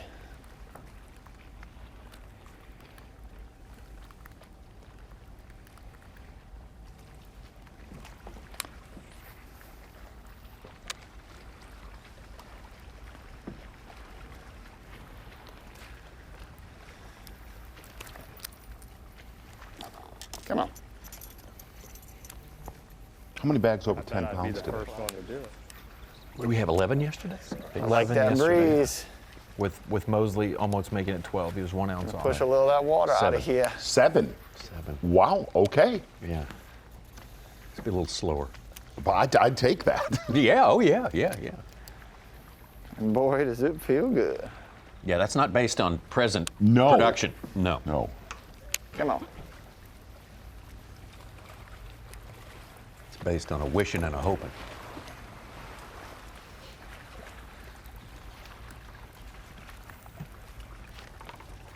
That good one that followed me out was literally right up here. Right in here somewhere. You always wonder if they leave like that 2.5 pounder that followed my other crankbait. Does it just live in that around those trees, or does it just go up and down and around and around? Another thing we see at the Sabine is turnover in our top 10. How many do you think are in the top 10 after day one will still be there for when we have 10 cameras tomorrow? You know, like, of those guys who had 10 pounds, will 7 of them survive and stay in the top 10? I think so. Yeah? I do. You think? No, it looks only a good couple right here, switches? Like, at Seminole, I believe we were sending out over half. We were sending out 6 a day from the top 10. That's true. That was the we were switching it out big, quick. Got my little craw in there. Big turnover. It'd be funny if I got bit on one flip. 4 pounder. All right, thinking. Have you watched the Kevin Hart comedies? Like that wind. You're talking about that, Tommy, the hangover or the switch over from cameras. We've had 68 of our 104 elite pros on camera already this year with half the season left. Take a look at playing field, obviously right around Orange, Texas takeoff. Fairly crowded. Yeah, where's takeoff? Takeoff will be right in front of you. Can't find the takeoff. Yeah, so it's not just your leaders, it is the majority of the field. You see Mike Huff is our furthest one up the Sabine. Right now, we do know that Brandon Card also was up there, and we've got one angler that has decided to make the run to Galveston Bay, who went there the first day, that being Scott Martin. But again, really the biggest players, and you know, I made the comment that Taylor's Bayou has been there's a lot of anglers there, but I think we only have one angler in our top 10 in Taylor's right now. More Hildebrand Bayou, Neches River. A lot of checks in Taylor's, but just no top 10s. Correct. Right now. Yeah. Exactly.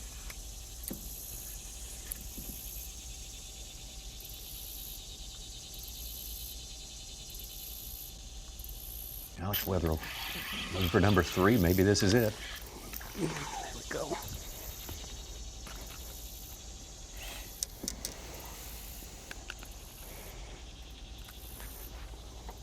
That should be a keeper. Jeez. Oh yeah. All right, finally, third one on the board. Little rat, but since I don't have a limit, it's a good one.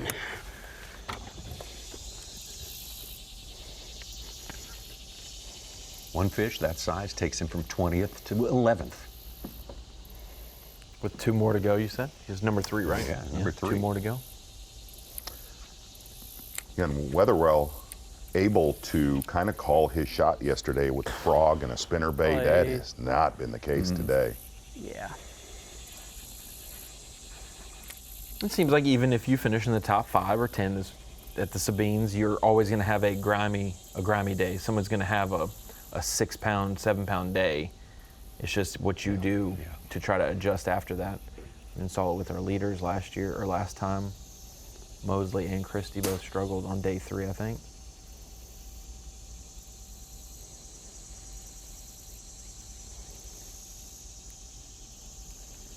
Cole Sands, another rookie.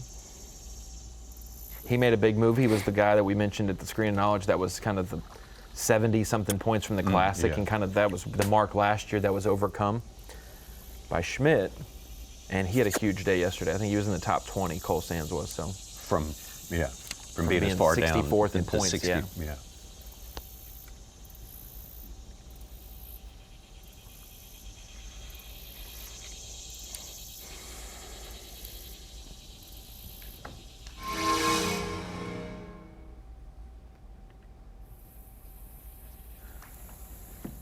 Slow day for Jacob Porosnik.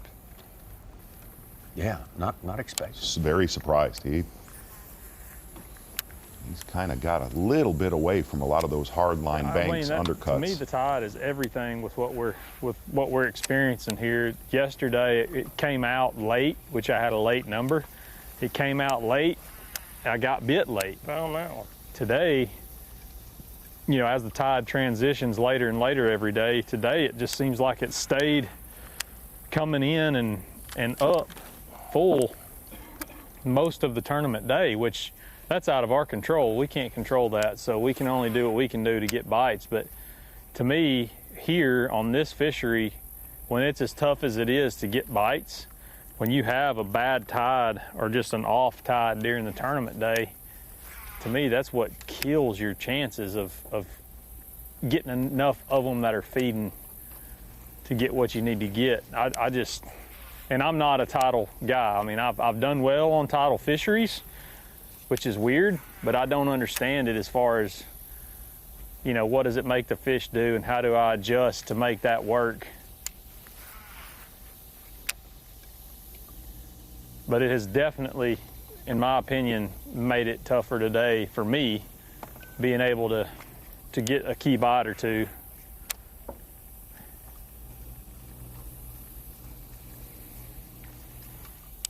And that's just in this area. You know, people watching may not understand. This place is huge, and there's, you know, I'm 45 minutes from takeoff, so the tide is definitely doing something different for the other guys in other areas.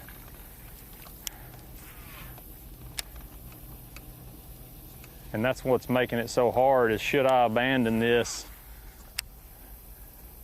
and go do something else, somewhere else, just to see.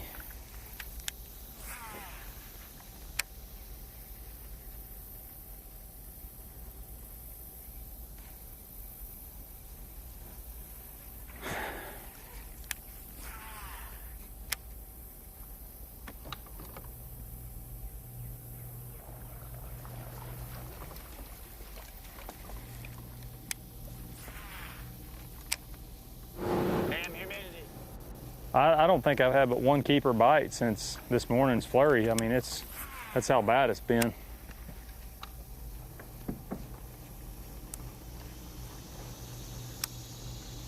You have 6 anglers who started the day in the top 10 who've fallen out. Of course, they don't have limits yet, most of them.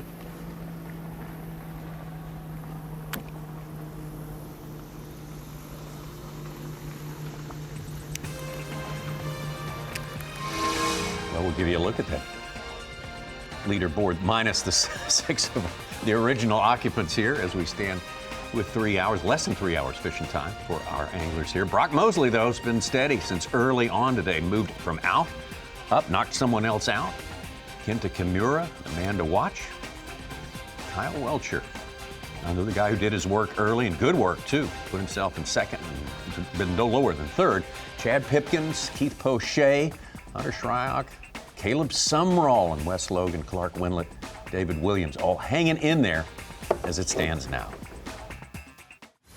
The Folds of Honor Bassmaster Elite at the Sabine River is sponsored by Ranger Boats, Yamaha,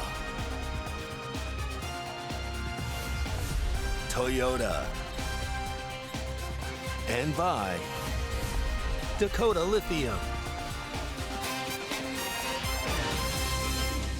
No place like it. This place down here in Southeast Texas, or South Texas, or East Texas, I should say, more than Southeast Texas. Fields of Honor Bassmaster Elite at the Sabine River flows out of the piney woods all the way to the Gulf, and all these waters connected to this famous river. This one of these major rivers in East Texas are in play here on the Texas side. So right now, we'll show you what we've seen already today. Started out pretty fast, Mark Zona, as we take a look at our Yamaha midday report. Yamaha midday report. It started off fast, and that's definitely been the gig the first 2 days of this tournament. They are biting good in the morning. I mean, basically from start for about the first 2 hours, Stetson Blaylock, mouth of a big backwater off the netches. Not very much company around him. Catching a limit in about 30 minutes. Texas rig plastic worm on that little current seam right there, putting a limit of the boat, but not even able to upgrade later in the day so far. Good start for Stetson Blaylock. Obviously fishing with us on semifinal Saturday. Oh, absolutely, he will be. That is keepers. 5 Keepers. casts, and he was pretty much done for the day so far. But things can change. Let's take a look at our rookie. Our rookie who started in the top 10 today, Connecticut's Alex Wetherell. Yeah, Alex Wetherell starting yesterday in the Netches, fishing there for about 45 minutes, not getting a bite, and bailing, getting down to Taylor's Bayou. Said he could call his shot yesterday. Frog fishing, a little bit of spinner baiting. Little slower today for Alex Wetherell, but still a lot of time on the clock. Yeah, a long time till he got this, his third fish in the boat. Very happy for that, and that is a good sign there. He can get things going again. Chad Pipkins, our leader from day number 1 with 14 pounds, 7 ounces. Yes, Chad Pipkins, really, really strong first day. Topwater bait, square bill cranking, a little bit of Texas rig plastic worm. Today, little bit slower, has not found that quality, but still time to go. Fishing very close to our takeoff in Orange, Texas. And Pipkin, who claims to have the worst record previously. No, he doesn't claim to. He really does have the worst have record at the Sabine River. Yes. Sabine, not good to Chad Pipkins, but pretty good this tournament around. These are redemption days for Chad Pipkins, man from Michigan. Oh, there we go. That's 4. Well, he is not giving up hope. I guarantee you, he is not that kind of guy. Hunter Shryock, who's had a good season so far and really off to a good start here, especially yesterday. Yep, Hunter Shryock said he was coming into this tournament with one game plan. I will fish for retreads the entire tournament, whether they're from the Tuesday night circuit here or our anglers day after day. He said, look, I know they're going to replenish. They're letting them go. A little bit slower today for Hunter Shryock. The one thing is you could fish for retreads. You also have to put them in the live well. A lot of pressure in that area today, and definitely a lot more than we've seen yesterday, especially at the midday point. Very, very busy around the takeoff. Shryock still stuck at 3 fish for 4 pounds and 12 ounces. Let's go. I say. And Kenta Kimura, whom you referred to, you pardon me for a second, as the Sandman, thief of dreams. What does it explain? Mercer want to know, and I'm being dead serious here.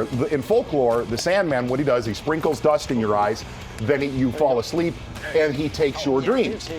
I want you to look at the pattern on his boat and his shirt. It's by design. When you stare at it, it mesmerizes you. Oh, yeah. Almost puts you in a trance.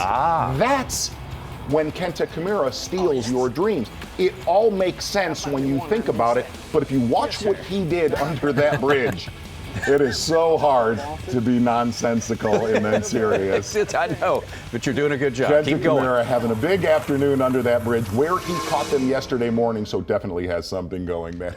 He's got the hypno shirt going. That's what it's. And I don't want him to steal Brock Mosley's dreams, but it could happen. There's Brock. You know, I had a fast start this morning. I caught quite a few fish pretty quick on, some places I got bit in practice, and kind of started that way yesterday. I just didn't land them yesterday. I didn't have as many quality bites yesterday as I did today, but all in all, when you can get 7 or 8 pounds in the box pretty quick on the Sabine River, it's a good start. And then I ended up culling my way up and to a pretty solid stringer. The only thing I'm missing is I don't have a big one. And, I made a run to Taylor's. I actually lost about 2 hours of fishing time. I got almost to Taylor's and had some boat problems and had to go all the way back to takeoff to get it worked out. But they got me back going, and I came over here anyway. I'm looking for one bite. If I can get one 3+ pound bite, it'll be worth it. But I don't feel as confident of catching a big fish around in the Sabine as I do over here. So I'm pretty much come over here looking for one bite, and hopefully we can run into it.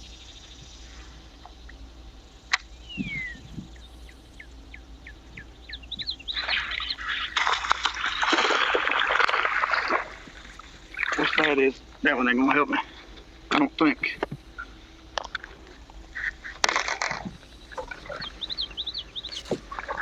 And how many people would kill for all these fish like that? Good healthy fish. 1.7. If he's not 1 3/4 pounds, he's not gonna help.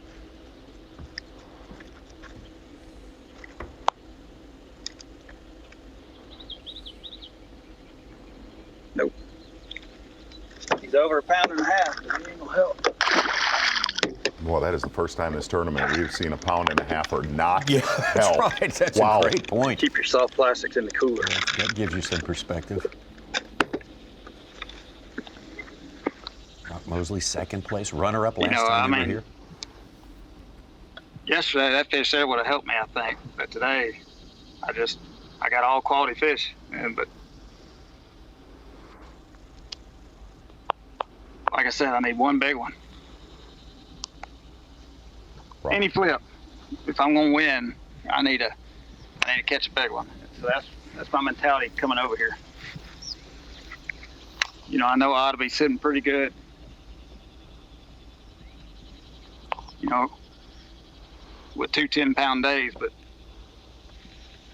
I want to get to 13 or 14 where I have not played catch up as much. But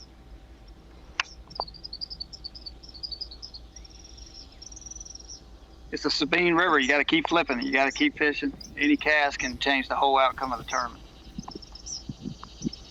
There's big ones here. It's just about a matter of running into one.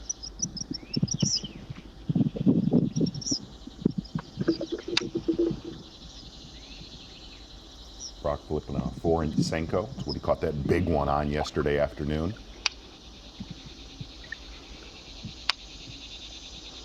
Did I see that right? Is it blue in color? Looked like it. Yeah. Yeah. Like a kind of a neon blue. Stetson Blaylock. Get in this boat, yes! And that's why I've stayed in here and done it. Dude, I am so happy for you. But why haven't I? That's a good one. That's a 2-pounder for sure. All right, I got a coil, but I can reach right here.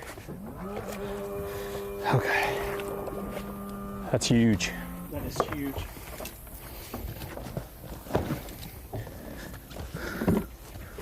You know it's a good one when the cameraman says, I am so happy for you. Just tag them all. That's his way of saying, I'm also so happy for me. Yeah. I was about to go to sleep. All of us.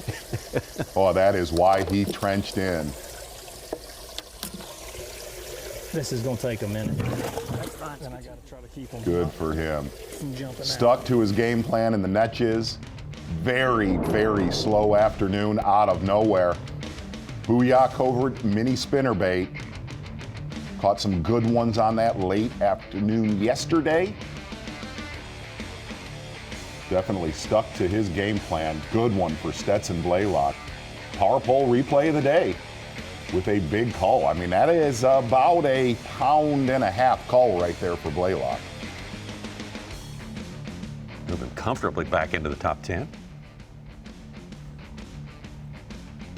Tommy, he told his wife, he lives right down the street from the studio, he told his wife, do not go with our friends to dinner at the Mexican joint we like to go to. I will be back this weekend to eat with you guys because his practice was so poor.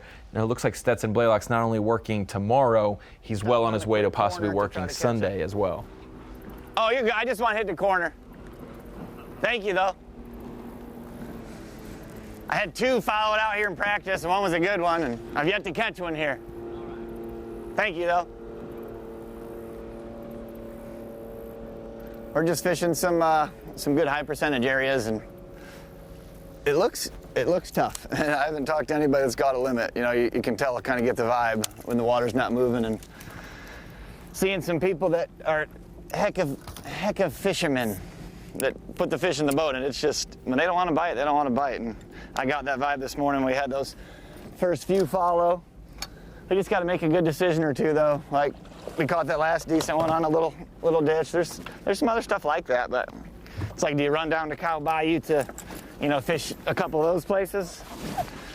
I don't know. We're gonna find out. We're gonna hit a few more places. If we don't get any bites in the next, I would say, you know, probably hour, I'll run down there maybe, try to catch a limit. I didn't catch anything big down there, but I caught some 1.25 to 1.5 pounders, and I think if we put 2 or 3 of those in the boat, you know, we'd be in good shape still. So I'd like to stay here, but we need to catch 5.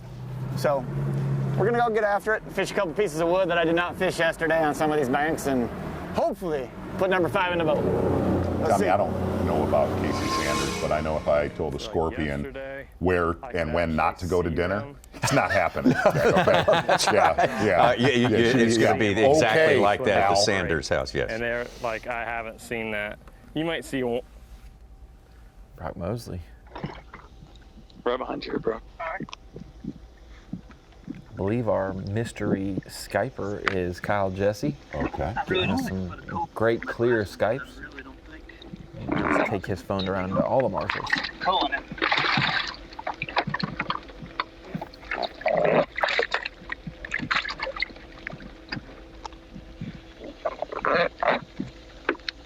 He's got some good quality in there. Yeah. It says he's got nothing bigger than 2 1/4, but I don't know. He's got nice quality. Which is, hats off to him for having almost 10 pounds with nothing bigger than 2 1/4. Yeah, you can't count on a big bite every day. So if you can find in the day you don't get a good bite, a way to keep your lowest a little higher than normal. It'd be an omen. That looks like it's right there.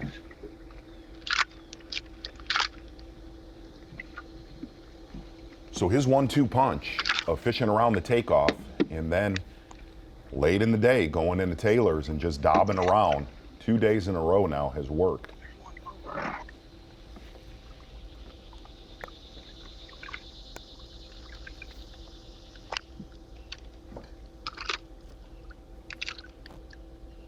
don't like to put them on cold clips when it's hot.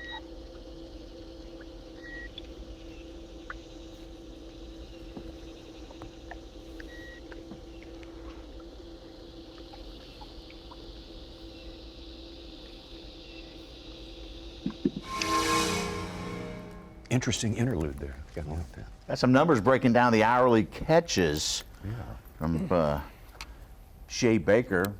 From 7 to 8, 121 fish. Next hour, 125 fish. From noon to 1, there's only 48 fish. And from 1 to 4, there's only like 103 fish. Wow. Like 50, 28, and 25. And that's, you said yesterday? That's yesterday, His yes, mark, sir. yes. And the big fish, from 8 to 9, there were 14. 9 to 10, there's 12. 10 to 11, there's 14. In the afternoon, from 1 to 5 was 14 total. Yeah. And that's why I think, I mean, even though the Sabine is tough and duplicating 10-pound bags is hard to do, and normally we see as tournaments go on into the weekend, the weights fall down a little bit.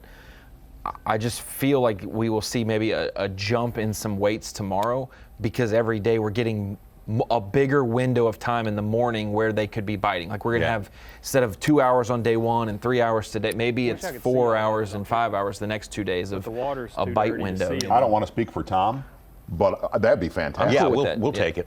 Sure. Yeah, we'll go with I that. see them on my active target, but it's not the same. I'll order that.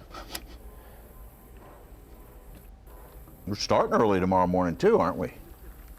We're going to cover the launch. We're starting early, 7 a.m. early on FS1. 7 a.m. Eastern. I think 12:30, right after midnight, is when we go live on Facebook, me and Such. For the Gotta stay here, sleep on the couch. Set my alarm. I'll be early. here. Coming down in my pajamas.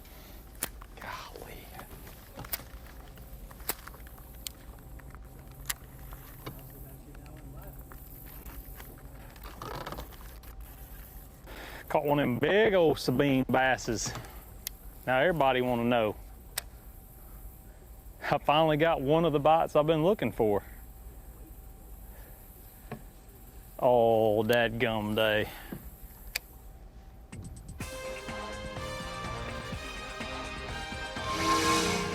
Catch there for Stetson Blaylock. Certainly perked him up pretty good, as it should. Absolutely. Brock Mosley, though, still on top. He may be over 20 pounds, but that's unofficially listed as 19 pounds, 7 ounces. Kenta Kimura not that far behind. Kyle Welcher, just virtual tie with Kimura.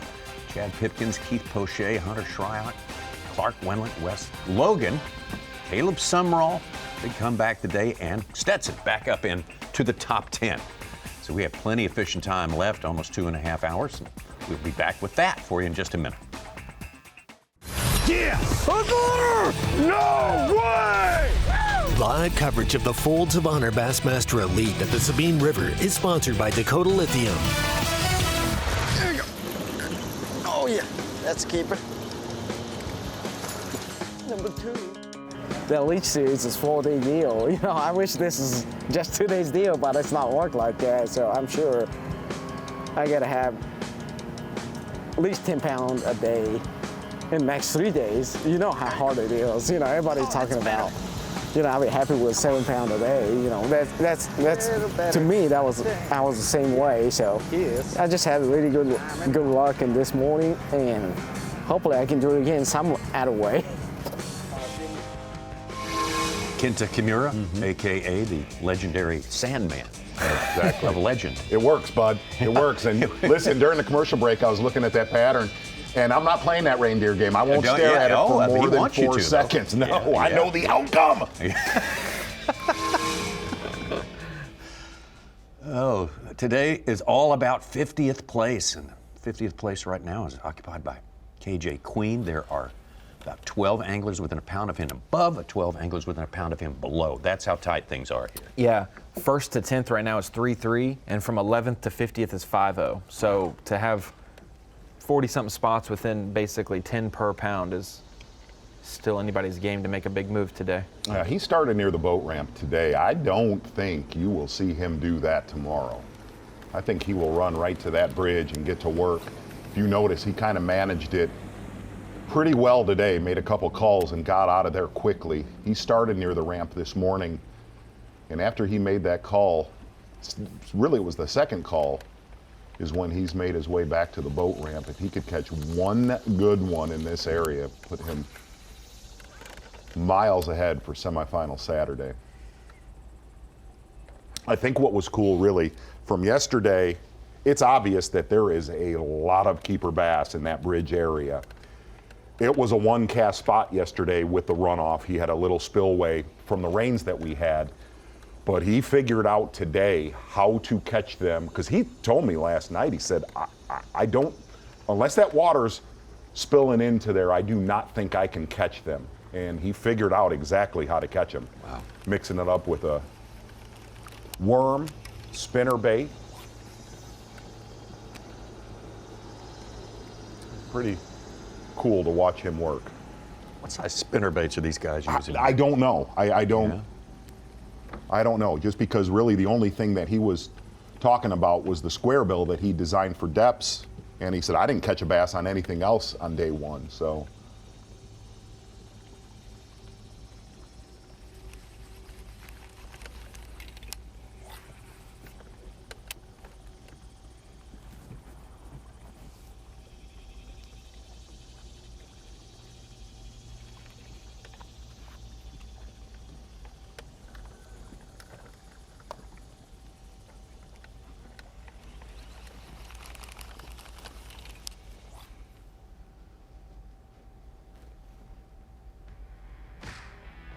We got officially still just one angler over 10 pounds for the day, and it is Caleb Sumrall. Making strength of 2 3-pounders. That big is rebound from day number 1. It was kind of a nasty day for Caleb Sumrall, who needs a good finish in this tournament. Yes. Look at Caleb Sumrall having a big day, 3-pounder at 8:06, another one at 9:55. And here's the key to this marathon peak performance. Fantastic Friday, all about decisions, staying close to takeoff. He has been very close today, obviously not burning about 4 hours of fishing time like he did on day number 1, marathon peak performance. Caleb Sumrall, unofficially, 11 pounds and 4 ounces. Good rebound. Yeah. Caught that second 3-pounder. He had gone from 60th to 4th.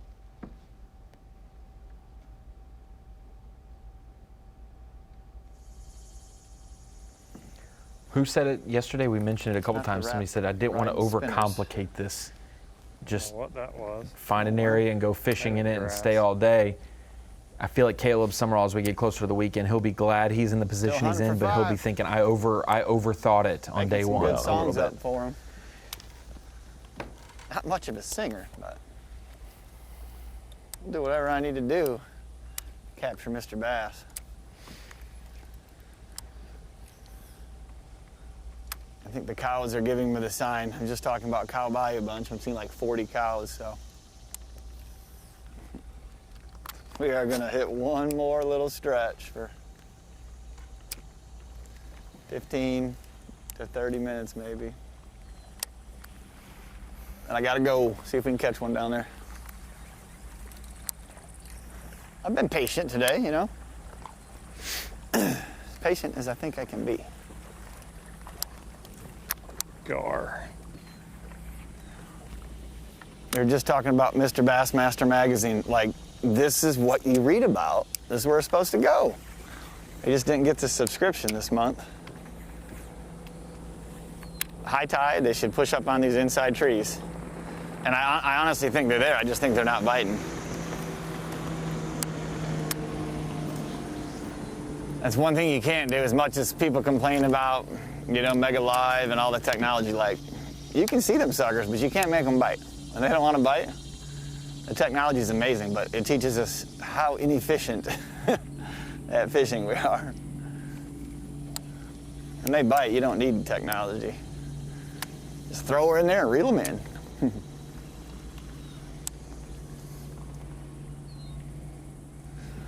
Man. We just need one to be dumb. Dumb, hungry, mad, whatever he needs to be. To come ride with Daddy.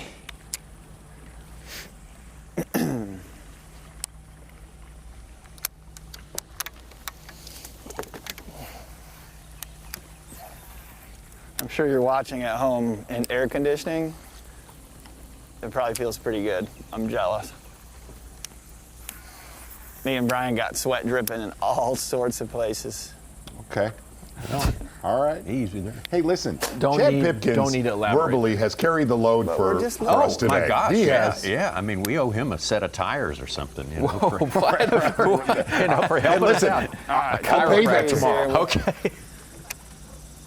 Make a little bit of a move. Oh. One of these little cypress knees are gonna pull back, man. I'm telling you. Yeah, that wind feels good. It was stagnant there for a minute. Oh, it was too little. Okay, Too little. thank you. Thank you. Those little 10-inchers for a second, they pull so hard because it's like If their you whole would body idle weight. out past that last ditch on the left, Protecting me from your mom. Come on. there's a long ditch right there on your left. Once you get past that, you can run. See? Thank you. Dunk. I didn't swing on you that time, buddy. I'm gonna try.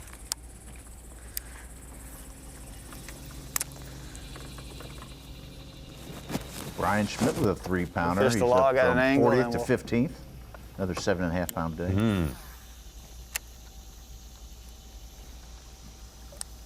See, I feel like I could go run right back where we started and go down the other side and have just as good of a chance, you know? Yeah.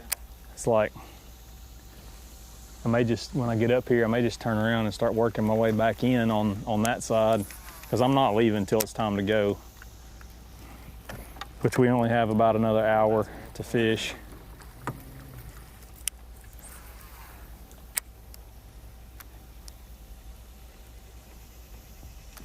And a bonus cast.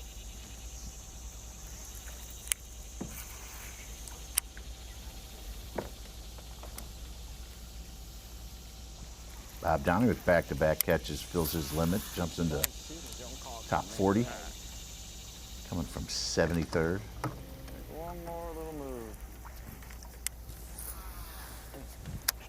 And we're going cow hunting.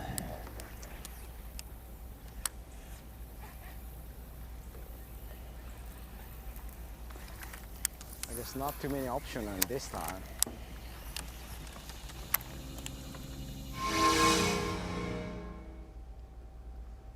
And on a place like this, you can't afford to lose fish, and I've lost 2 now, so that would have filled my limit.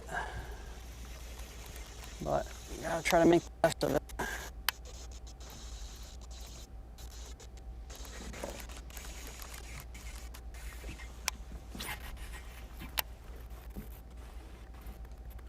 Caleb Kufal, who was 101st after day 1. Surprising. Yes. Yeah, we talking about that. Back-to-back catches for him. He's up to 7 pounds in our top 70 right now, 67th. I think we got a good introduction in 21 with Kufal. I think when he won at Gunnersville obviously that year, but we got to see his mousetrap hook set in this event, I believe. He was fishing in some canals and stuff in 21. Did we have myself in I felt like he position to try to go after this thing, and having a frog in my hand is, I think, the way to do that. So just for some reason I can't get very many bites on it today.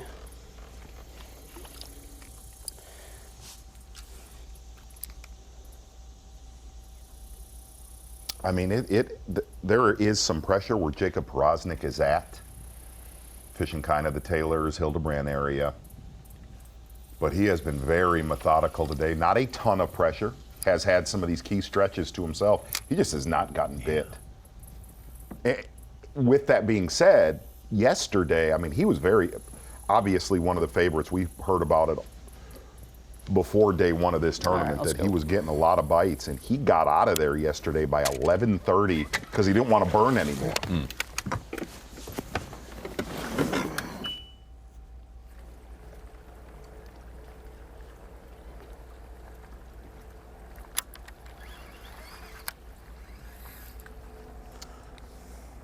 Flipping a small bug creature bait, 3/16 ounce weight, all the way up to a half.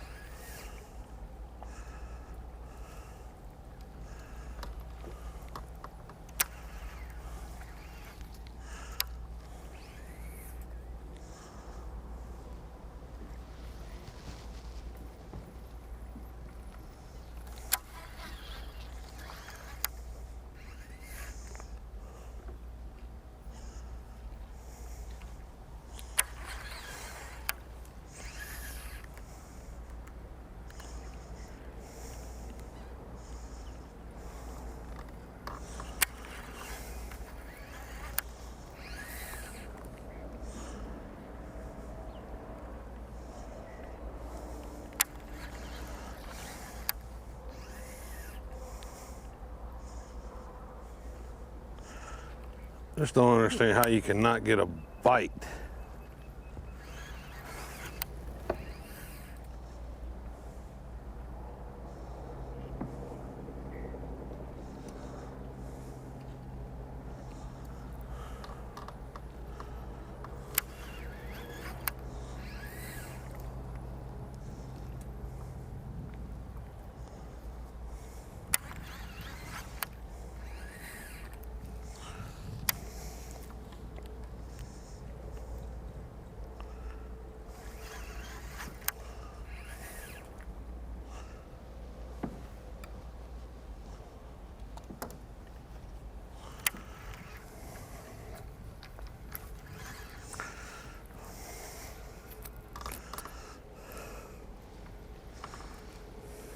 Prosnik's won in this part of the country, maybe just 2 Toledo hours Bend? north, but yeah, the same waters that flow out of Toledo Bend.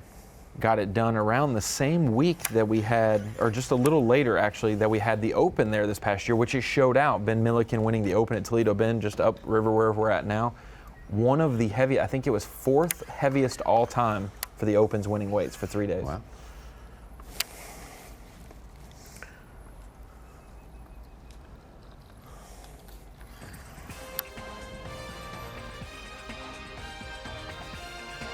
Well, it's a head scratcher. Jacob scratching his head. We're scratching our heads. How can he not get bit? He's so good at what he does there. It is unbelievable. Yeah, Brock Mosley, though, hanging in there strong, but Kenta Kimura right behind on his tail, along with Kyle Welcher. Pipkins still there. He could stand to upgrade a little bit, though. Keith Poche, Hunter Shryock. But it's all about the 50th place as we get closer and closer. We're into the last 2 hours of fishing when we come back. Yeah! So what? I got her! No way! Live coverage of the Folds of Honor Bassmaster Elite at the Sabine River is sponsored by Dakota Lithium. So one of many challenges anglers have here on the Sabine River is locating these fish as the tide is moving in and out. So there's always current, except for a very short time when the tide is actually changing. So you want to look for places those fish relax behind, so to speak, where they're waiting for an ambush point to feed. And usually that is a boulder. I'm right at the mouth of a creek. You can see these boulders on my Mega 360. And that's where I want to throw my moving baits to get those fish to react, because it's high tide incoming. They're usually not very active. So you want to locate the target with the Mega 360 and throw your crankbait, your jerkbait around it. And that's the way you can catch those fish that oftentimes you're not going to be able to catch if you don't have Mega 360. Davey Height for us here had some time to. He's been kind of test driving an airboat today. I saw that. I don't know if they pulled the trigger on that. Davey or not. Height ain't never thrown a jerk bait on the Sabine River his entire life. I'm calling him out on that. All right. He did get 15th in one of his previous finishes. But Yeah. I'm with you, Z. I don't think he was doing that. Don't think so. Yeah. Well, getting a look at all your players to the right-hand side of your screen fishing around our takeoff there in orange. See Stetson Blaylock right in the middle, up in the netches, and Jacob Poroznik. Alex Weatherall still in Taylor's and Hildebrand Bayou.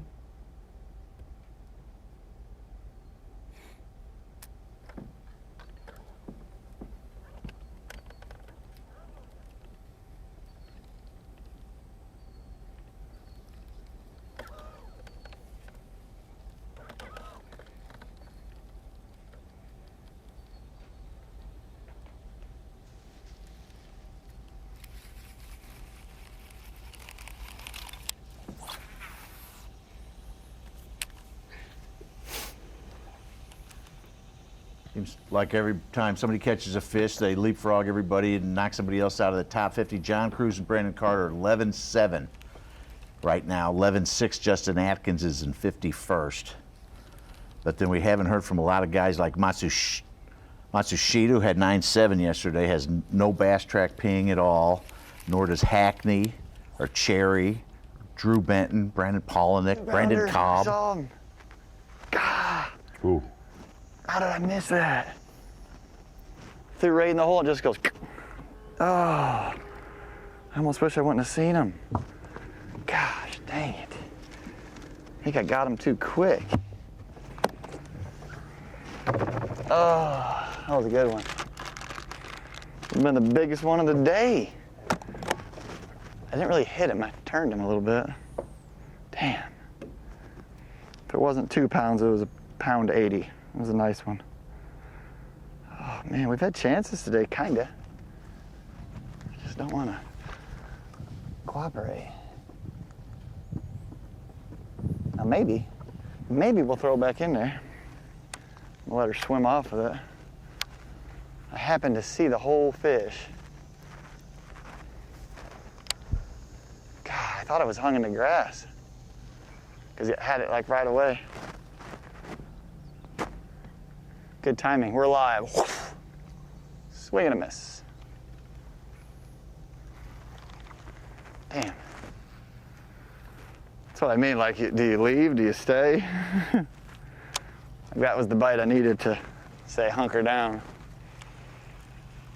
It was a definite good one.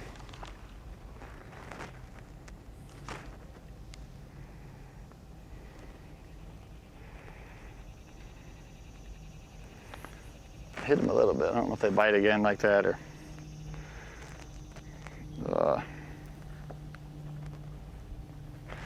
That's just kind of how they've been biting today, though. Like, it didn't matter what it is, they just don't get it.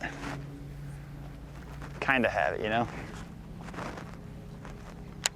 Nip the old crankbait, swirl around the top water.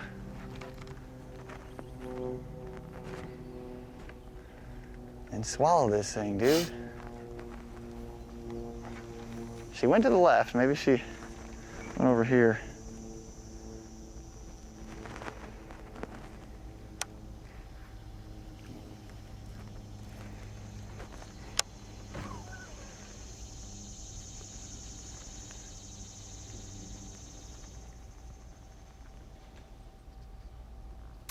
Such has mentioned it, Tommy, Z, we've all talked about it. That cut line as we bring it into the Bassmaster Studios. I'm at the Dakota Lithium Screen of Knowledge. The cut line for the top 50 is something that we're going to keep an eye on. There's a lot of great anglers with good history here at the Sabine River that are below that unofficial cut line of top 50. Those will advance to Saturday. Obviously, the top 10 will make it to Sunday. Looking back at the history at the Sabine River, you got to kind of asterisk a little bit. 2013 and 2015, our first 2 years here, Louisiana waters were still in play. Since then, a lot of different rules and regulations have kind of prohibited us from getting to some of those areas without it getting sticky for some of our fishermen. So just Texas waters involved for 2018, 21, and this year's event. Looking at the top 50, or at least it was been 53 in the past, 49 in the past, but that cut line, 10 even the first year we were here, 11-10, 15-11, the only time we've been here in June. It was the highest cut weight, and then 14-10 the last time we came here, which is interesting because that was the lowest weight considerably for the winner's weight, but yet it was one of our highest top 50 cut lines. Today, guys, Taku Ito sitting there 49th place after day one weigh-in, just above that cut line. But the guy on the bubble yesterday, Kyle Norsetter, Bassmaster Elite Series rookie, we saw him at Santee Cooper do well. He had 6 pounds, 12 ounces on day one and was the bubble boy, 50th place, and it's basically ounce by ounce below him and ounce by ounce above him. 612, we normally double that and add a pound or subtract a pound. If we doubled that weight, it would be 13 pounds, 8 ounces, which falls right in the middle of all of our cut weights for the past years. I'll put it to you guys, 13.8. Does that get you well in the cut? Does that get you the cut? It's 11.5 right now. Will it be up to 13.8 by this evening? Maybe a little less? 11.7 now, right? Yeah, it's about 11.5 right now. Yeah. Will we subtract a pound? I say it does. You say it does? Yeah. It hits 13.5? I say it don't. I think it'll be down. 13 even. I think we lose half a pound from doubling. All right. 13 even. That Yeti hot seat is just gripping heat. Oh my gosh, yeah. That's Jamie Hartman, Brandon Carr, John Cruz, the man on the hot seat right now. Zaldane needs a good one for AOY race and getting in the classic hunt just below the cut line. TJ Queen was above it about 30 minutes ago. Now he is below the cut. He's got time to get back above it again. We still got about 1 3/4 hours to fish. We'll take a break and come right back. No, we're staying here. We're not staying here. Coming right back, Tommy. You throwing a break. Coming right back to the man with the green pants. Quick. Chad Pipkins. Hey, well, we're not going. Yeah. I'm sorry. That music was a little. It was. You know, it put me in a mood. If I had to pick between. Stop talking. Oh, little thing on there. I see him. It's a keeper. Yeah. Say, look, little. Bigger than my other ones, huh? Come on with it.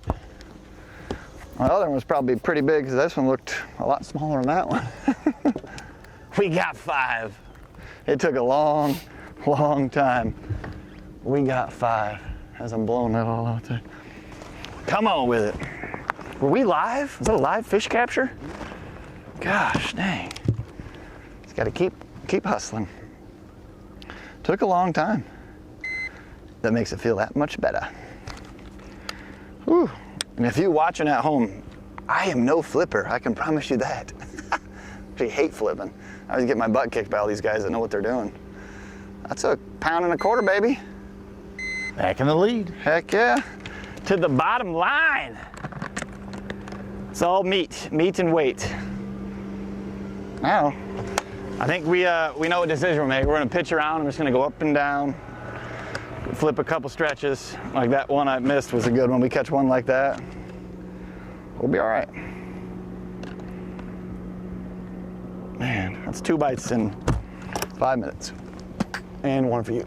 Oh God. Dude, I threw in there and I thought it was small. I saw her, she went, I'm like, oh my gosh. It didn't look big though, and I picked up and it was just easing off, baby. I think I want to do that again. This is kind of fun. Z, I was told to rib you. How did I I was told to call you out by one Davey Height that says, I have caught a bass on the Sabine River on a jerkbait. Give me a break. And Carl Sweeback won the Open here on a soft plastic jerkbait. Yeah, so, got it.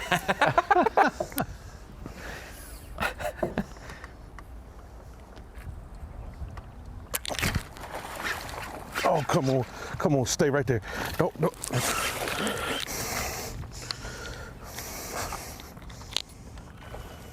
Now we in. But look, you see that current start running like that? Sometimes you just gotta get back out here on them. Old Ryogi hook, save that one. All right. Not scared to go full We blown. need Elvis one Presley. more for that yellow tag. Just a little bit, I think. The funny thing, sometimes you gotta get back on. I don't know what they eating.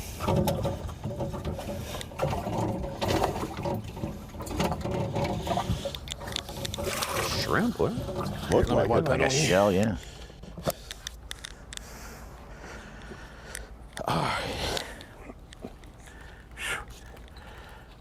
I mean, you just gotta keep plugging along. They're not going nowhere.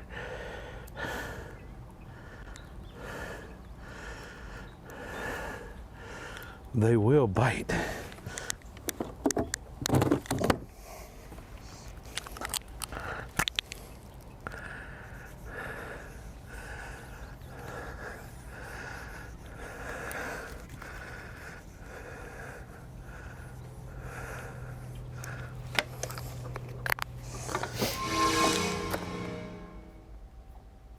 All right. A suggestion that it might be picking up Two a tiny pretty bit. critical bites right there Yeah. for both anglers. Absolutely.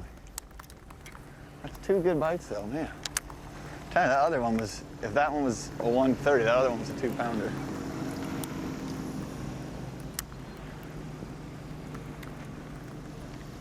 And the crazier thing is both of them literally smoked it. I watched both of them bite it, basically.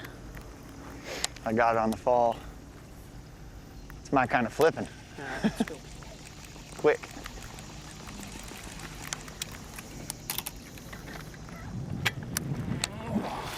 Let's get rid of that little peanut, man. That'd be sweet.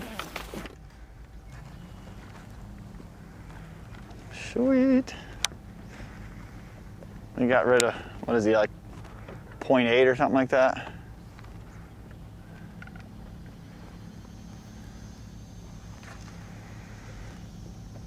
Thank you, keeper. We don't have to go to Cow Bayou now. We can hang out, hit a couple more sweet spots, maybe catch a big one. Do some flipping.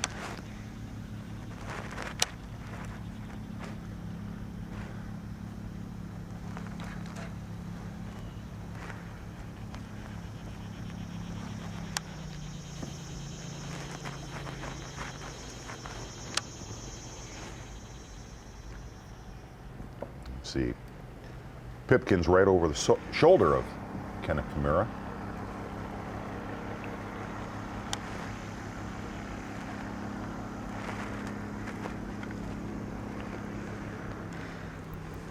Those 2 fish bit like they hadn't seen a bait. Like they're actually hungry. Let's catch a couple more. So I was talking about though, you just hit a stretch. And I don't know if this is a stretch or not. But it sure seems like 2 bites in 5 or 6 minutes.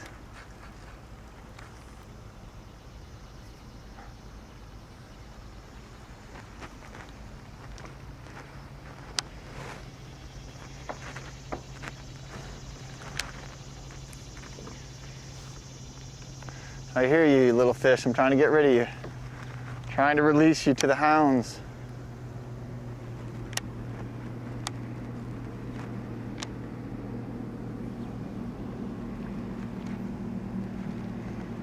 Something big.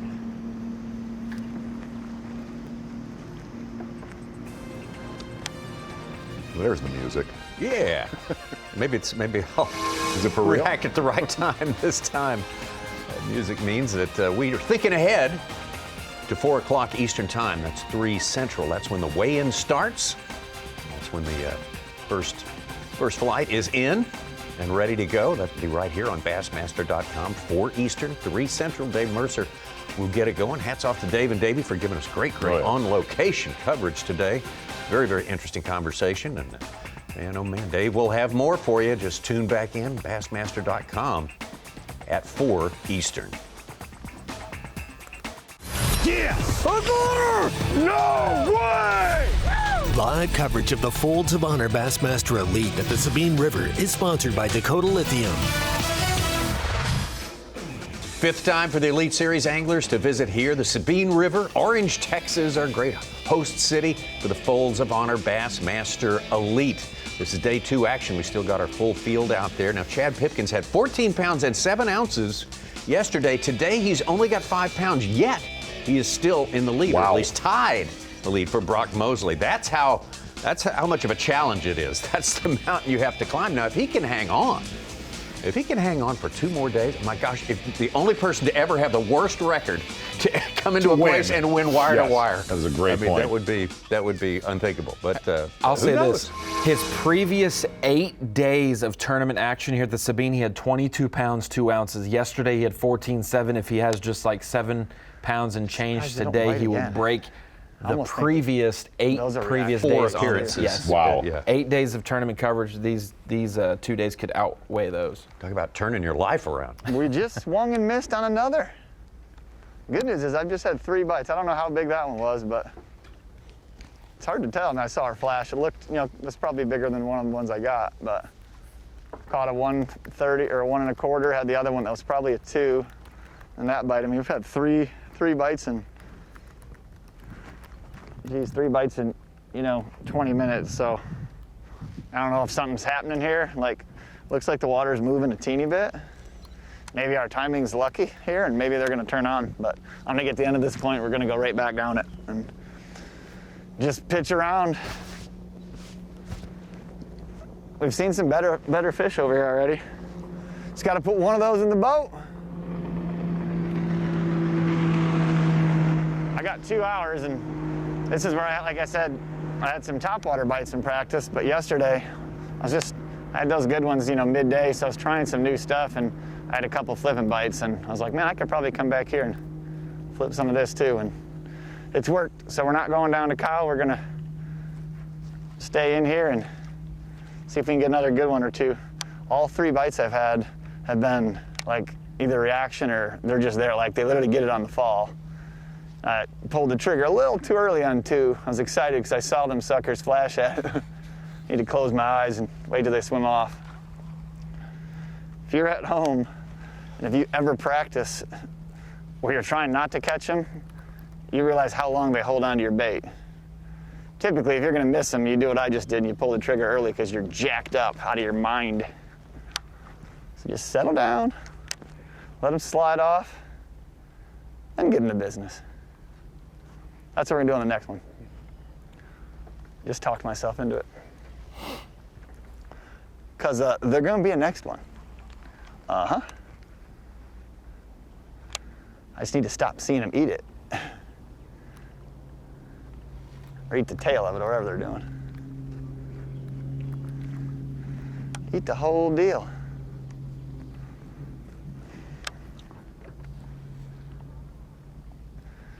Yesterday was fun with that big bag I got, but today, I'm pretty proud of today.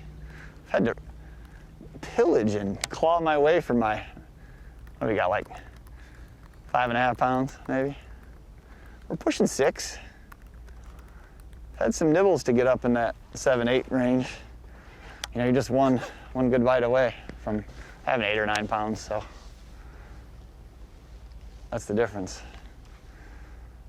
But now, there's no raw weight left on the table because we got our 5.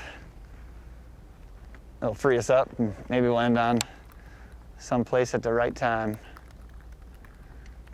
That's all it takes.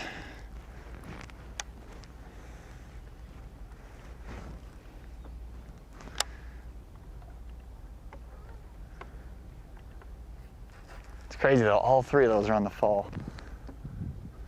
My kind of flipping. Throw it in there, pull it out.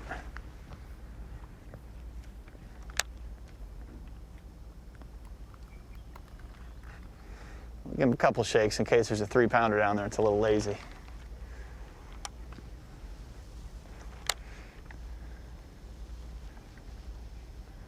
Oh my gosh, I'm trigger happy.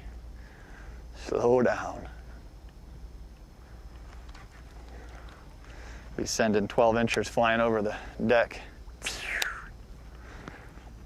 Little Sabine River missiles.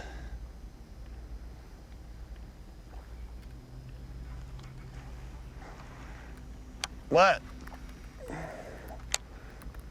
One of them's not going to move, and it's going to be where you hear me go, "Hoo!" Keith Pochet's out of his backwater and just culled to 5th place, pound out of the lead. Same-ish game plan. I do think there's a window, like in the morning when that water, we'll have an extra hour of that moving water in the morning. And I think it could, I'm going to start in that drain. And then I'll probably crank just that one section. Because I mean, I had that 2.5, another little keeper. I feel like I could hit that and just fish it like we did today. Just kind of buzz through there.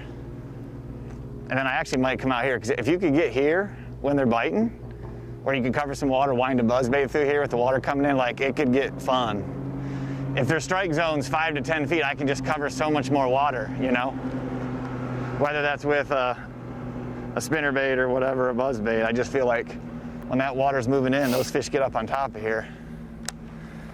It could definitely happen quick. So that's probably the plan. I won't go back into that deal tomorrow. That hasn't really paid off way back in there. I mean, I've caught a couple keepers, but just feel like those big ones are wanting to be out around this stuff, or in some flow. The good news is we get to play around tomorrow and try to figure it out. What was that? What was that? And there'll be a few less people.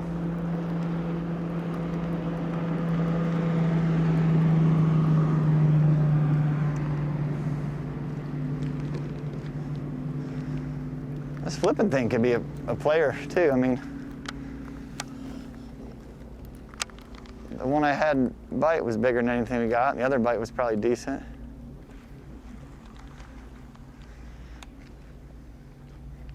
I've been doing it for what, 20 minutes?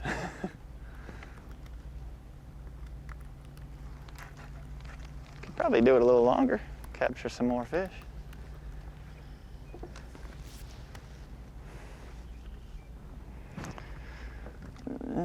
1:33.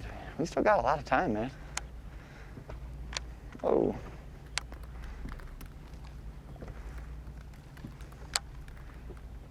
Come on, big girl. Some fish catches hitting. Brian New's in our top 10. He just caught 3 fish, a couple 2-pounders. Get over near 8 pounds in 10th place. Caleb Summerall called up to 12 1/4. Man. Caught a 2.5 to go with his 2 3-pounders and a 2 1/4.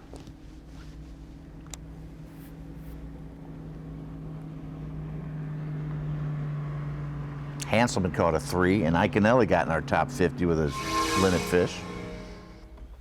May not stay there, but. So I'm trying to there's some dang keepers around here. It's just whether or not you freaking throw it in front of one.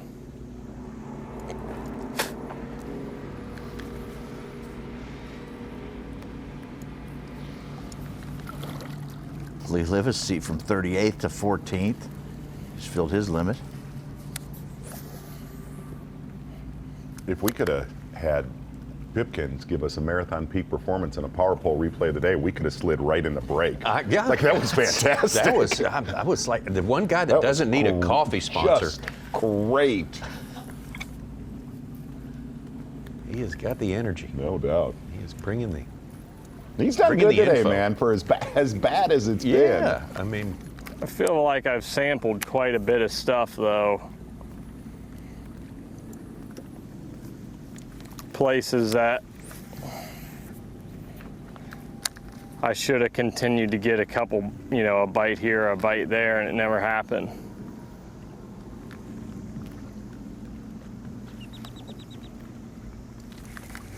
Maybe they all got eaten.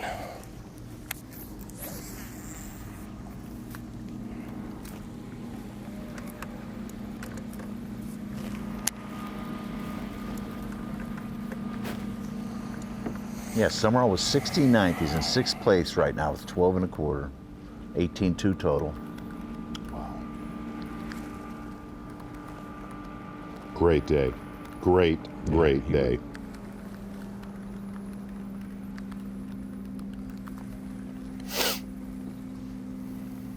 Sounds like Hunter Schreyer would be surprised to learn that he is currently in 8th place. Yeah, exactly. Right. Absolutely.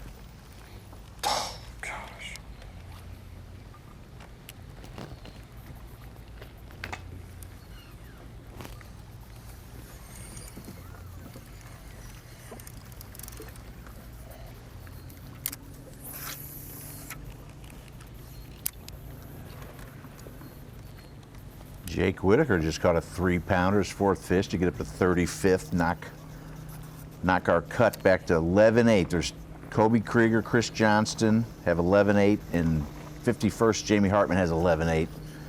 And Card and Cruz have 11-7.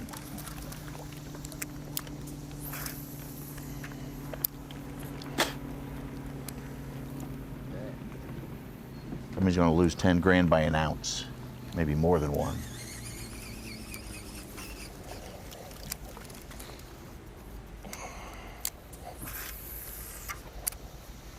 What the heck?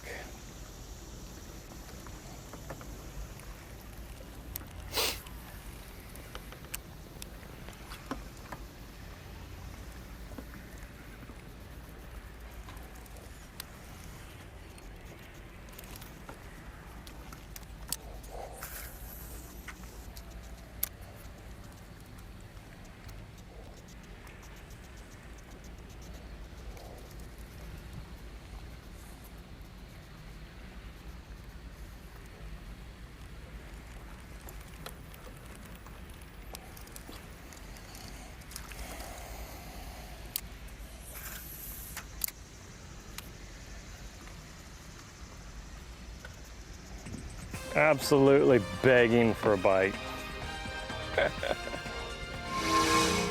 I feel you, Hunter Schreyer. There's no doubt about it, Oh bud. boy, I know that it's getting really sultry and just a little slow out there Yes. for some of our anglers. Thick. Yet.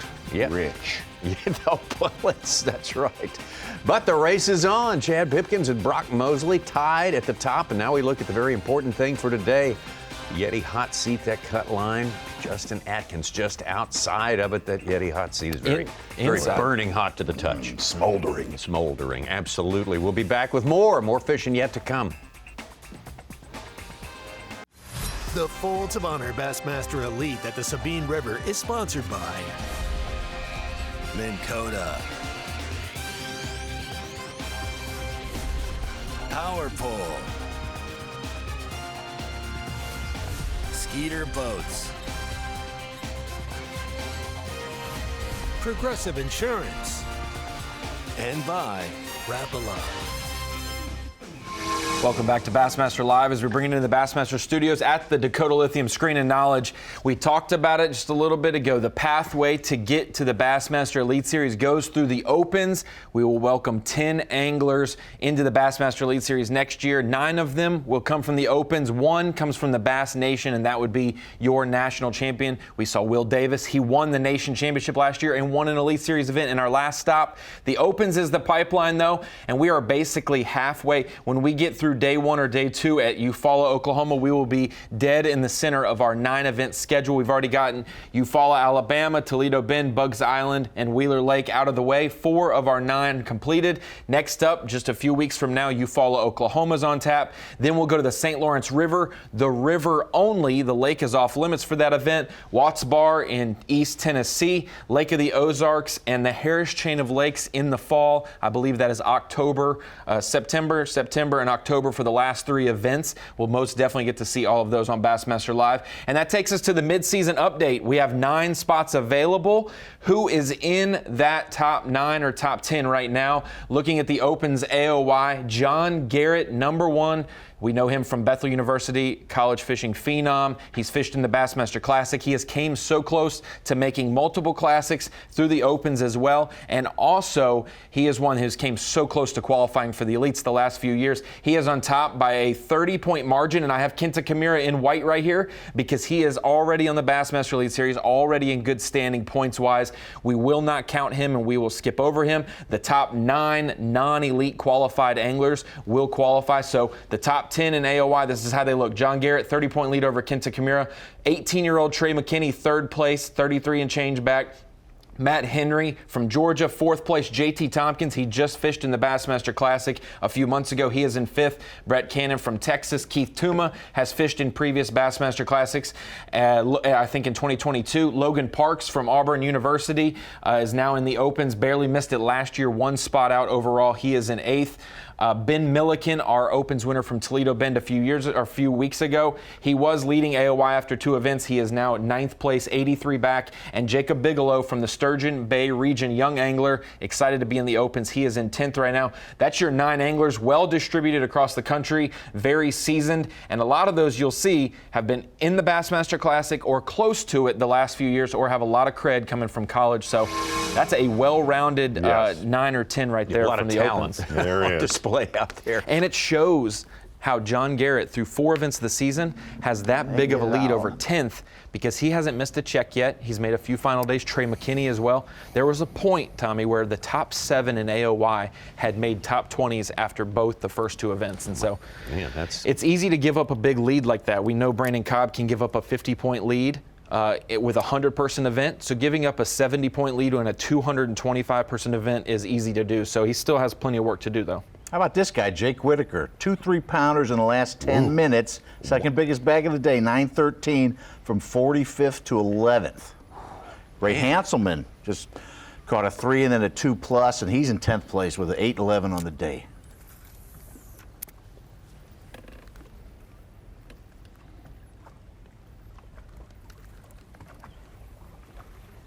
Yeah, those are just such massive swings on 1 or 2 bites. Whitaker's one who made a top 5 here in the June event. The last time we were at the Sabine River. A few people picking him for their fantasy teams, for sure. Alrighty. I probably need it more than he does, so I need that top 10. Matty Wong with a 3-pound, 4-ounce, our 13th fish over 3 pounds today. Got anything left in you? Moved into 11th ahead of Little Whitaker. Guy. He's got 10-13.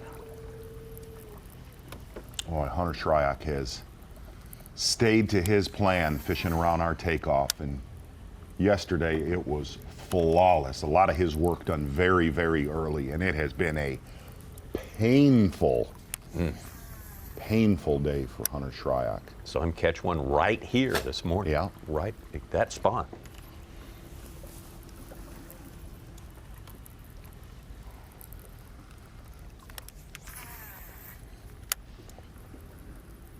And to put a button on the opens, we had a couple, I mean, all these anglers have some kind of credentials signing up this year, a bunch, 175 invested in all 9 of them. Guys like Bobby Lane and Ish Monroe trying to make it back to the Elite Series. They're 2 of the biggest names that people are focused on. Bobby Lane in 18th right now. About, what is he? About 50 points from the top 10, which would get him in, so he's not far from there. And then Ish Monroe is 66th. Got some work to do, but still over half the season left. He is going to need a big swing. But I have not been executing. You do not want those guys to be in contention or close. I wasn't flipping in the tournament, yesterday. If you're trying to also qualify when we get to the Harris chain. Yes. Because that's going to be a wheelhouse. Yeah. And a huge weight event. Get some extra bites, quarter ounce, and they're eating it on the fall. So you could probably throw braid. I got 22 now, but I missed those couple, and I just had a good one, like a 2.5 pounder. On the fall, it was 3 feet over, and I swung, and she had it, and I broke her off. So that's where I'm at now.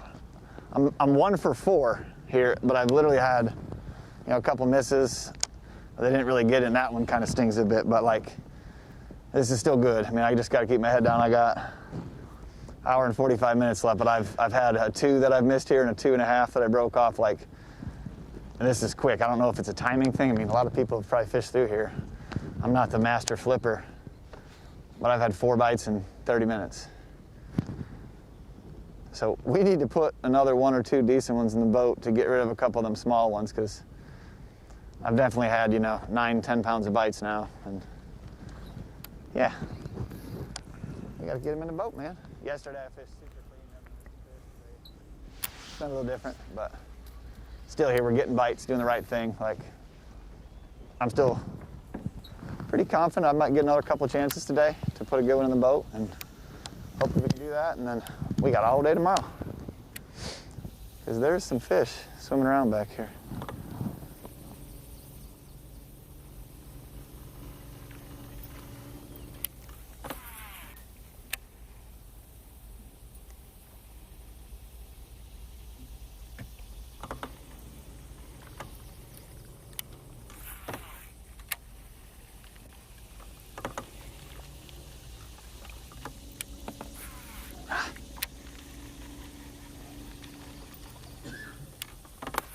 Too big a rush now.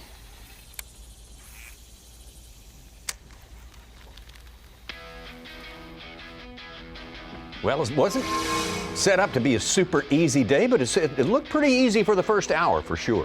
Really did. If you're going to tune in tomorrow on FS1, definitely the first couple hours of competition, that is when it is going. And really kind of listening to Chad Pipkins right there. He has had several opportunities today to not only lead this thing, but lead it by a pretty comfortable margin. But yet another solid day on the Sabine River, where Such has been calling out a couple big fish here in really the last 45 minutes, which is going to prove very huge at today's weigh-in.